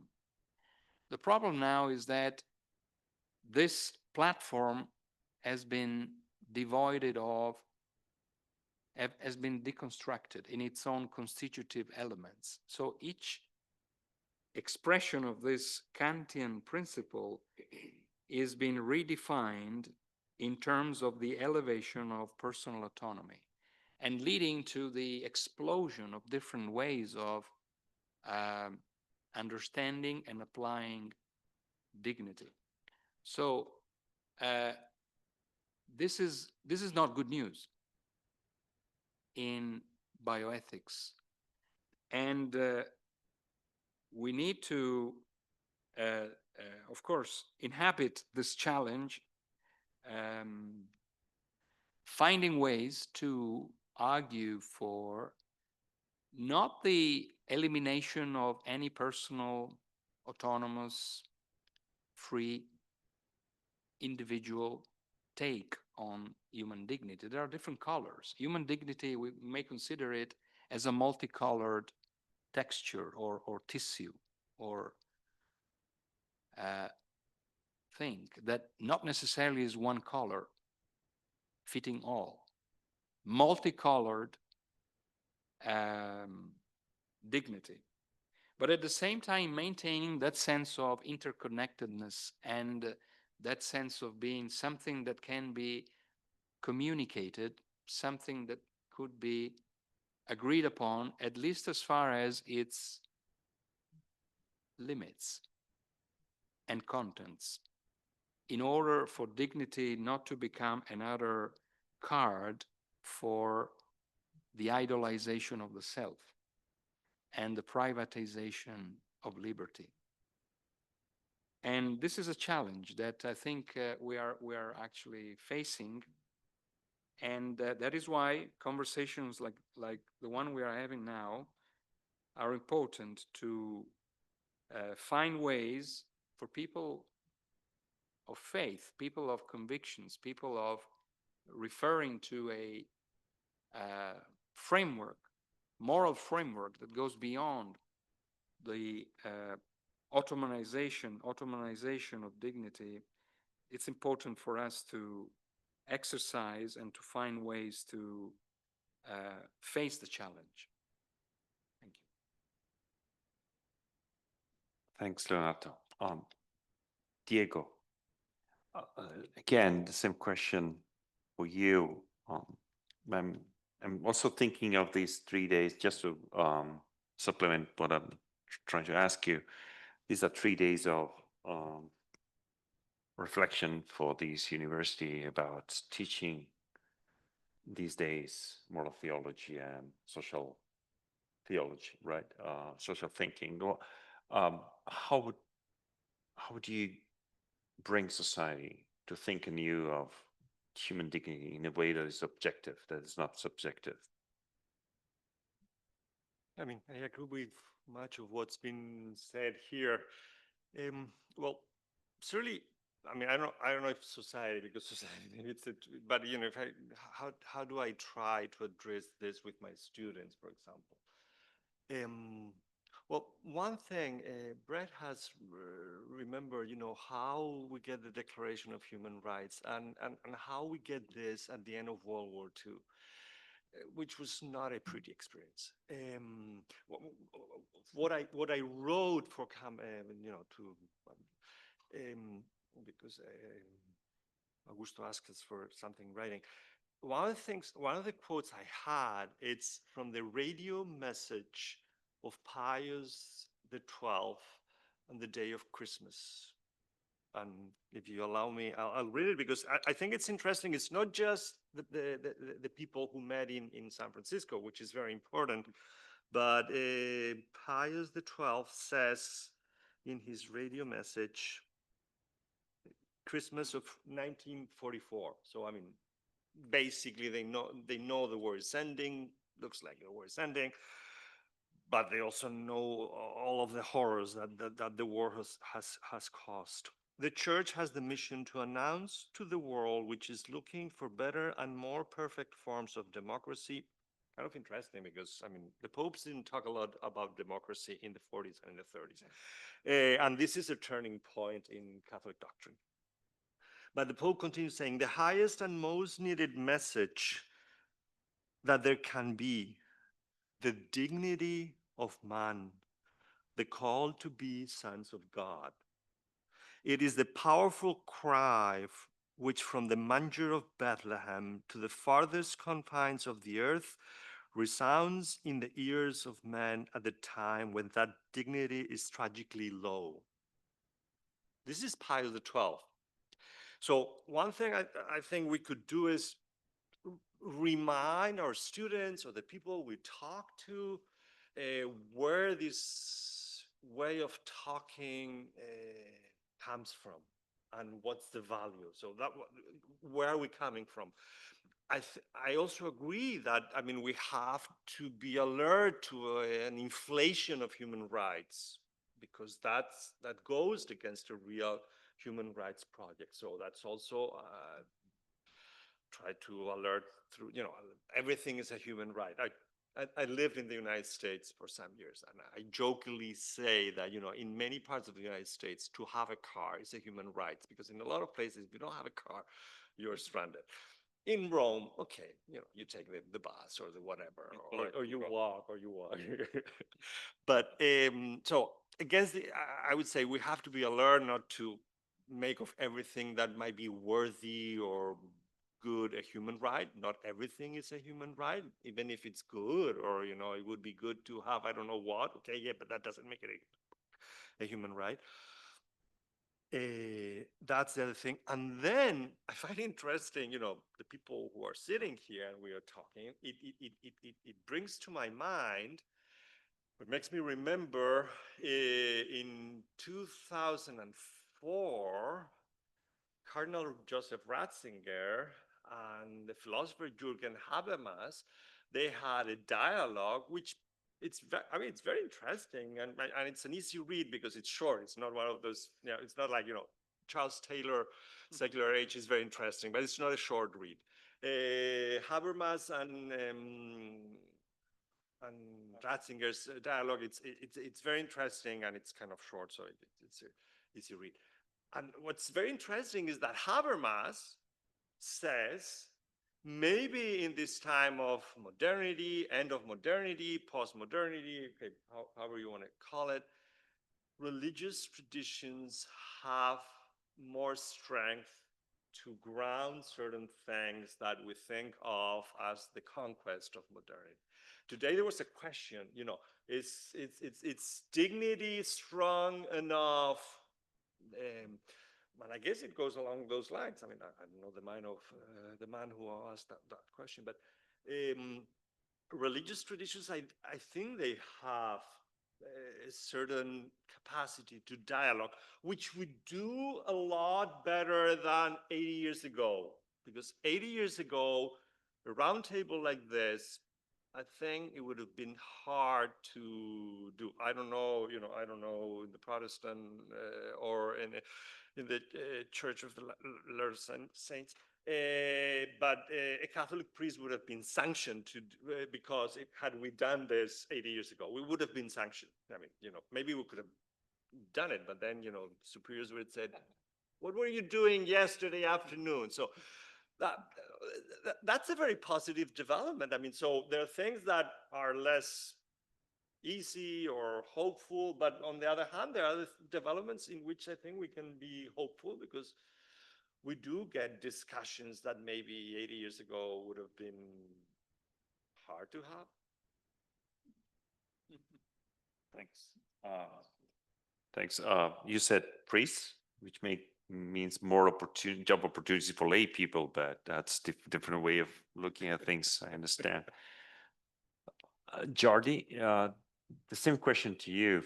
Yeah, and since you do also communication, media, you just have a sort of even aggrandized experience of truly society, right? Yep.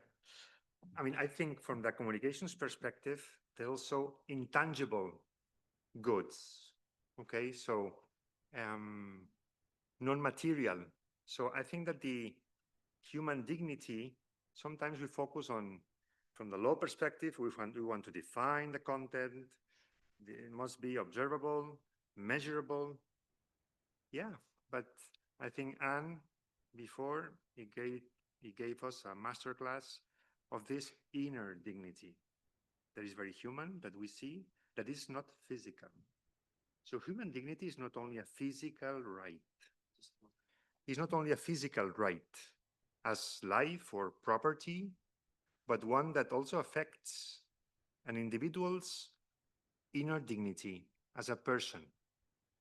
So we know that law has no faith, but recognizes and recalls meta-legal realities as faith is. That's why religion has a lot to say in this conversation. I love what Brett said, that I think from our side, judging now the Human Rights Project as something that's done would be superficial. I think there was a moral understanding of the situation and of the context, that we're not going to fix this only with laws. And I love Alexander Solzhenitsyn address at Harvard, saying that we need moral growth. That's why I was mentioning the question of goodwill. I think that to rebuild the building of human dignity, we need lawyers, but we need also to create the atmosphere of moral growth, of more goodwill, and obviously is not the main virtue now. No, we live in a very polarized society, lobbying and everyone pulling to his own side. So, but I think the spiritual aspect is an intangible, this non-material, that builds community and provides meaning and gives a lot of solidity to not only to communities, but to debates. So that's why the question of the non-material and intangible, sometimes not measurable, even though there are people trying to measure the intangible values in marketing and so forth. But I would add that to the conversation, the need for proper consideration of the non-material aspects of human life.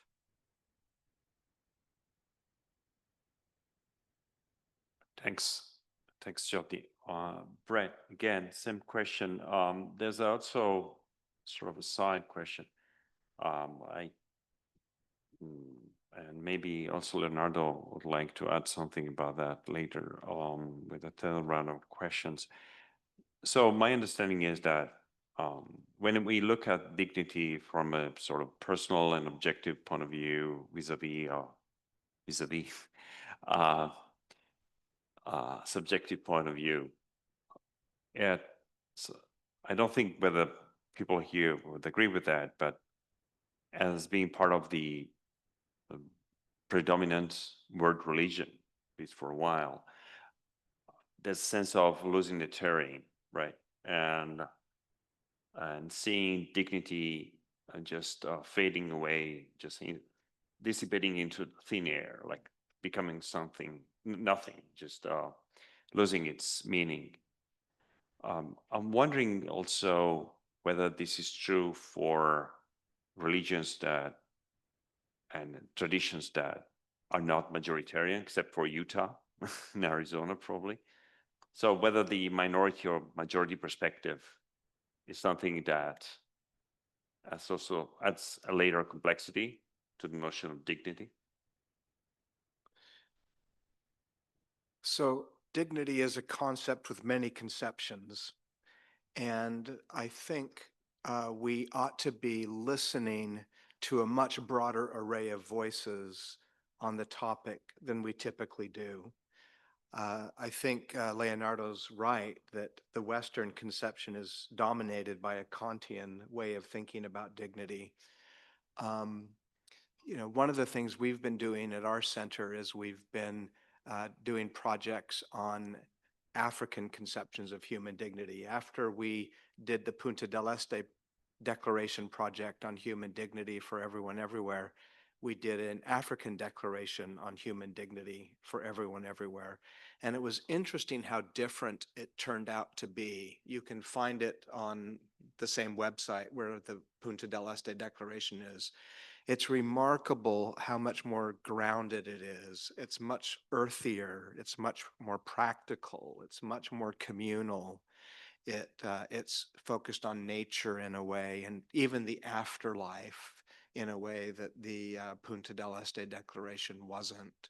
We had an experience where a professor from Zimbabwe said, in Zimbabwe, for a man to have dignity, it means he can earn a living sufficient to get married and support a wife and a child.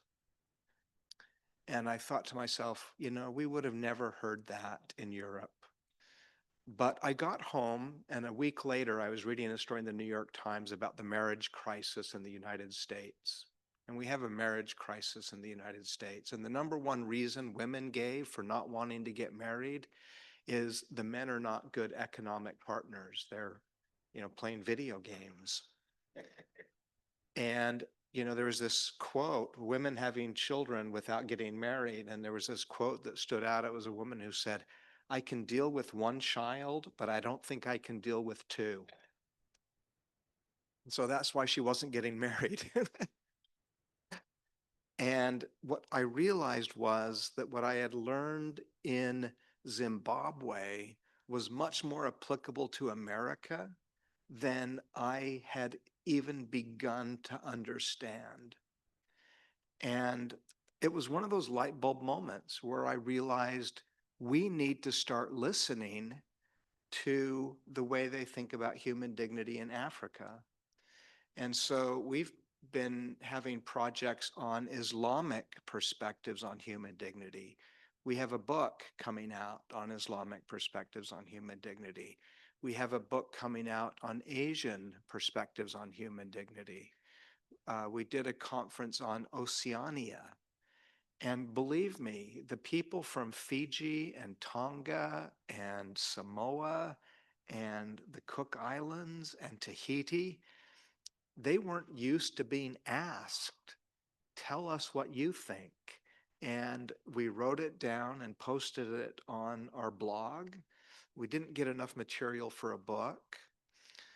Next summer, we're going to hold a conference at Oxford, and it's going to be on indigenous perspectives on human dignity. And we're going to bring indigenous wisdom leaders and scholars, we hope, from Latin America, Africa, I hope from New Zealand, and perhaps, if we can do it, Australia, and get their voices recorded. And the reason I think this is important is because the framing of the discussion at the bedside of what do we do at the end of life is human dignity doesn't like give us the answer to the question.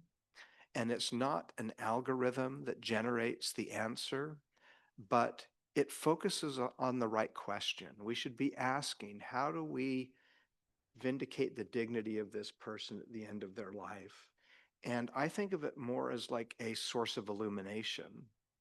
And if we understand dignity more richly and in a more, the book we did on human dignity that Anne was talking about, Judge Power, we called it Points of Light, and we got 100 different people to tell us what human dignity meant to them. And then we put all the quotes into the book, and then we illustrated it with beautiful photographs of people from all over the world and their eyes. The photographs were all focusing on the light of their eyes. And it was points of light. And so the way I think of dignity and the different views of dignity is they cumulatively become points of illumination, which help us become better human beings, help us have a richer humanity. And I agree completely with what Judge Power was saying about that, human dignity doesn't so much, it's not a right that you cite in a case, but when you're talking about other rights, the dignity interests are relevant to the way we think about those rights and the way we adjudicate those rights. And so the dignity considerations illuminate the cases and illuminate the controversies that you're deciding. So the way I think about this globally is that we really need to listen more deeply to a broader array of voices, and we need to look into each other's eyes more deeply and see the depth of humanity in each other. And that's the Human Dignity Project that I'm interested in.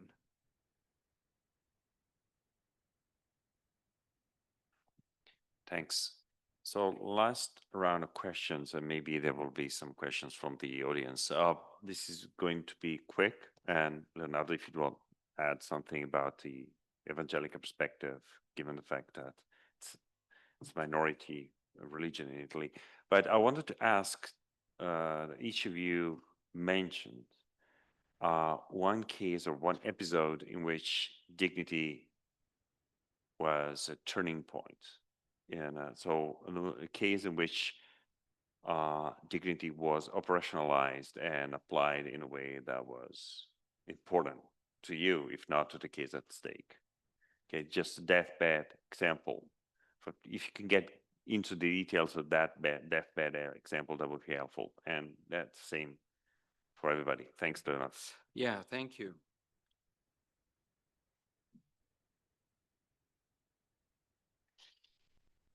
Yeah, there is a sense in which there is a difference between debating or arguing or conversing or talking about dignity in a classroom or as part of a panel with interlocutors who come from different perspectives and have different ideological commitments, and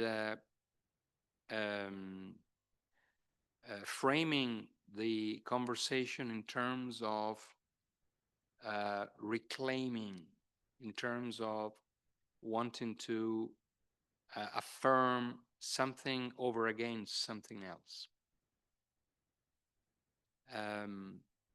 Another different matter is when you are engaging a person, a group of people, and you're actually living out dignity or recognizing dignity or open space for dignity in a relational way. And through not only arguments, but perhaps with your silence, with your touch, with your empathy, with your embracement, with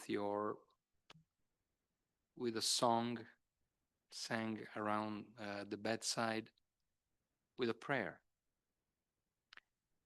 with a company, with your presence there. And that makes, human dignity, puts it in a very different level than just yet another point of argument. At that level, it is easier to appreciate, receive, and share dignity at the relational level, and there is a relationship. Of course, that doesn't solve all the problems, because we're also living in a not only we cannot have intimate relationship with all the people around us, and so that doesn't solve all the issues. But at least when it comes relational, it's easier to say what it is, to promote dignity. Talking about a minority experience, it is interesting that the Declaration of Human Rights, 1948, also parallels with the promulgation of the Italian Constitution, recognizing religious freedom, and for the first time allowing, setting the framework of religious freedom and equality, and setting the stage for the rebirth of a nation. That has not been the experience of minorities in this country before the Constitution. And still, we have some issues with the fact that part of the way in which our state deals with a-Catholic, non-Catholic religion, still the definition is there, and it's not, perhaps not, it's not part of dignity to be defined with an alpha privative Greek prefix. Who are you? You are a Catholic religion. That is, you're not Catholic, and that defines you. Well, I would like to be defined in terms of who I am. Maybe asking me, who are you? Well, how would you want to be defined, rather than the state applying this category of characterized by the alpha privative. There are still issues with bits and pieces of legislation dealing with the religions, a-Catholic religions. But on the whole, we're actually, and so that is, the Universal Declaration of Human Rights, the Italian Constitution, and then the Vatican II, Dignitatis Humanae, the Catholic Church in many ways changing its posture, its attitude, its language, its participation in the pluralistic society, and so opening up towards human dignity, religious freedom, religious pluralism. That was not perhaps the case before. And so we are transitioning in this post constitution time, when we're still, the big blocks are in place. There are still elements here and there that needs to be need to be dealt with. But a much more positive scenario than 70, 80 years ago. Thank you very much. Now I'll give the floor again to Diego for the last time. Thanks. I mean, the case I would, given my field of expertise, is Dignitatis Humanae. I mean, before Dignitatis Humanae, the principle was the way things were organized from the perspective of the Catholic Church was error has no rights. So if you're not the true religion, you have no rights. Okay, there's a change of focus. Because to a certain extent, the idea that error has no rights, that has not changed. The idea is that even if you err, you do have some rights. And I mean, maybe you are familiarized with this, but when I explain this and I say to my students, error has no rights, they think of that, as something of the past. And I said, guys, talk about fake news, and that's basically the discussion today. So certainly, and there is a change of doctrine in the Catholic Church there. Why? Because the document begins, a sense of the dignity of the human person has been impressing itself more and more deeply in the consciousness of contemporary man.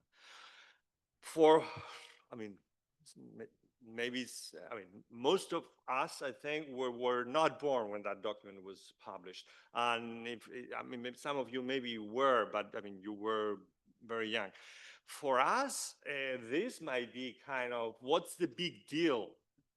It was a huge deal. It was a huge deal. And I think we cannot forget that.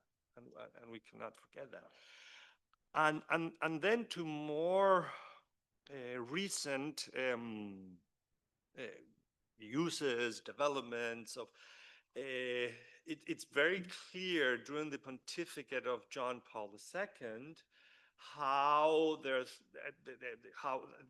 discourse of the Pope and of the Catholic Church, or the more magisterial discourse on religious freedom, changes in ways that, dignitaries, they are not against dignitaries humae. So the only thing is dignitaries humae did not think of that because, a document cannot say everything and cannot address every circumstance in every time. And two things that in which John Paul II uses religious freedom, that it's based on human dignity. One, it says, it's the first human right, or you can use it as a thermometer of how human rights, and I would add human dignity, is being or are being respected somewhere. So you want to test how human dignity is or is not being respected somewhere? Well, a very good measure would be, how is religious freedom in that place of the world we want? And then another would be the idea that religious freedom, based in the dignity of every and each human person, relates, and I don't know if you do religious freedom, no, how it relates to development. I said because for me it was a discovery like 10 years ago when there is a whole field of how religious freedom and development go hand in hand. And again, development is we're all in favor of development. When we try to concretize and measure exactly what true development is, then disagreements are born. But basically, we're all in favor of development. Thanks. I give the floor to Jody, even though before you said that we need to change the atmosphere and lawyers, but I would close on that. So the floor is yours. Yeah, I would like to focus on a case of institutional change as well, not doctrinal, but that touches on lawyers. That it's the reframing of the delict of sexual abuse in the Catholic Church as a question of human dignity, when before it was in a different way. So the accent was put, the attention, everything was put on the perpetrator. So Pope Francis has recently promulgated the reforming of the Book 6 of Canon Law, in which there's a significant change in the classification of the crime of sexual abuse by a priest that before was under the classification of special obligation of clerics, and now is a crime against human dignity, life and liberty. That's not a minor change. because it's in the book of canon law, the book 6. No? So first, it was considered like a crime against the sixth commandment, against the special obligations of clerics to celibacy, and reframing this crime from this perspective of the ordained minister to human dignity, to the victim, it's a huge change for the church, because it's, I mean, really the centrality of victims and survivors. We have learned this throughout these 25 years, painful 25 years since Boston Globe broke in. And yeah, it has been a learning by doing. And I think that now we are understanding better and I think we are living more the centrality of victim survivors of abuse in the church, understanding that they deserve visibility. Many things should be done, but I think it's also a learning on the question that abuse of human dignity is not an abstract thing, but something she experienced personally and even physically, no, in our bodies. When a person is facing abuse, exploitation, rape, no, trafficking. So that's why the abstract development saying, I think I love the expression from Paolo Carrozza, no? Doing dignity. The harm to human dignity is not a damage to a private subjectivity. It's a real damage to a personal subject that as such, no, has an end in itself. So the question that dignity is something experienced personally, that you are not abusing an idea, but a person, I think this operative difference, no, that's why obviously we are moving in this debate and in these considerations about the idealistic normativity of rights a priori that have been addressed, but also the realistic and experiential vision of human rights a posteriori. So the first is normative, the second one is more adaptable, but I think it's, I think the experiential side of human dignity, I think it has been a key player for the church in the question of abuse. From the moment that Benedict was the first pope to listen to victim survivors, I think that has been creating momentum for this final change. That it's not the final word. Again, it's a learning process, but we are more closer, I think. But however, the question of dignity has been a key factor also for lawyers. Thank you. I think we can all appreciate the fact that most of the examples of dignity as process of realization of something that is happening, just use examples of self-realization. So just you realizing what you have been doing, that you need to change, not that the rest of society needs to change. It just speaks volumes of the moral compass of our speakers, with the exception of myself, of course. I give the floor to Brett. Brett, bring us home then, since you're one of the main protagonists of this. I will just give the floor to you with one tale that was one told by some American Catholics. I was told there's a say, maybe many of you know that, but there's a story that at some point the secretary of Pope breaks into the room of the office and says, "Holy Father, I have very good news and bad news." What?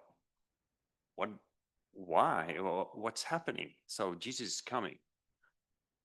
Wow, Jesus is coming.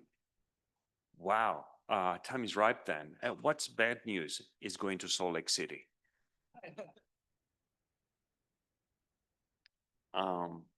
What is yours, Brett? Well, I was going to cite Judge Ann Power and the Venter and others case involving life sentences without the possibility of parole. In part, this is what Judge Power wrote. It is incompatible with human dignity for the state to deprive someone of their freedom indefinitely without at least offering the possibility of eventual release. This notion underscores the fundamental importance of hope and the potential for rehabilitation, all central to the concept of human dignity. But I won't do that, since Judge Power already talked about the Venter case. But what a remarkable application of the concept of human dignity in a very practical case involving actual human beings. Instead, I'll tell another story also involving a legal case, this one from Beirut, Lebanon, also involving a judge named Jocelyn Mata Khoury. This case involved a Muslim boy who had vandalized a statue of the Virgin Mary, and he was brought before a judge who happened to be a Christian. And in the court, she asked him what the Quran taught about Mary. And he didn't know. And so out of her drawer, she pulled the Quran, opened to the relevant page, and had him read. And the Quran has beautiful verses of veneration of Mary. And as this boy read those verses, he broke into tears. And she sentenced this young man to memorize those verses. And he came back to court a week later and recited those verses to her. And I think that's such a remarkable story of human dignity. Because you have this young man, this young boy, a teenager, who had done something stupid. I think of myself as a teenager. Fortunately, I never vandalized the statue of Mary in front of the Catholic cathedral, but I can think of a few other stupid things I did. And he was before a Christian judge in a very divided city. And it's remarkable that she had a Quran in her desk, and she knew it well enough that she was able to open it to those pages. And what a remarkable reflection of the dignity of that boy, that when he read those verses, his heart was touched, that his heart was not so hard, that he was moved. And a testament to the dignity of the judge that her sentence was to memorize those verses, and that he did it. He memorized them and came back and performed the sentence that he had been given. So to me, it's a small story, but it's a lovely sort of illustration of just the deep humanity that is reflected when we see each other deeply, and when we try to see the dignity and the depth of humanity in each other. Thanks, Andrea. Thanks. A splendid story to wrap up this session. Before we part ways, let's see whether if Arturo allows time for questions. One question. Does anybody have the courage? Oh, you do. Okay, let's see if can you bring up the mic? Thank you. Just 1 second so everybody will hear you. Hello. Well, I have two questions. Do you allow me?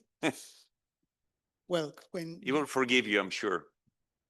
I don't know, when you were saying about the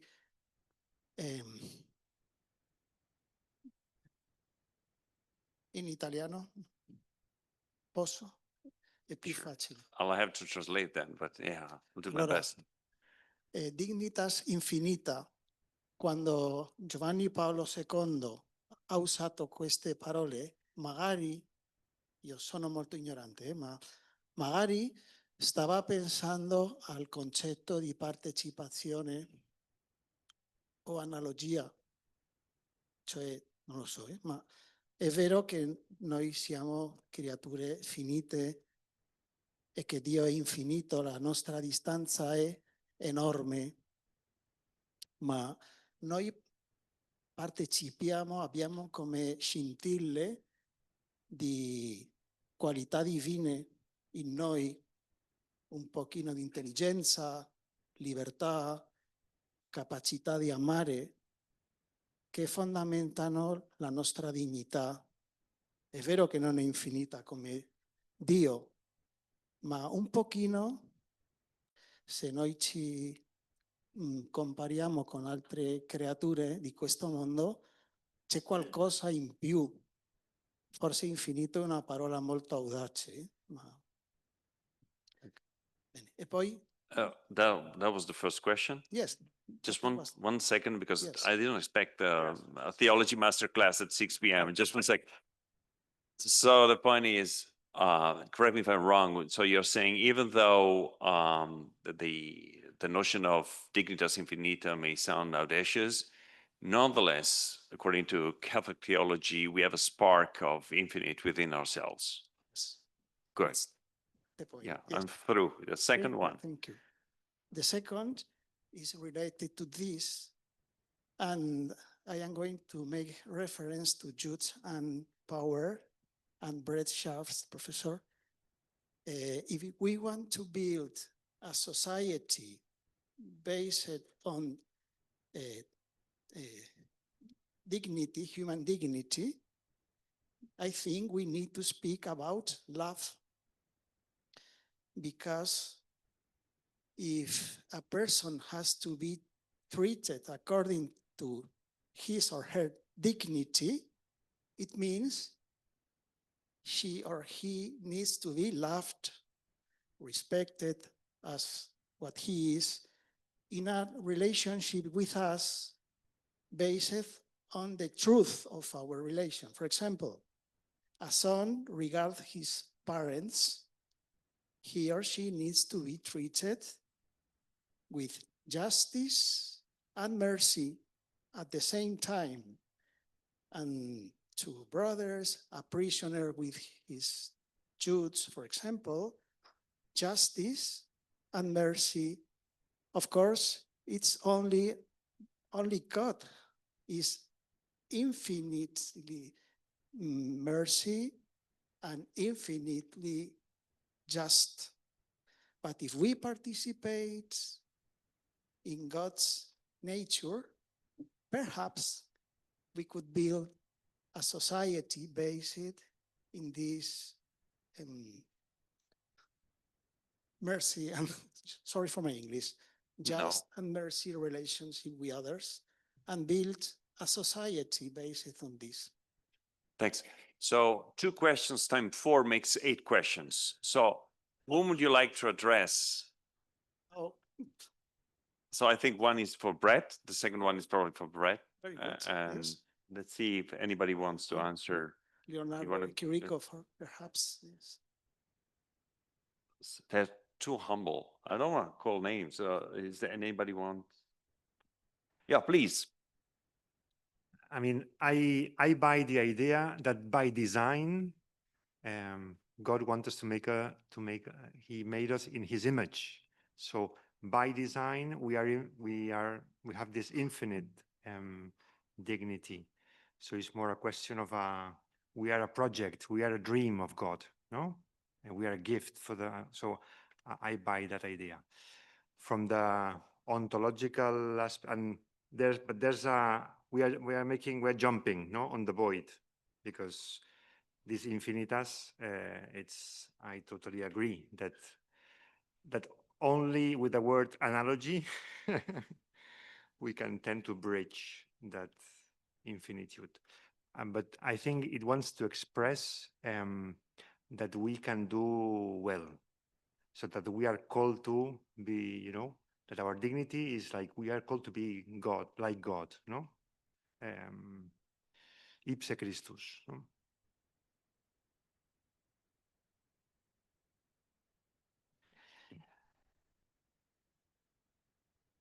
I hear what you're saying, but I want to perhaps make a controversial statement here. Does Hitler have an infinite dignity? Does infinite dignity, not in the way you understand, you qualify it, and I agree, there is a sense in which, but does infinite dignity prevent reprobation? Does infinite dignity tie God to universal salvation in the sense of by force, deterministically, forcing him to then prevent reprobation? That's a theological discussion, but it's just by implication. If we predicate infinity or infiniteness to a human predicament, does it tie then God to certain aspects that are also part of his freedom and as they are revealed to us? Open question. No, I'm trying to, what you said about, analogy and infinite. I mean, again, we are not infinite. It's true that we are drawn by infinite. We are thrown into the infinite. We have infinite desires. I mean, in that sense, we experience a certain infinite in our lives. I'm not sure about what I'm going to say. I don't know if my English is good enough for what I'm going to try to say, because this is about mathematics. And I was never very good in mathematics. Think about it, even in English. I mean, we would have to say that infinite is God, and if we talk about infinite dignity, it would have to be asymptotic. Is that the word in asymptotic, the function that, so we're drawn, we're thrown there, we yearn for that, we look forward, but we never arrive.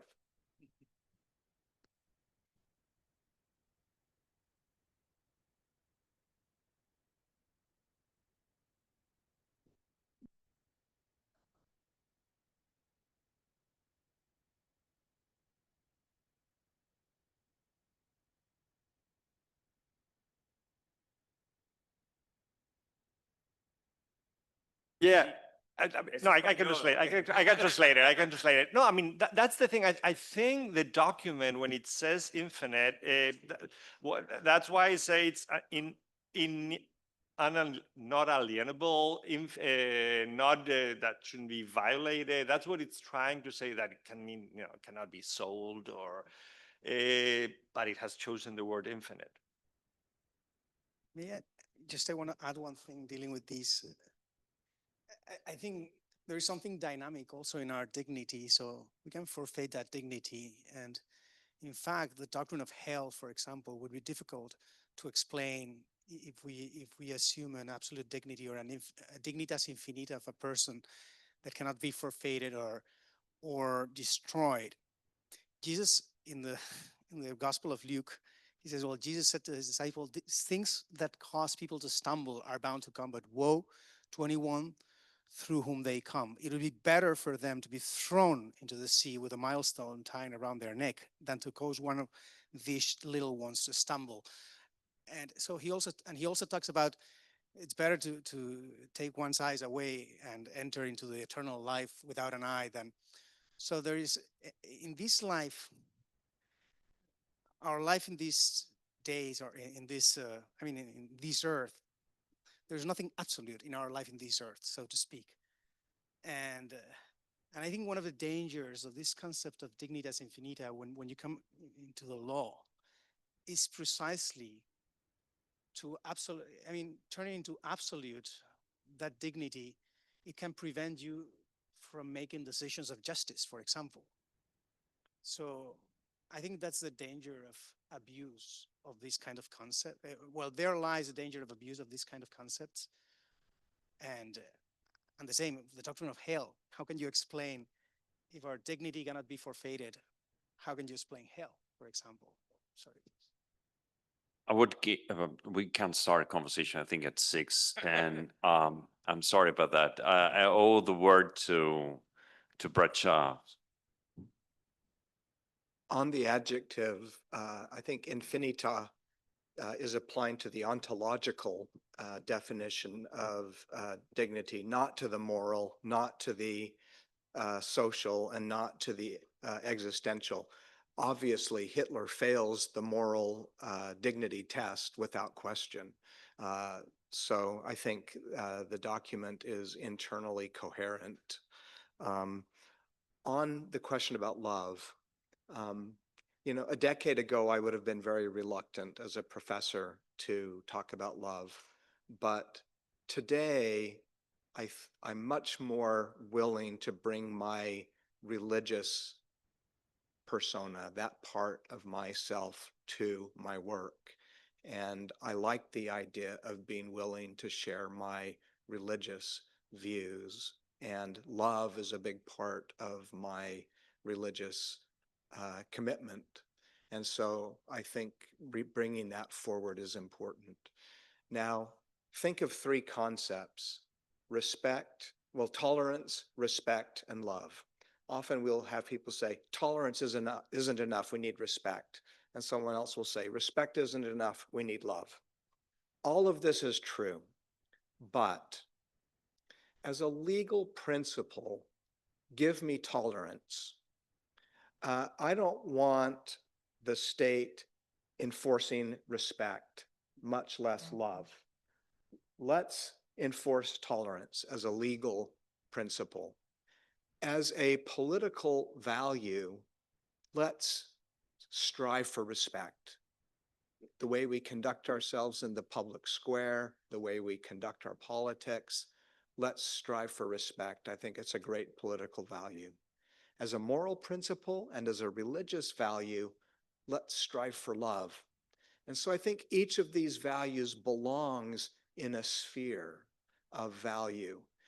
But I don't want the law enforcing love. Now, the moral law, God's law, yes, but civil law, I don't want the Supreme Court of the United States, deciding, what to enforce, love.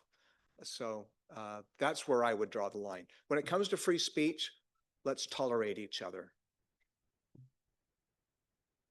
Before we wrap up, let me just say one serious thing, because I've avoided saying anything substantive the whole day. But what you said just made me think about one case that really stood out. You can even Google that, hopefully after I'm finished. But there's a judge in the UK. His name is Peter Jackson.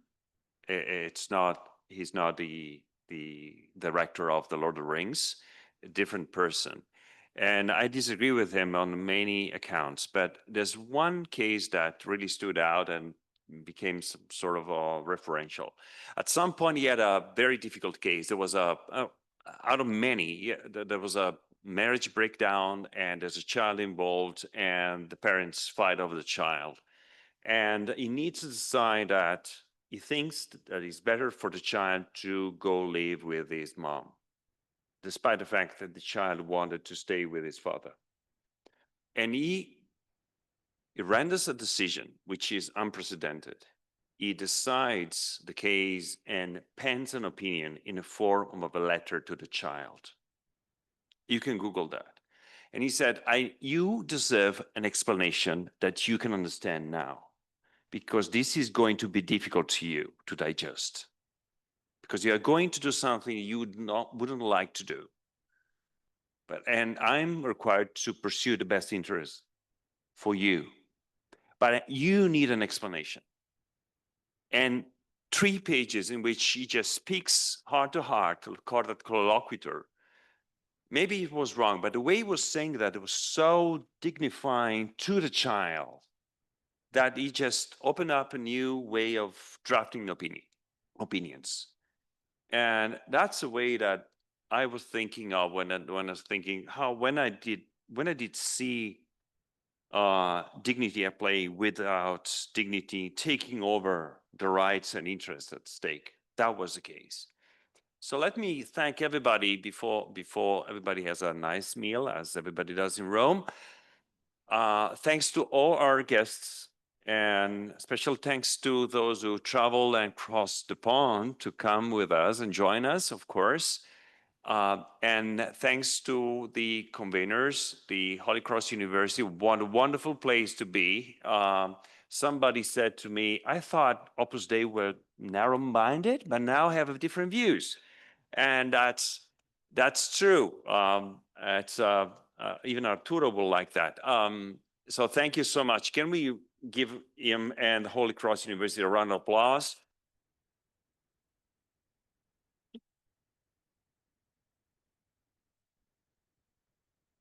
And the same applies to Brett Schaaf's, the International Center for Learned Religious Studies.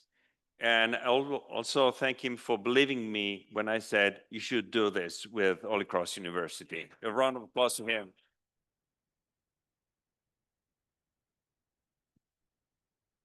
And Elder Christofferson for joining us. We thank him him and his wife for the time, and the team who was traveling with them. Thanks for being with us the whole day. Thank you so much.